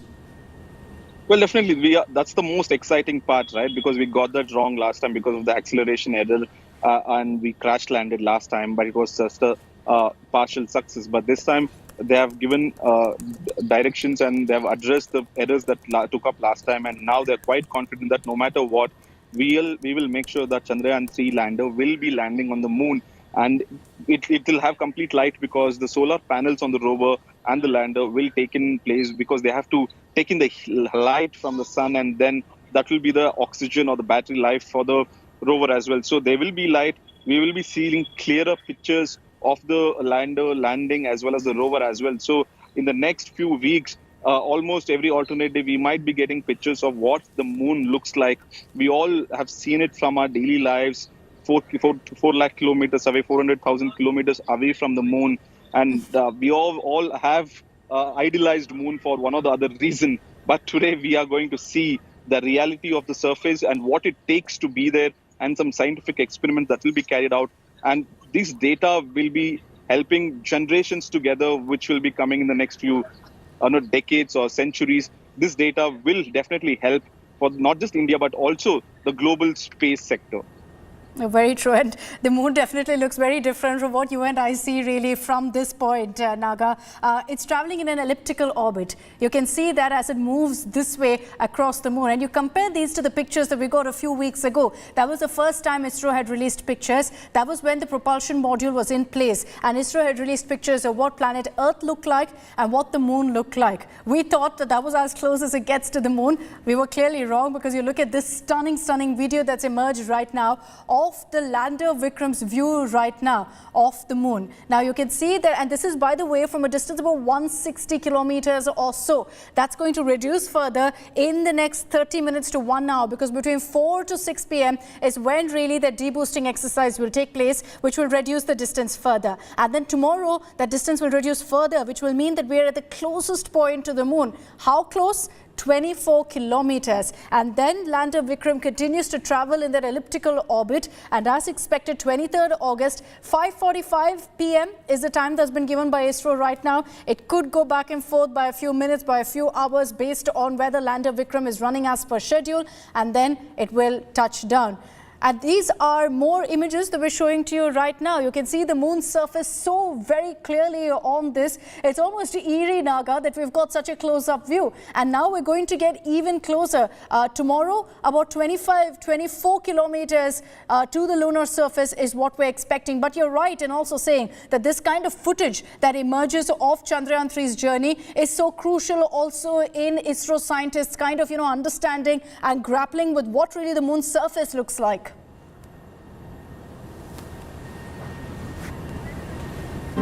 All right, we're lost, Nagarjun, but I want to also bring your focus to the new images that we've accessed. We've been showing you this video where you can see deep craters on the moon's surface. Here's another video that ISRO has just released that shows perhaps what looks like to be another portion of the moon's surface as the lander Vikram moves around the moon in an elliptical orbit. Very fittingly, they've said this is the view of lander Vikram Chandra as captured by the lander right now. There are cameras installed on lander Vikram. There are, of course, several sensors that have also been installed because ISRO has maintained that if manually something goes wrong, the sensors will immediately kick in and ensure successful soft landing. Remember that a few weeks ago, ISRO had released the first pictures of what the Chandrayaan's view looked like, which was of the moon and of planet Earth. Both stunning. And like I said, at that point when we saw those images, we said the Chandrayaan seems to be very, very close to the moon.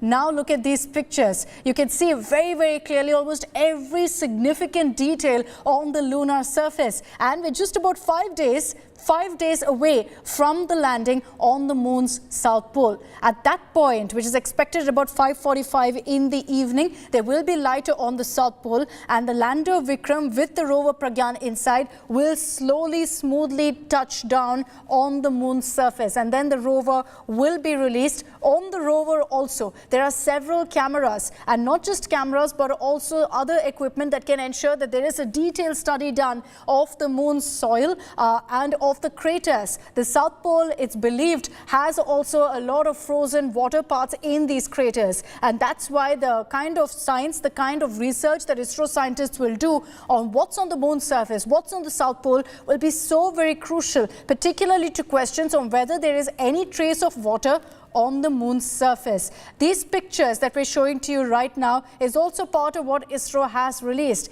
And on the right of your screens, you can see Vikram in movement, showing you how from light to dark, in a matter of seconds, it just hands over in the moon. This is because it's traveling, the Vikram lander is traveling on an elliptical orbit around the moon. So you can see the lunar surface at one point so clearly, and then there's a shadow that hits some portions of the moon, and then it's pitch darkness. The left side of your screens, the pictures that are seen there are much clearer of the moon's surface. Not many craters there, but you can still see a very, very uneven surface. These images and videos have been released by ISRO for the first time, and Nagarjun Dwarkanath is still back with us. Nagarjun, at this point, everything is going as per schedule. So ISRO is maintaining that the landing will happen at 5:45 p.m. on August 23rd.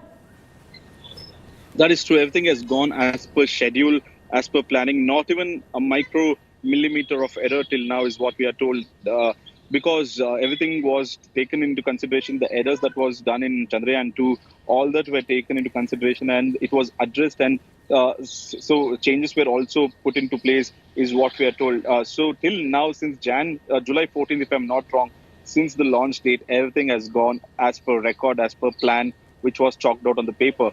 The final maneuver will be on August 19th, and then the crucial moment of turning the lander vertical. Right now, it's an elliptical orbit, so it's rotating still around the lunar surface.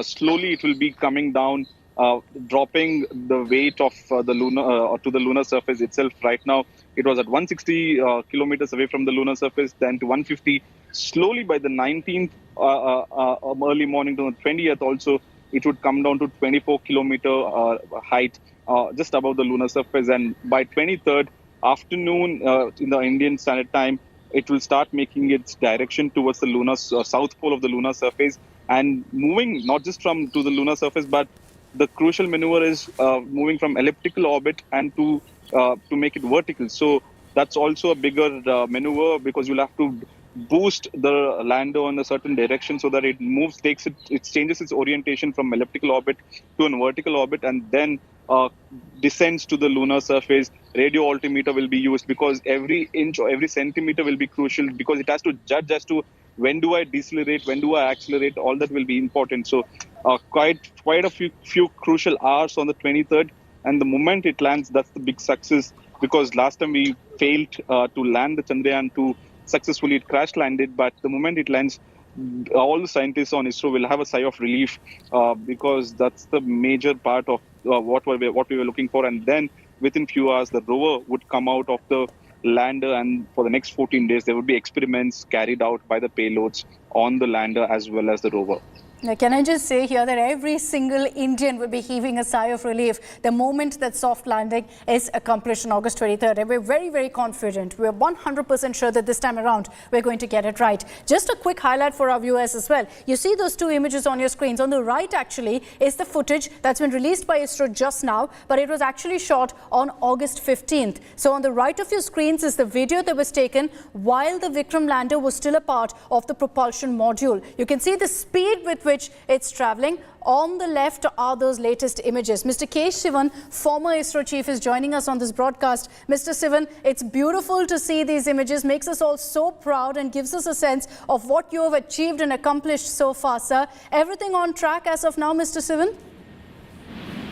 Yes, everything is going as per planned, this one now. Okay. Can you tell us how close we are to the moon right now?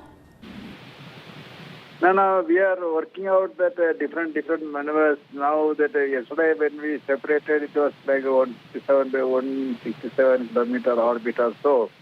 Now it will be decreased to the final orbit of that 30 kilometers by 100 kilometers there.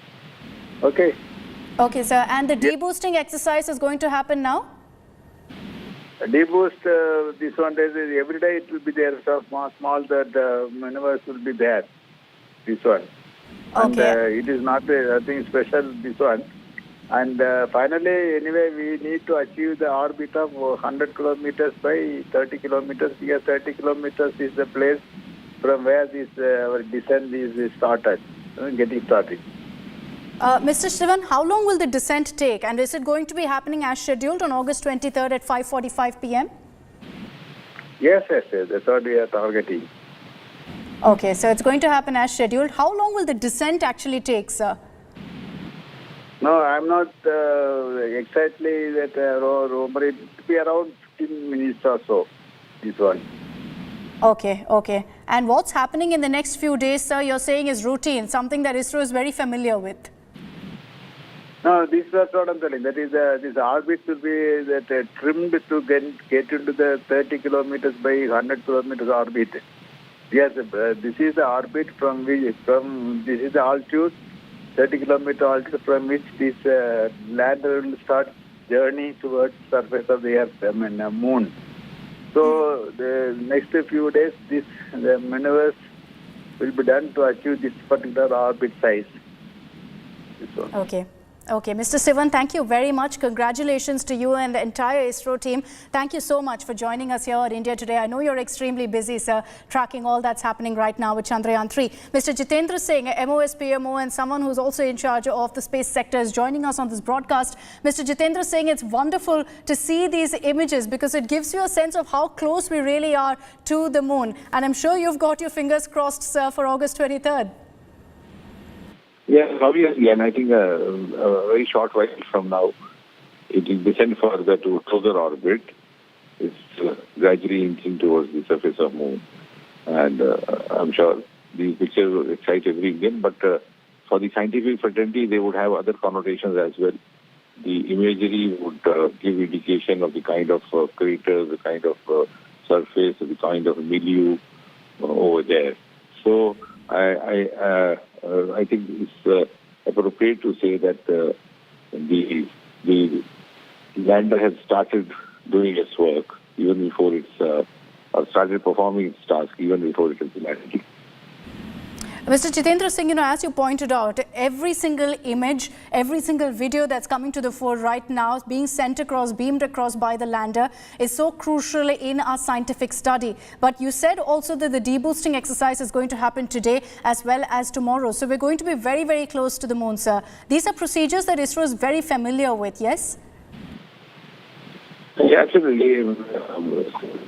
It was last time landing at some little, I would not say miss, out.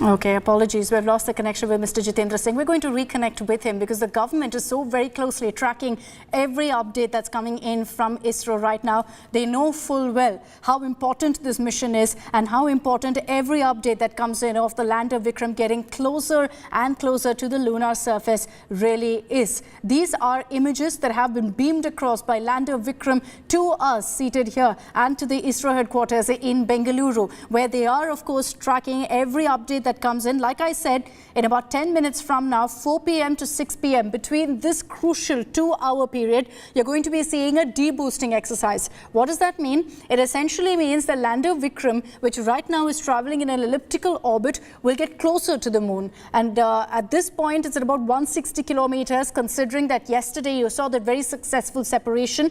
Lander Vikram, which is also, by the way, extremely powerful, is now simulating and fueling that entire journey around the moon. And he's at this point essentially carrying rover Pragyan and a bunch of payloads, of course, and traveling around the moon.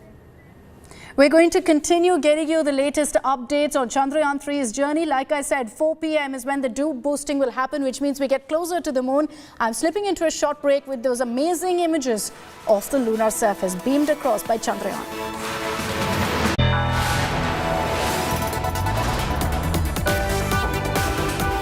You are watching India Today.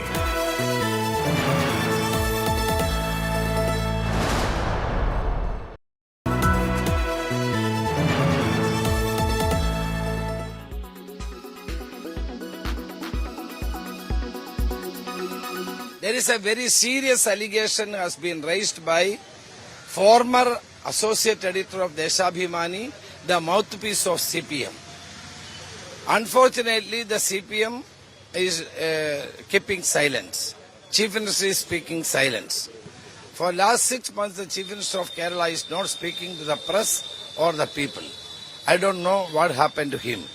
This is a very serious allegation that money has been embezzled or taken by the Chief Minister as well as the Industries Minister. And I feel that a comprehensive inquiry is necessary to unearth the truth of this matter. What was the modus operandi of this extortion gang in Bengaluru via Mumbai? Here's what happened. They would contact some of these men from a Telegram application, send them text messages, which would be, of course, very appealing in nature. And then eventually they would meet these men. There would be an approval for consensual sexual acts. And while these acts were taking place, there were 3 other accused. As you can see their images on your screen. They would then record these actions and in compromising positions when the couple would be. Now, when they had the videos with them, they were forced to convert, marry, and most likely the men would say no to that. And when they would say no to the conversion, they would be forced to pay some ransom, and extortion of money took place. About 60 to 70,000 rupees per individual, and that led to about 50 to 60 lakh rupees that they had eventually been able to amass. And that is when the matter eventually reached the cops, while the men were being blackmailed for more and more money. And eventually the cops were able to investigate this further. Now, the shocking thing is that this model, the woman, her name is Neha alias Meher. She's absconding for now. She's still missing. She's not been arrested. While the gang and these men on your screens have been taken into judicial custody for now. बाकी तो सब हिंदू से ही convert हुए हैं मुसलमान हिंदुस्तान में और उसकी मिसाल हमारी कश्मीर में. This comment of the former Chief Minister of the erstwhile state of Jammu and Kashmir, Ghulam Nabi Azad, has set the cat among pigeons. Speaking at Doda in Jammu and Kashmir, Azad sparked off a new debate with his comment that everybody in India had been Hindu. In fact, in Jammu and Kashmir, everyone was a Pandit before Islam came. हमारे हिंदुस्तान में इस्लाम सिर्फ पर वैसे ही पूरा इस्लाम तो आया ही है 1500 साल पहले। हिंदू धर्म बहुत पुराना है, तो बाहर से आए होंगे 10-20, वो जब मुगलों के वक्त में उनकी फौज में थे। बाकी तो सब हिंदू से ही कन्वर्ट हुए हैं मुसलमान हिंदुस्तान में। While some hailed Ghulam Nabi Azad's comments, the Congress was clearly upset. National Conference Vice President Omar Abdullah hit out at Azad, insisting he was trying to appease powers that be. आजाद साहब ने किस context में कहा, क्यों कहा, किसको खुश करने के लिए कहा, ये तो आजाद साहब ही कह सकते हैं ना, मैं नहीं कह सकता हूं। PDP Chief Mehbooba Mufti came out with a shocker in an exclusive conversation with India Today. He should say that कि हमारे जो पूर्वज थे वो बंदर थे. You should say he should go back. He should go back there to the Stone Age. Yeah, he should go back to the Stone Age and find out what his forefathers were. I mean, I don't believe in the theory that हमारे forefather बंदर थे. Maybe he believes. The BJP came out all guns blazing, attacking Mehbooba Mufti. हालात देश के नहीं खराब, हालात उनके खराब है। उनको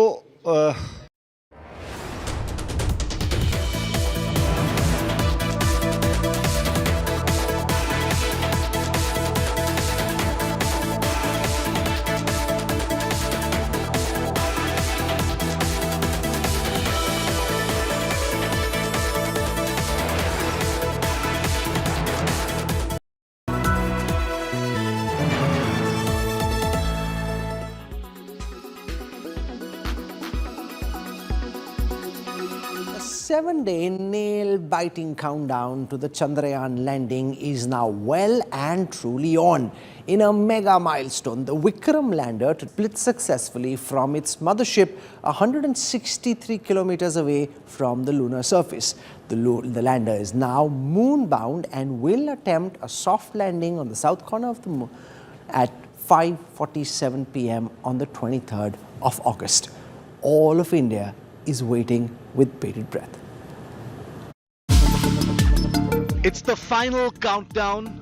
In one of the most crucial maneuvers yet by Chandrayaan 3, lander Vikram separated from the mothership, the propulsion module, to set up a date with the moon. The Vikram lander, with its rover Pragyan inside, is on its journey now to the moon's south pole, expected to touch down for that historic soft landing on August the 23rd at 5:45 p.m. Our ISRO heroes have done it again. A picture-perfect launch, followed by a super smooth journey into the moon's orbit, but the true test will now come in 6 days. So whatever that mistakes happened in the Chandrayaan 2 have been corrected in Chandrayaan 3. Also, that additional design margins have been improved. Also, that wherever that redundancy is not there, now it's put it. That way, we have more confidence on Chandrayaan 3 to be successful. Equipped with 4 landing legs and 4 landing thrusters of 800 newtons each, Vikram is designed for a soft landing on the moon. It carries within it a rover named Pragyan. 1 billion Indians are now rooting for Chandrayaan 3, and congratulations are pouring in for our ISRO heroes who continue to work day in and out to ensure a 100% successful mission. No, certainly a matter of great satisfaction and a moment of pride for each one of us. Whereas the propulsion module will keep moving and keep taking pictures. So now the roles have got divided and each of the components will perform its respective roles. It is also a symbol of India's growing capability and capacity, and I hope Chandrayaan 3 works out to be a very successful mission. With lander Vikram making the difficult journey now to the moon's surface on its own, what happens to the propulsion module that helped Chandrayaan travel so far? Well, ISRO has confirmed that the propulsion module will continue its journey in its current orbit around the moon. Now, Vikram is on its final lap now, and 1 billion hopes are pinned on this 1,778 kilogram lander and rover to fulfill our Chandrama dreams. Onward and upward, Chandrayaan. With Pramod Madhav, Bureau Report, India Today.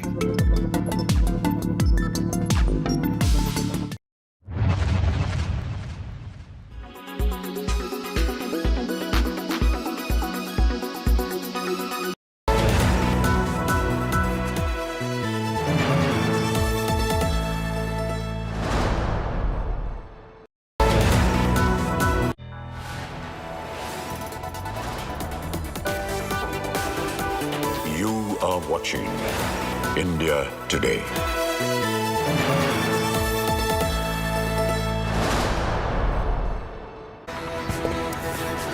Hello and welcome. You're watching India Today. I'm Akshata Nandagopal and we'll be focusing on Chandrayaan 3's journey to the moon. We're inching closer and closer, and ISRO has now released footage of what lander Vikram's view looks like. Stunning images of the moon coming your way. A look at the headlines first. New close-up images of the moon captured by Vikram lander released. Chandrayaan 3 deboosting shortly to get closer to the moon.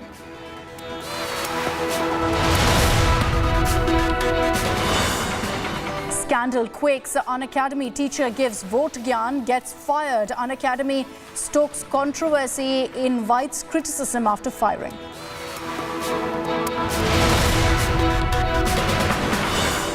Sextortion racket run by Mumbai model busted in Bengaluru. Men trapped and blackmailed with sex videos, coerced into marriage, conversion and extortion.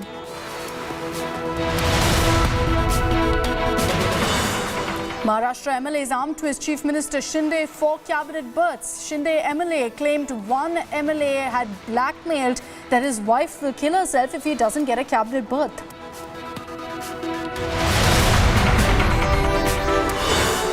Bizarre solution to quota suicides. Student suicides on rise. Officials come up with a solution of fixing the fans. Quota, remember, has witnessed over 22 suicides in 2023 alone.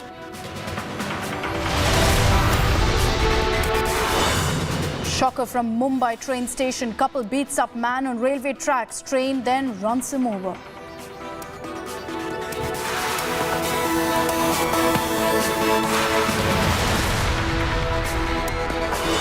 Protests in Jadavpur University turn ugly after students show black flags to Shubhendu Adhikari. TMC claims BJP goons thrashed students.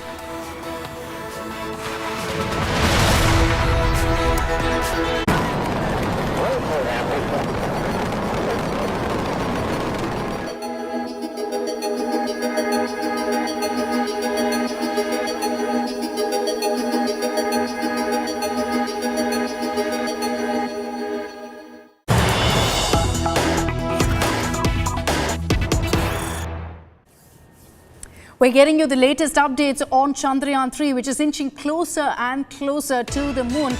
5 days to go for it to make that soft landing, and in just some time from now, the deboosting procedure will kick off. ISRO had said that it's going to happen somewhere between 4 to 6 p.m. What exactly do we mean by the deboosting process? Essentially, lander Vikram's orbit will be brought 112 kilometers around the moon. So closer, it was at 163, now it will be at 112 kilometers tomorrow. It will be brought to 24 kilometers near the moon. That's on 19th August at 1:30 a.m. is when that crucial maneuver will take place. And that will mean that we're at the closest point to the moon starting tomorrow. These maneuvers is something ISRO is confident about, but extremely crucial in that final chapter of making a soft landing on the moon's south pole, which will happen as scheduled on 23rd August at 5:45 p.m.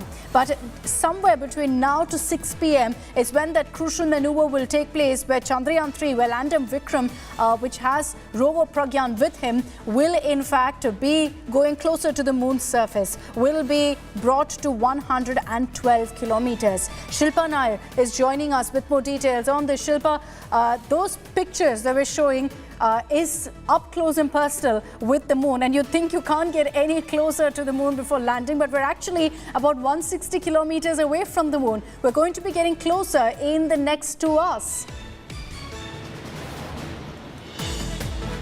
Well, absolutely, Akshita. We're inching closer to the moon, and those images that ISRO has put out is nothing but spectacular. And we're just breaking this information. ISRO has in fact put out the latest update. In fact, it says the lander module's health is normal, and the lander module successfully underwent a deboosting operation that reduced its orbit to 113 kilometer into 157 kilometer. And the second deboosting operation is scheduled for August 20th around 2 a.m. That is what ISRO has just put out. This is the breaking update that we're getting as far as the Chandrayaan-3 mission is concerned, because the ISRO had planned for a deboosting maneuver around 2 p.m., around 4 p.m. to 6 p.m. today, and that maneuver has been successful is what ISRO has just put out. That means the orbit of the landing module, or the lander module, has been successfully lowered by the ISRO, and the next deboosting maneuver will take place on August 20th. So that, of course, is the big update coming in from the side of the ISRO. And just a short while back, of course, ISRO had put out those brilliant images, those spectacular images of the lunar surface.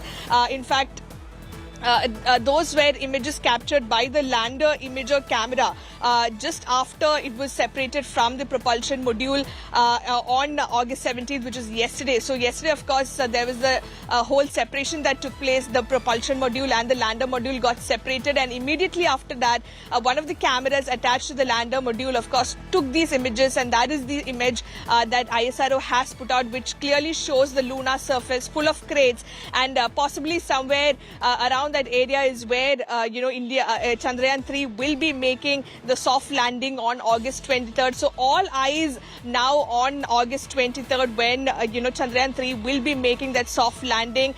It is expected to take place around 5:30 to 5:45 p.m. that evening. But so far, whatever maneuvers ISRO has completed, what they have undertaken, all of it has been successful. Right from the launch to the deboosting exercise that was performed today, all of them have been successful, and that is precisely what ISRO was hoping to do as well. Even though the mission was, it couldn't be completed last time around. It's been picture perfect so far, but as you pointed out, Shilpa, ISRO has confirmed that the deboosting has been done. We're that much closer now to the moon. The next deboosting operation will happen on August 20th, not on August 19th. That's been confirmed now by ISRO, but now it's been reduced as far as the distance between the lander and the moon is concerned. It's reduced its orbit to 113 by 157 kilometers. What that essentially means is that we're about 113 kilometers away from the moon's surface.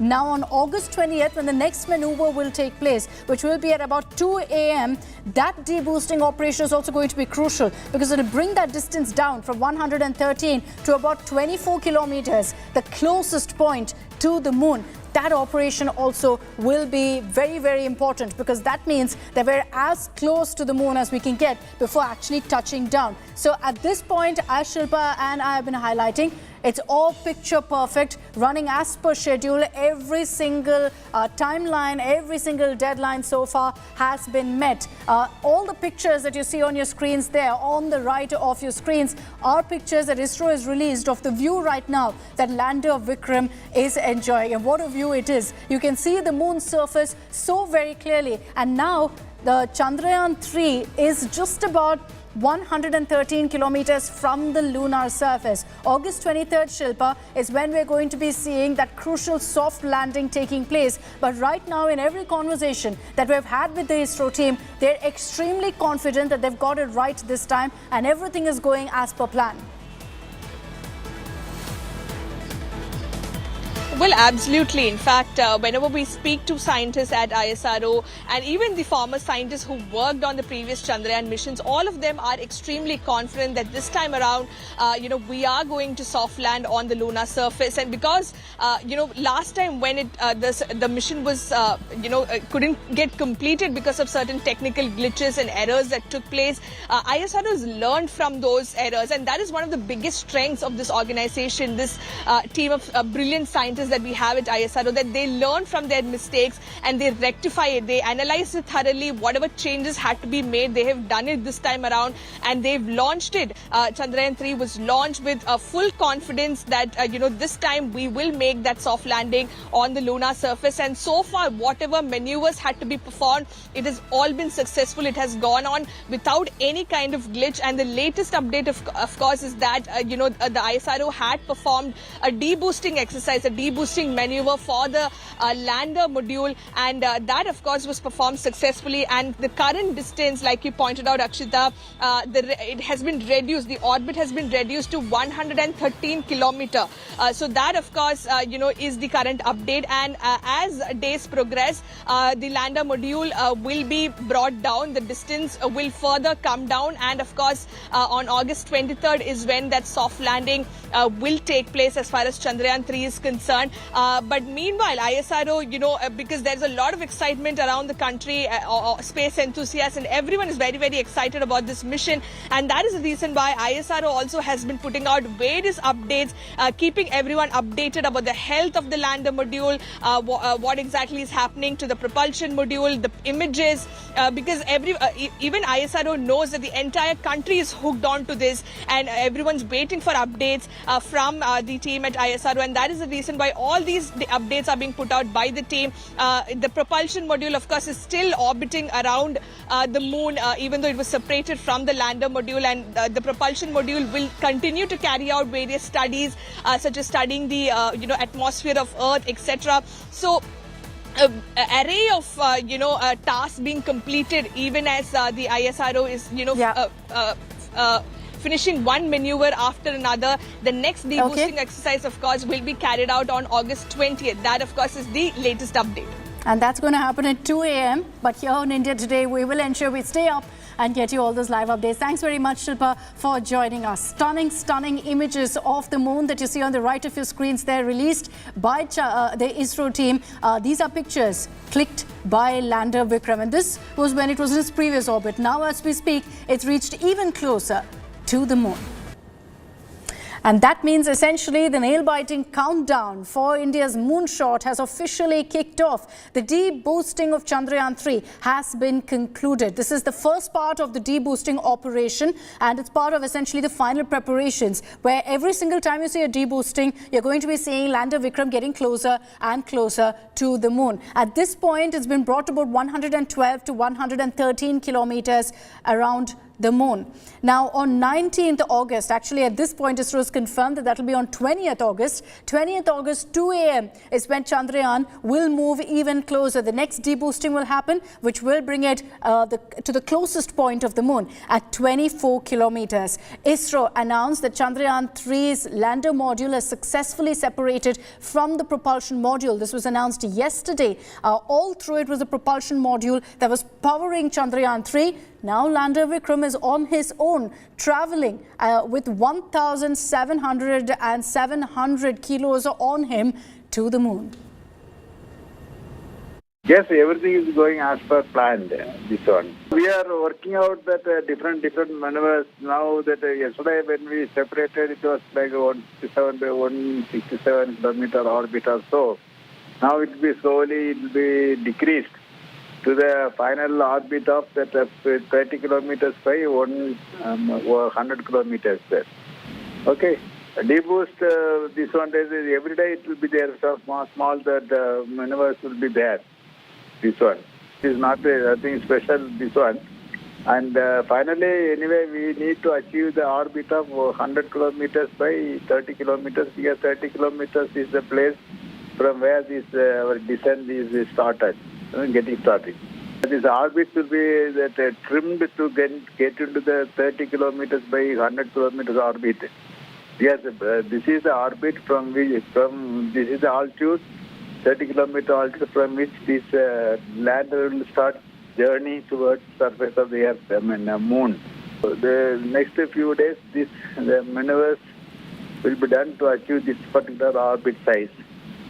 Yes, obviously, and I think a very short while from now, it will descend further to closer orbit.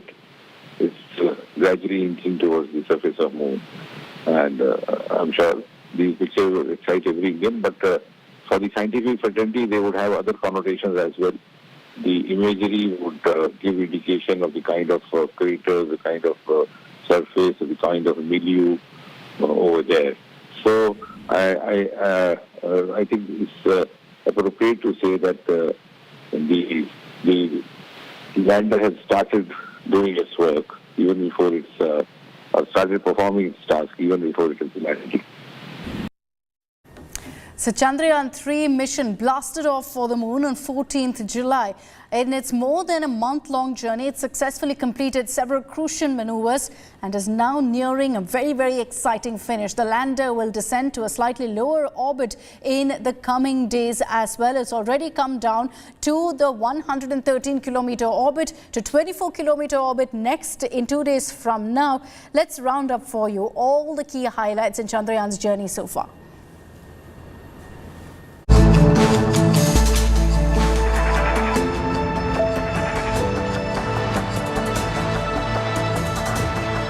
Chandrayaan-3 spacecraft and propulsion module, having spent 34 days together, parted ways and embarked on their respective journeys on 17th August.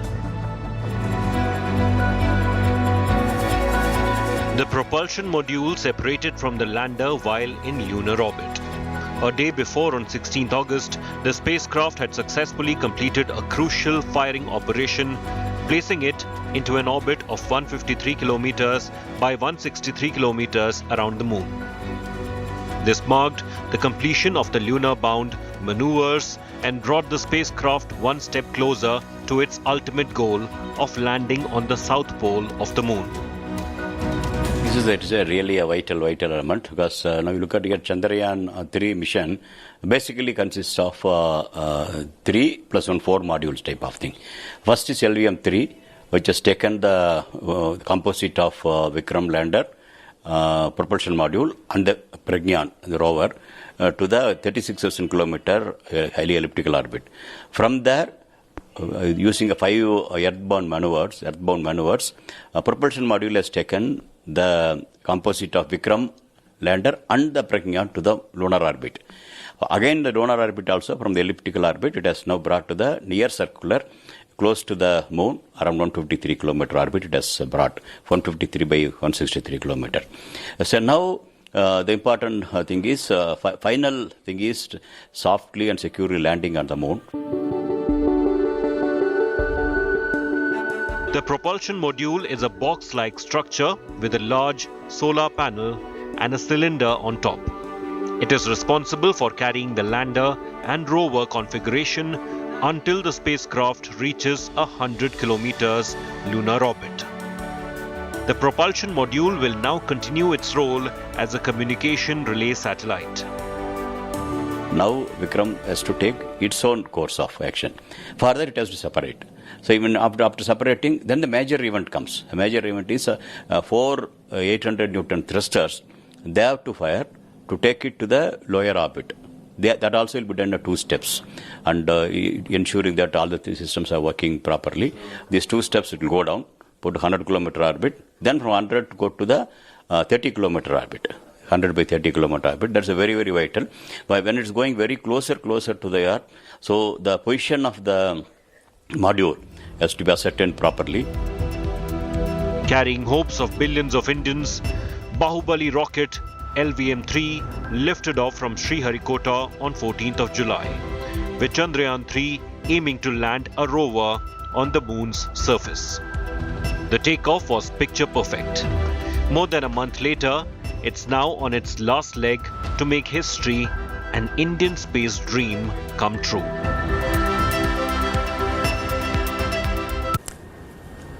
Let's move on to some other stories also that we're tracking this evening. The protests continue in Kolkata's Jadavpur University over the suicide of a student. The BJP and TMC are at loggerheads in West Bengal over the ruckus that occurred outside the Jadavpur University campus yesterday. The BJP and the Revolutionary Students Federation students clashed with each other after BJP leader Shubhendu Adhikari was allegedly shown black flags. The ruling Trinamool Congress has now slammed the opposition leader Shubhendu Adhikari.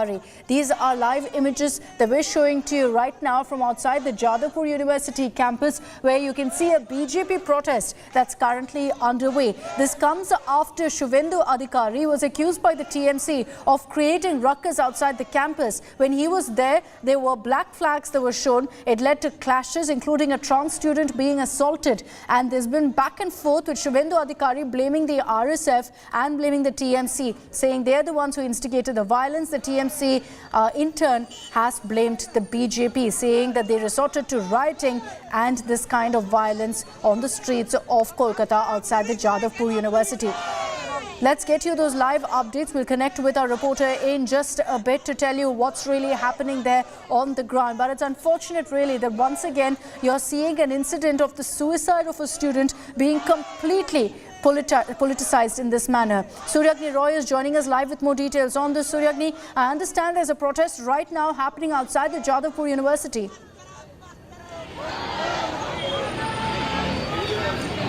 Well, Akshita, this was the exact spot where the BJP was on a dharna for the past 2 days. Today morning, this stage was being dismantled by the cops over here, and ever since that, the BJP, the Yuva Morcha, they are protesting over here. They were protesting in front of the Jadavpur police station as well. Now they are over here at that exact spot where they were conducting their dharna. Over here, we'll try and आप लोग यहाँ पे क्यों protest कर रहे हो?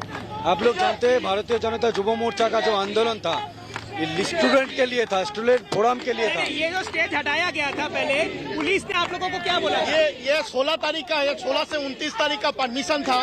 कल हम लोग का बीजेपी नेता शुभेंदु आया था। शुभेंदु का जाने का बाद ये अति वामपंथी का छात्र लोग काला पताका दिखाया उसका गाड़ी का ऊपर। आज स्टेज क्यों हटाया पुलिस ने? आज स्टेज हटाया पुलिस ने चाह रहा है जो हम बीजेपी लोग जो है साधारण कर्मी जो है। Now the police are trying to make sure, because the traffic was stopped over here. Akshita, this is a huge there's a huge development over here because it's a main road and people want the traffic was not plying. The police are here to make sure that the traffic plies, and that is something that is happening. You can see at one end when the BJP is still protesting over there. We spoke to them. Yuva Morcha Karyakartas are here. We were speaking to them and they were protesting over here. The road was completely blocked. That create a lot of traffic over here. And now the police are here to make sure that the traffic plies, because it's a very, very important road in Kolkata. So this is what is happening over here in front of Jadavpur University, where the BJP, they claimed that they had permission till the 19th. However, their stage was dismantled, and that is the reason why they are protesting over here. Back to you, Akshita.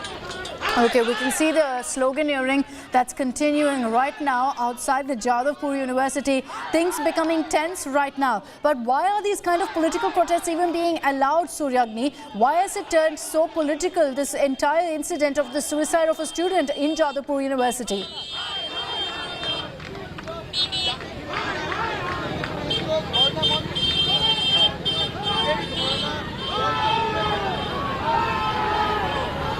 Suryagni, can you hear me? But there's another ruckus that is happening over here. Akshita, there's another ruckus that is happening with policemen and the Bharatiya Janata Party Karyakartas over here. Yuva Morcha people have gher out the policeman over here.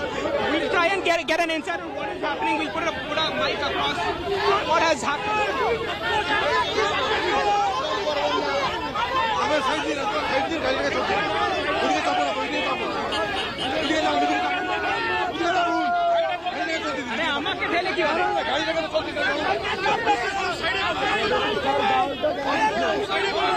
You can see there's a lot of work that's happening. between police.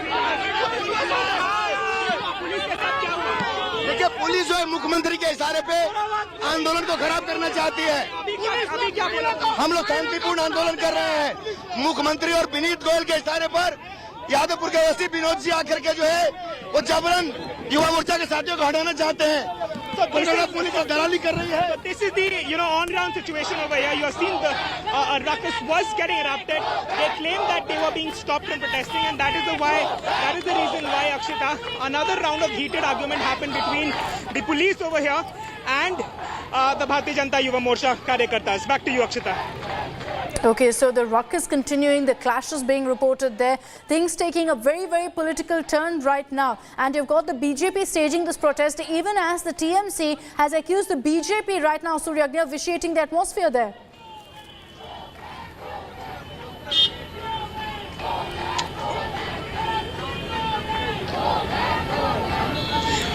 Akshita, if you could come again, couldn't get your question. If you can, repeat. I was asking you, Suryagni, about the back and forth, the political back and forth, and how the TMC has blamed the BJP right now for the violence, saying that they vitiated the atmosphere. Well, the war of words between the Trinamool, the SFI, the students, the left-wing students front, and the BJP, it's on for ever since the untoward incident had happened.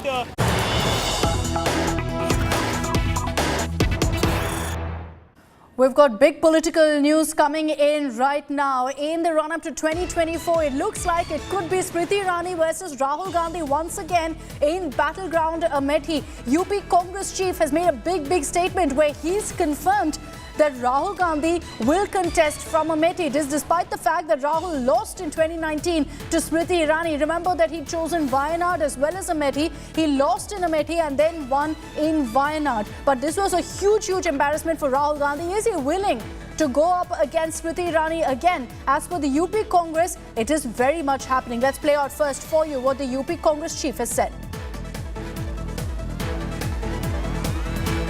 Okay, we'll play that out for you in just a bit. But Ajay Rai, who is the UP Congress chief, has confirmed, saying that Rahul Gandhi will contest from Amethi. We don't know about Priyanka and whether she'll choose Varanasi to take on Prime Minister Modi. But Rahul Gandhi will win back Amethi is what the Congress believes. What this means essentially is that there's going to be a tantalizing political contest in 2024. That Rahul Gandhi is going to be up against Smriti Irani perhaps once again in the constituency that he lost. There's been endless speculation on whether Rahul would dare to do it or whether he'd choose to stick to Wayanad because he's won from that particular seat. And with the kind of defeat that he suffered in 2019, it was a huge blow, optics-wise and otherwise, for his political career. But let's play out for you what the UP Congress chief has said. बिल्कुल राहुल गांधी अमेठी से लड़ेंगे। अमेठी के लोग यहाँ हैं और जहाँ से प्रियंका गांधी जी की इच्छा बनारस अगर होगी, हमारा एक कार्यकर्ताओं के लिए जान लड़ा देंगे। बिल्कुल राहुल गांधी अमेठी से लड़ेंगे। अमेठी के लोग यहाँ हैं और जहाँ से प्रियंका गांधी जी की इच्छा बनारस अगर होगी, हमारा एक कार्यकर्ताओं के लिए जान लड़ा देंगे। Okay, this is the big breaking news. You just heard Ajay Rai there very clearly saying 100% Rahul Gandhi will fight from Amethi. Does this then set the stage for a Smriti Irani versus Rahul Gandhi battle? And is this something that the Congress High Command is also going to be confirming very soon? All along it's been assumed that Rahul Gandhi may go with the safe option of choosing a Wayanad. Would he dare to go back to the seat, back to the constituency that he lost in 2019 and very badly at that to Smriti Irani? Abhishek Mishra is joining us with more details on this huge news break that's coming in right now. Abhishek, you've got the UP Congress chief without any grain of doubt saying that Rahul Gandhi will be contesting from Amethi. Well, absolutely, and it's a very big news with the fact that how the Congress party is constantly making an effort in Uttar Pradesh, and it is very clear now, as per the UP newly appointed state chief Ajay Rai, who has made that statement in Varanasi, that Rahul Gandhi will be contesting from Amethi, and whatever has happened in in the last couple of months, specifically with the seat of Wayanad, and the kind of allegation which the BJP was constantly making that Rahul has no point and utilization in Uttar Pradesh, and the challenge which was always been open. But this time it looks like for the battle of 2024, Rahul Gandhi will contest from Amethi, and it's going to be a one-on-one fight between Rahul Gandhi and Smriti Irani, who is the incumbent member of parliament from Amethi. If she stays on that on that seat, that's going to be very interesting. But there are some major developments that needs to happen. The Congress is also expecting a new UP in charge. That will also be declared very soon. And if Priyanka Gandhi Vadra decides this time to contest either from Amethi or from Raebareli, that is also going to make it a very big battle between the Congress party and the BJP on those two specific seats. But it's a big statement, and a lot of reactions are coming with how now the Congress party is looking at it, and Rahul Gandhi, who looks like will be contesting from Amethi this time after what he has lost in the 2019. But this time it is looking like that he will be back in Amethi. Yes. Interesting. And Ajay Rai also talks about the possibility of Priyanka Gandhi contesting from Varanasi to take on the Prime Minister, something that's been doing the rounds. But what he said with 100% confidence is that Rahul Gandhi is going to be contesting from Amethi, which is a very, very interesting strategy considering the kind of loss that he suffered in 2019, Abhishek. It wasn't by a small margin. It was a big, big body blow for Rahul Gandhi for his political career, and to go back to the seat in which he's lost is a huge, huge statement from the Congress, if it's actually true, if Rahul Gandhi confirms that. Well, Akshita, we need to understand one thing, that, throughout the campaign last time, specifically in the 2019 elections, Rahul Gandhi spoke about, and the Congress spoke about the kind of sentiment they share with Amethi. It has always been a Congress Gandhi bastion, family bastion, and at the same time, Smriti Irani has done a campaign saying that she wants to deliver something specifically for this constituency. But this time, with the kind of environment which has been created, it's an India alliance. So it looks like that, with the support of the Samajwadi Party and the gap which was there in the last election, that is something which could be fulfilled. But it's going to be a very tough battle for Amethi, and specifically for Raebareli as well, if the both seats will again belong to the Gandhi family and they will be contesting against the BJP. All right, this is a big, big political news break, one that will have huge, huge repercussions for both the BJP and the Congress in Uttar Pradesh in 2024. Thanks very much, Abhishek, for getting us those details. And with that news break, I'm slipping into a short break here on India Today. Coming up on the other side, we're getting you all the details on the controversy, the scandal that's quaked An Academy. A teacher who gave vote gyan has been fired.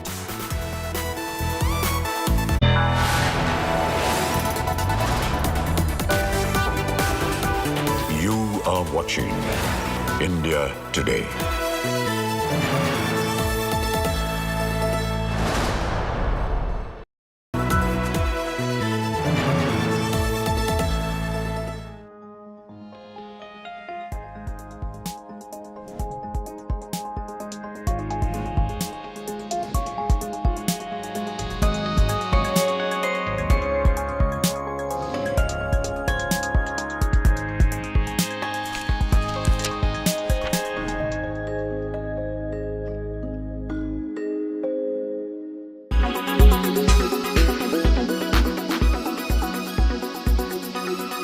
Modus operandi of this extortion gang in Bengaluru via Mumbai. Here's what happened. They would contact some of these men from a Telegram application, send them text messages, which would be, of course, very appealing in nature. And then eventually they would meet these men. There would be an approval for consensual sexual acts. And while these acts were taking place, there were 3 other accused. As you can see their images on your screen, they would then record these actions and in compromising positions when the couple would be. Now, when they had the videos with them, they were first forced to convert, marry, and most likely the men would say no to that. And when they would say no to the conversion, they would be forced to pay some ransom, and extortion of money took place. About 60 to 70,000 rupees per individual, and that led to about 50 to 60 lakh rupees that they had eventually been able to amass. And that is when the matter eventually reached the cops, while the men were being blackmailed for more and more money. And eventually the cops were able to investigate this further. Now, the shocking thing is that this model, the woman, Her name is Neha alias Meher. She's absconding for now. She's still missing. She's not been arrested. While the gang and these men on your screens have been taken into judicial custody for now. क्या करें आप गरीबों के लिए? गरीबी हटाओ बोल के बोलते रहे, गरीबों को हटाए, गरीबी नहीं हटाए आप. लेकिन तेलंगाना में 10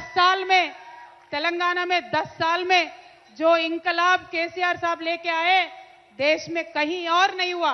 तो क्यों जाना है कांग्रेस के साथ? क्यों वोट देना है कांग्रेस के साथ? क्यों देना है भाई कांग्रेस को वोट? कितने साल और मौका देते? नहीं थे क्या राज में 62 इयर्स नहीं थे? तेलंगाना में भी थे 62 इयर्स. उनकी नानी थी, पप्पा थे, दादा थे, परदादा थे, सभी लोग थे. क्या हुआ? बदलाव आया? नहीं आया. फिर क्यों मौका देना है उनको?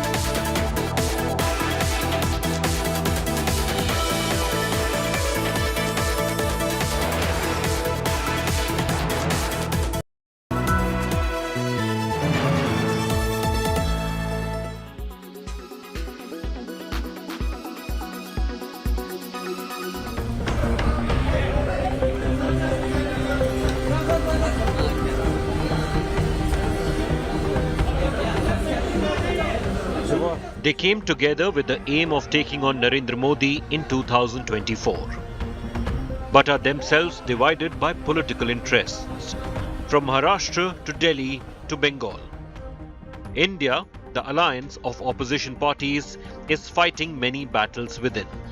In Delhi, the Aam Aadmi Party and Congress are in a tug of war for the 7 Lok Sabha seats in the capital. The divisions became public on Wednesday after a meeting between state and central leaders of the Congress. Alka Lamba's declaration sparked an instant showdown, with top leaders trying to cool tempers. While Congress and Aam Aadmi Party are still sniping at each other, they are clearly united in their attacks against the Modi government. जब से मणिपुर की घटना घटी है, प्रधानमंत्री जी चुप हैं.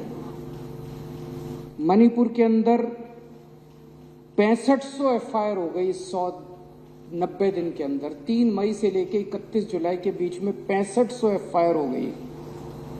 प्रधानमंत्री जी चुप रहे. मणिपुर में 4000 लोगों के घर जला दिए गए. प्रधानमंत्री जी चुप रहे. In Maharashtra, the alliance is on tenterhooks. NCP Chief Sharad Pawar's frequent meetings with his rebel nephew and Maharashtra Deputy CM Ajit Pawar have created fear among his allies that the senior leader could be planning a jump to the NDA. Pawar hasn't denied or confirmed getting ministerial offers, but insists he stays with the Vikas Agadi, while continuing to attack the BJP.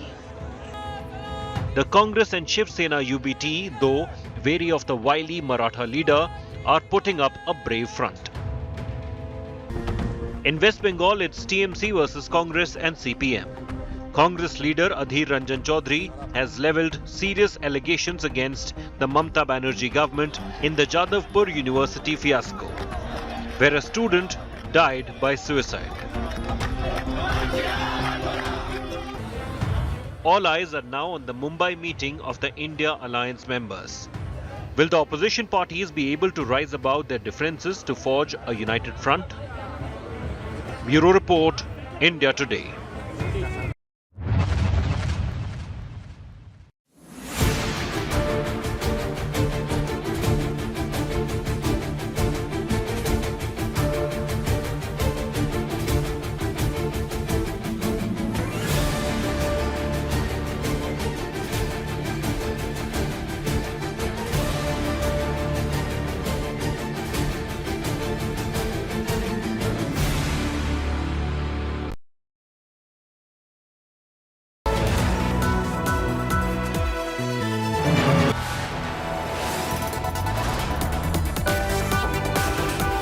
You are watching India Today.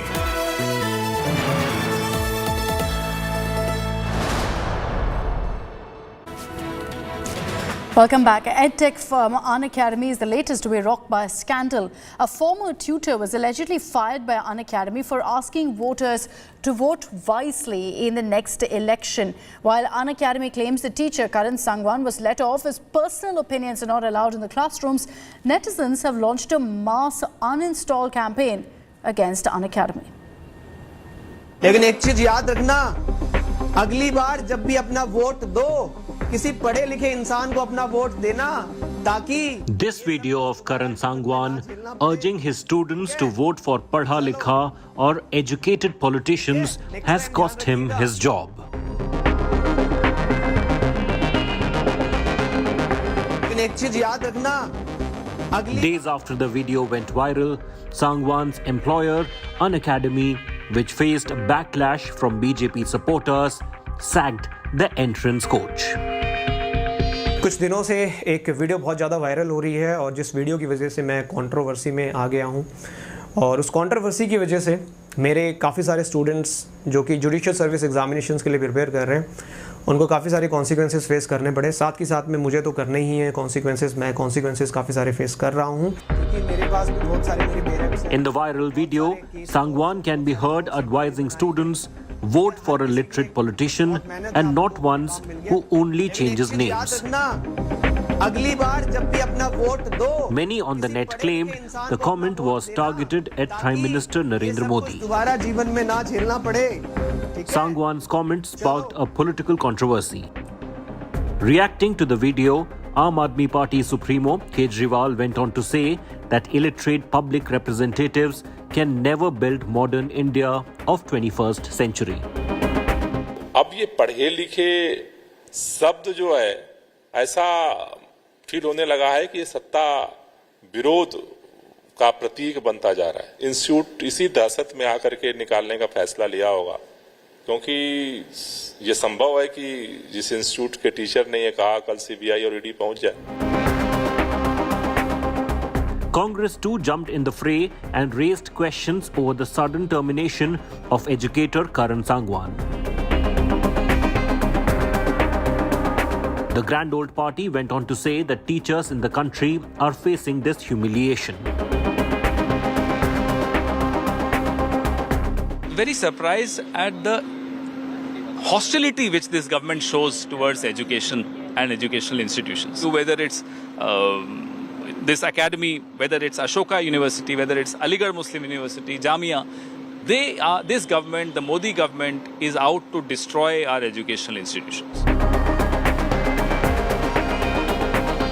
Breaking silence on the issue, an academy issued a statement saying classroom is not a place to share personal opinions and views as they can wrongly influence students.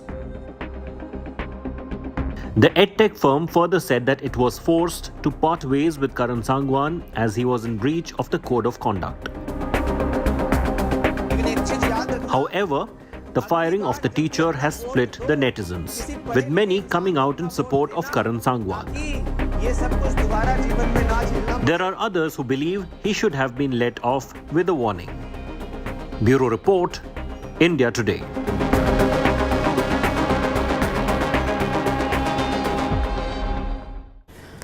A massive sextortion racket has been busted by the Bengaluru police. Neha, aka Meher, a Mumbai model, along with 3 others, allegedly amassed over 35 lakh rupees from sextortion activities. Over 50 men are believed to have fallen victim to this gang's manipulation and extortion. Her 3 associates have been nabbed. the main piece of the puzzle, the mastermind, the Mumbai model, is still missing.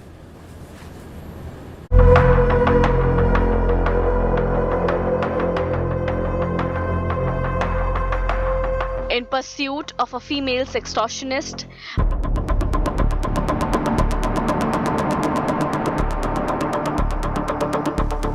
Bengaluru police are currently searching for this woman, Neha alias Meher.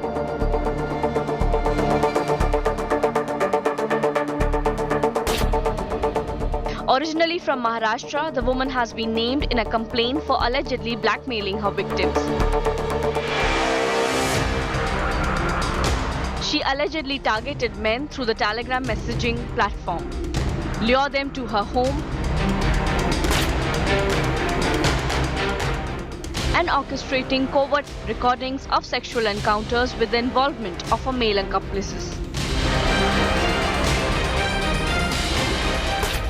This alleged criminal operation led by Neha, also known as Meher, has been active in Bengaluru for a year and a half. The men she allegedly ensnared were subsequently subject to blackmail. They were coerced into marriage, conversion to Islam, or extortion of funds. Failing compliance, they were threatened with the release of compromising videos on the internet. The case now registered in Bengaluru's Puttanhalli police station. Each of her victims reportedly succumbed to the extortion demands.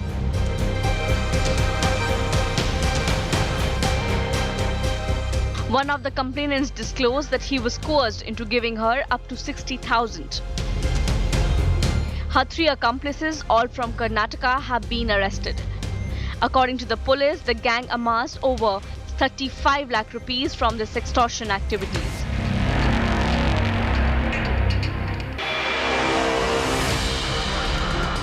Around 50 men are believed to have fallen victim to this gang's manipulation and extortion.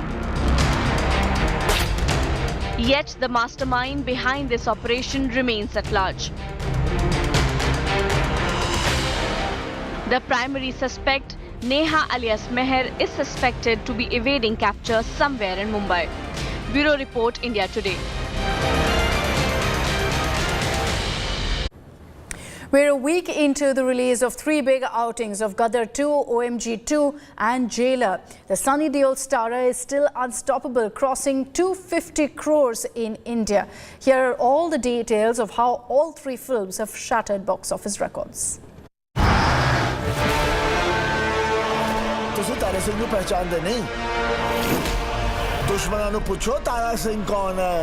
Sunny Deol and Amisha Patel star Gadar 2 has continued to wreak havoc at the Indian box office.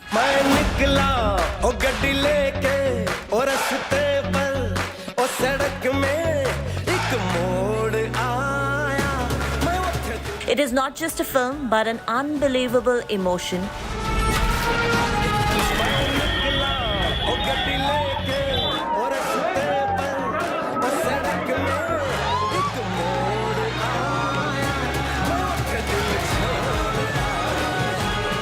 And these images of fans flocking to theatres, dancing, cheering, enjoying themselves inside the hall is a proof of that.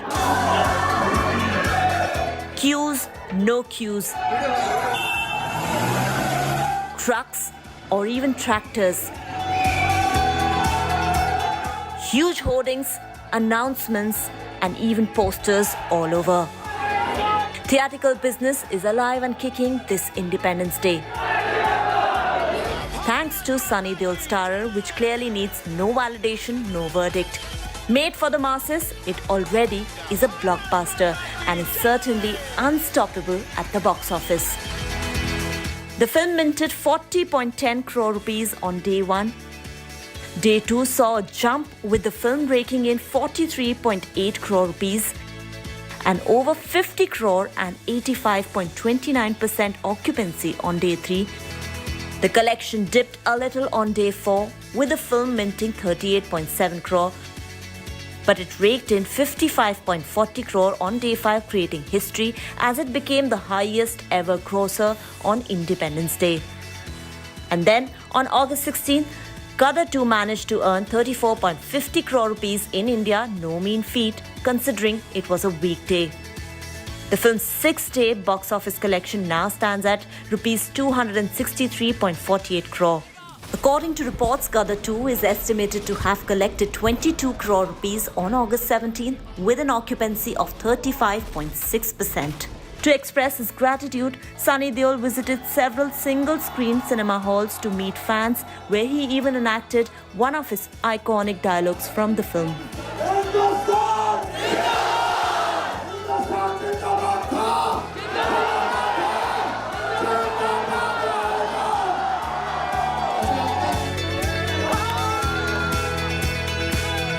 Amisha Patel, who reprised her role as Sakina in Gadar 2, on the other hand, also stepped out to greet fans and was even seen flaunting a 22-year-old Gadar ticket.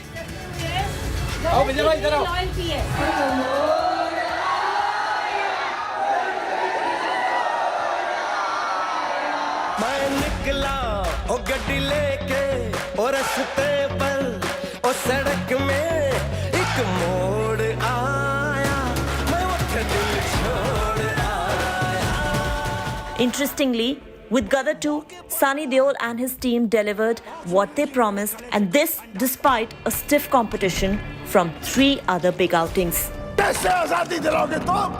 अगर यहाँ के लोगों को दोबारा मौका मिले ना हिंदुस्तान में बसने का, तो आधे से ज्यादा पाकिस्तान खाली हो जाएगा। Entertainment Bureau, India Today. कटोरा लेकर घूमोगे, भीख भी नहीं।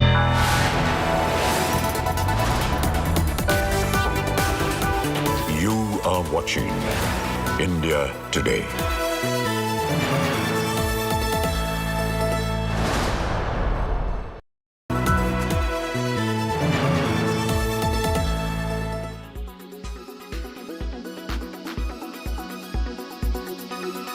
देखिए, पूरे देश के अंदर जिस तरह से भाजपा की केंद्र सरकार ने अपने एजेंसियों को दुरुपयोग करके जिस तरह का एक दहशत का माहौल बनाया हुआ है, उसमें हर कोई डरा हुआ है और उस डर का परिणाम ये दिख रहा है कि हर कोई अपने को बचाना चाहता है। मुझे लगता है कि कोई भी अगर ये बात कहता है कि पढ़े लिखे लोगों को वोट दें, तो अब ये पढ़े लिखे शब्द जो है ऐसा फील होने लगा है कि ये सत्ता विरोध का प्रतीक बनता जा रहा है और मुझे लगता है कि इंस्टीट्यूट इसी दहशत में आकर के निकालने का फैसला लिया होगा, क्योंकि ये संभव है कि जिस इंस्टीट्यूट के टीचर ने ये कहा कल सीबीआई और ईडी पहुंच जाए और उस इंस्टीट्यूट को तबाह कर दे, तो एक दहशत का जो माहौल है, मुझे लगता है उसका परिणाम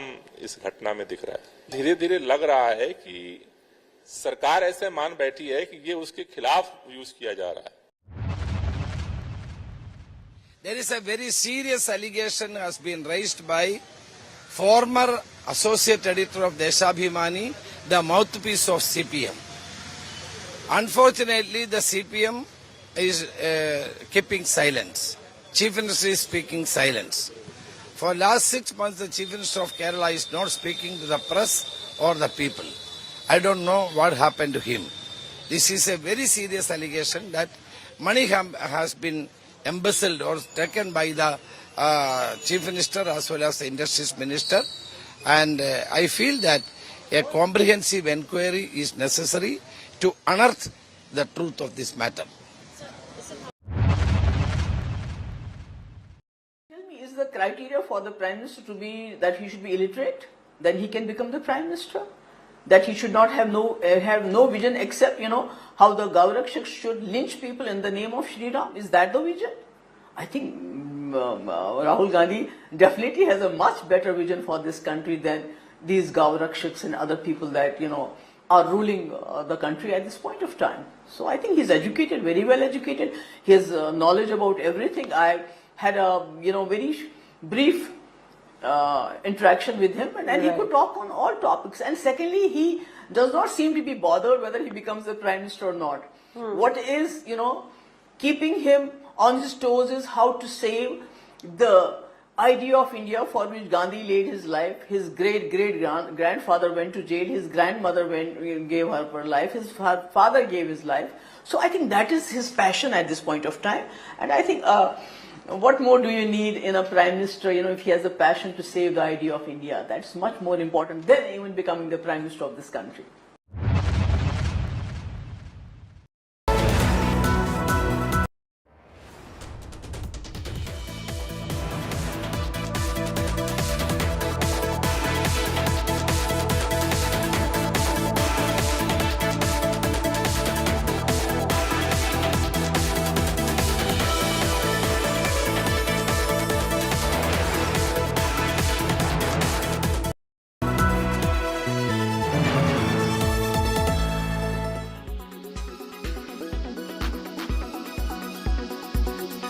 बाकी तो सब हिंदू से ही कन्वर्ट हुए हैं मुसलमान हिंदुस्तान में और उसकी मिसाल हमारी कश्मीर में. This comment of the former chief minister of the erstwhile state of Jammu and Kashmir, Ghulam Nabi Azad, has set the cat among pigeons. Speaking at Doda in Jammu and Kashmir, Azad sparked off a new debate with his comment that everybody in India had been Hindu. In fact, in Jammu and Kashmir, everyone was a Pandit before Islam came. हमारे हिंदुस्तान में इस्लाम सिर्फ वैसे ही पूरा इस्लाम तो आया ही है 1500 साल पहले. हिंदू धर्म बहुत पुराना है. तो बाहर से आए होंगे 10-20, वो जब मुगलों के वक्त में उनकी फौज में थे. बाकी तो सब हिंदू से ही कन्वर्ट हुए हैं मुसलमान हिंदुस्तान में. While some hailed Ghulam Nabi Azad's comments, the Congress was clearly upset. National Conference Vice President Omar Abdullah hit out at Azad, insisting he was trying to appease powers that be.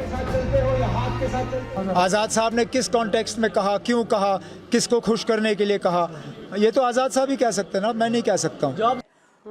PDP Chief Mehbooba Mufti came out with a shocker in an exclusive conversation with India Today. He should say that कि हमारे जो पूर्वज थे वो बंदर थे. You should say he should go back. He should go back there to the Stone Age. Yeah, he should go back to the Stone Age and find out what his forefathers were. I mean, I don't believe in the theory that हमारे forefather बंदर थे. Maybe he believes. The BJP came out all guns blazing, attacking Mehbooba Mufti. हालात देश के नहीं खराब, हालात उनके खराब है.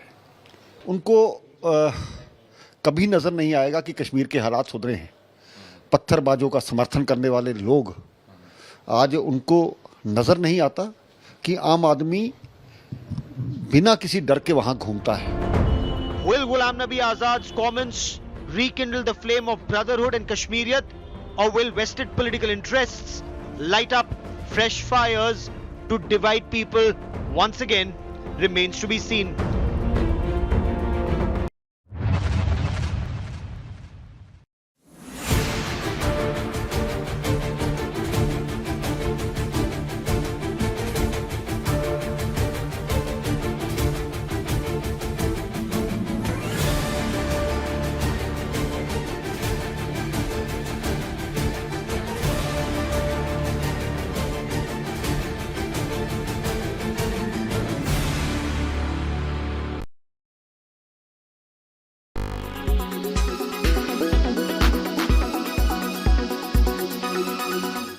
Make your media plan smarter with India Today Live TV on your connected devices. Amplify your brand with 100 million smart internet viewers. To advertise, mail us at sales@aajtak.com.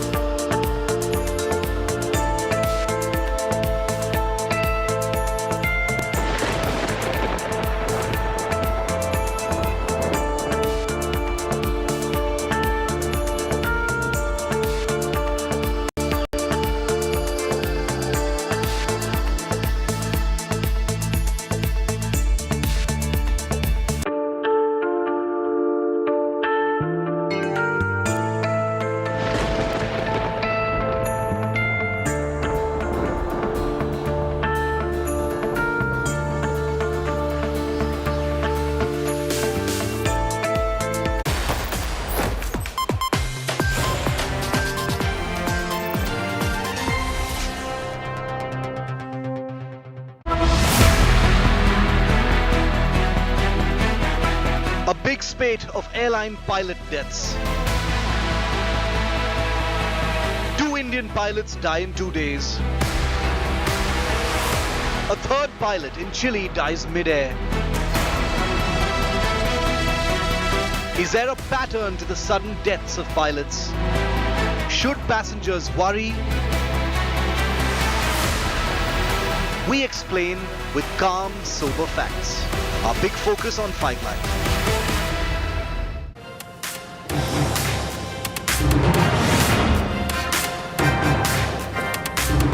If you're an airline passenger, someone who flies very frequently, you must watch today's show because there's a lot of scaremongering that's taking place on media, on social media about pilots dying in the cockpit, pilots dying during flights and how this can endanger your next flight. No sensationalism. We're going to bring a pilot on board here on our show and explain to you live what a pilot dying during a flight actually means and why this is a story that matters to you as an air passenger. I'm Shiv Arur. This is 5 Live. Let's take you straight to the headlines. New close-up images of the moon captured by the Vikram lander have been released. Chandrayaan 3 de-boosting completed. Lander orbit brought 112 kilometers from the moon. Landing scheduled for August the 23rd. Big political news quake in the run-up to 2024. UP Congress chief claims Rahul Gandhi will be challenging Smriti Irani by contesting from Amethi in 2024. EdTech firm Unacademy lands in a soup after firing a teacher for giving vote gyan. Defending the move, Unacademy says personal opinions not allowed in the classroom.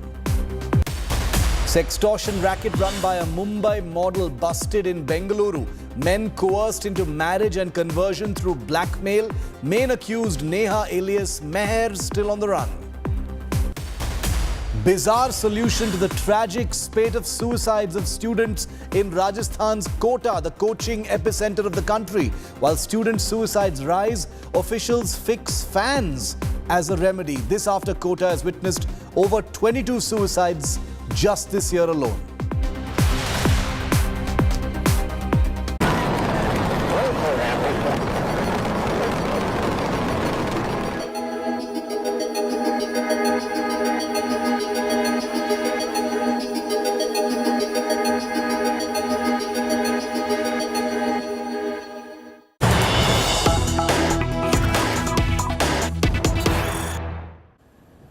And before we go to our main story on airline pilot deaths, I want to bring you the latest that we're tracking from mission Chandrayaan 3.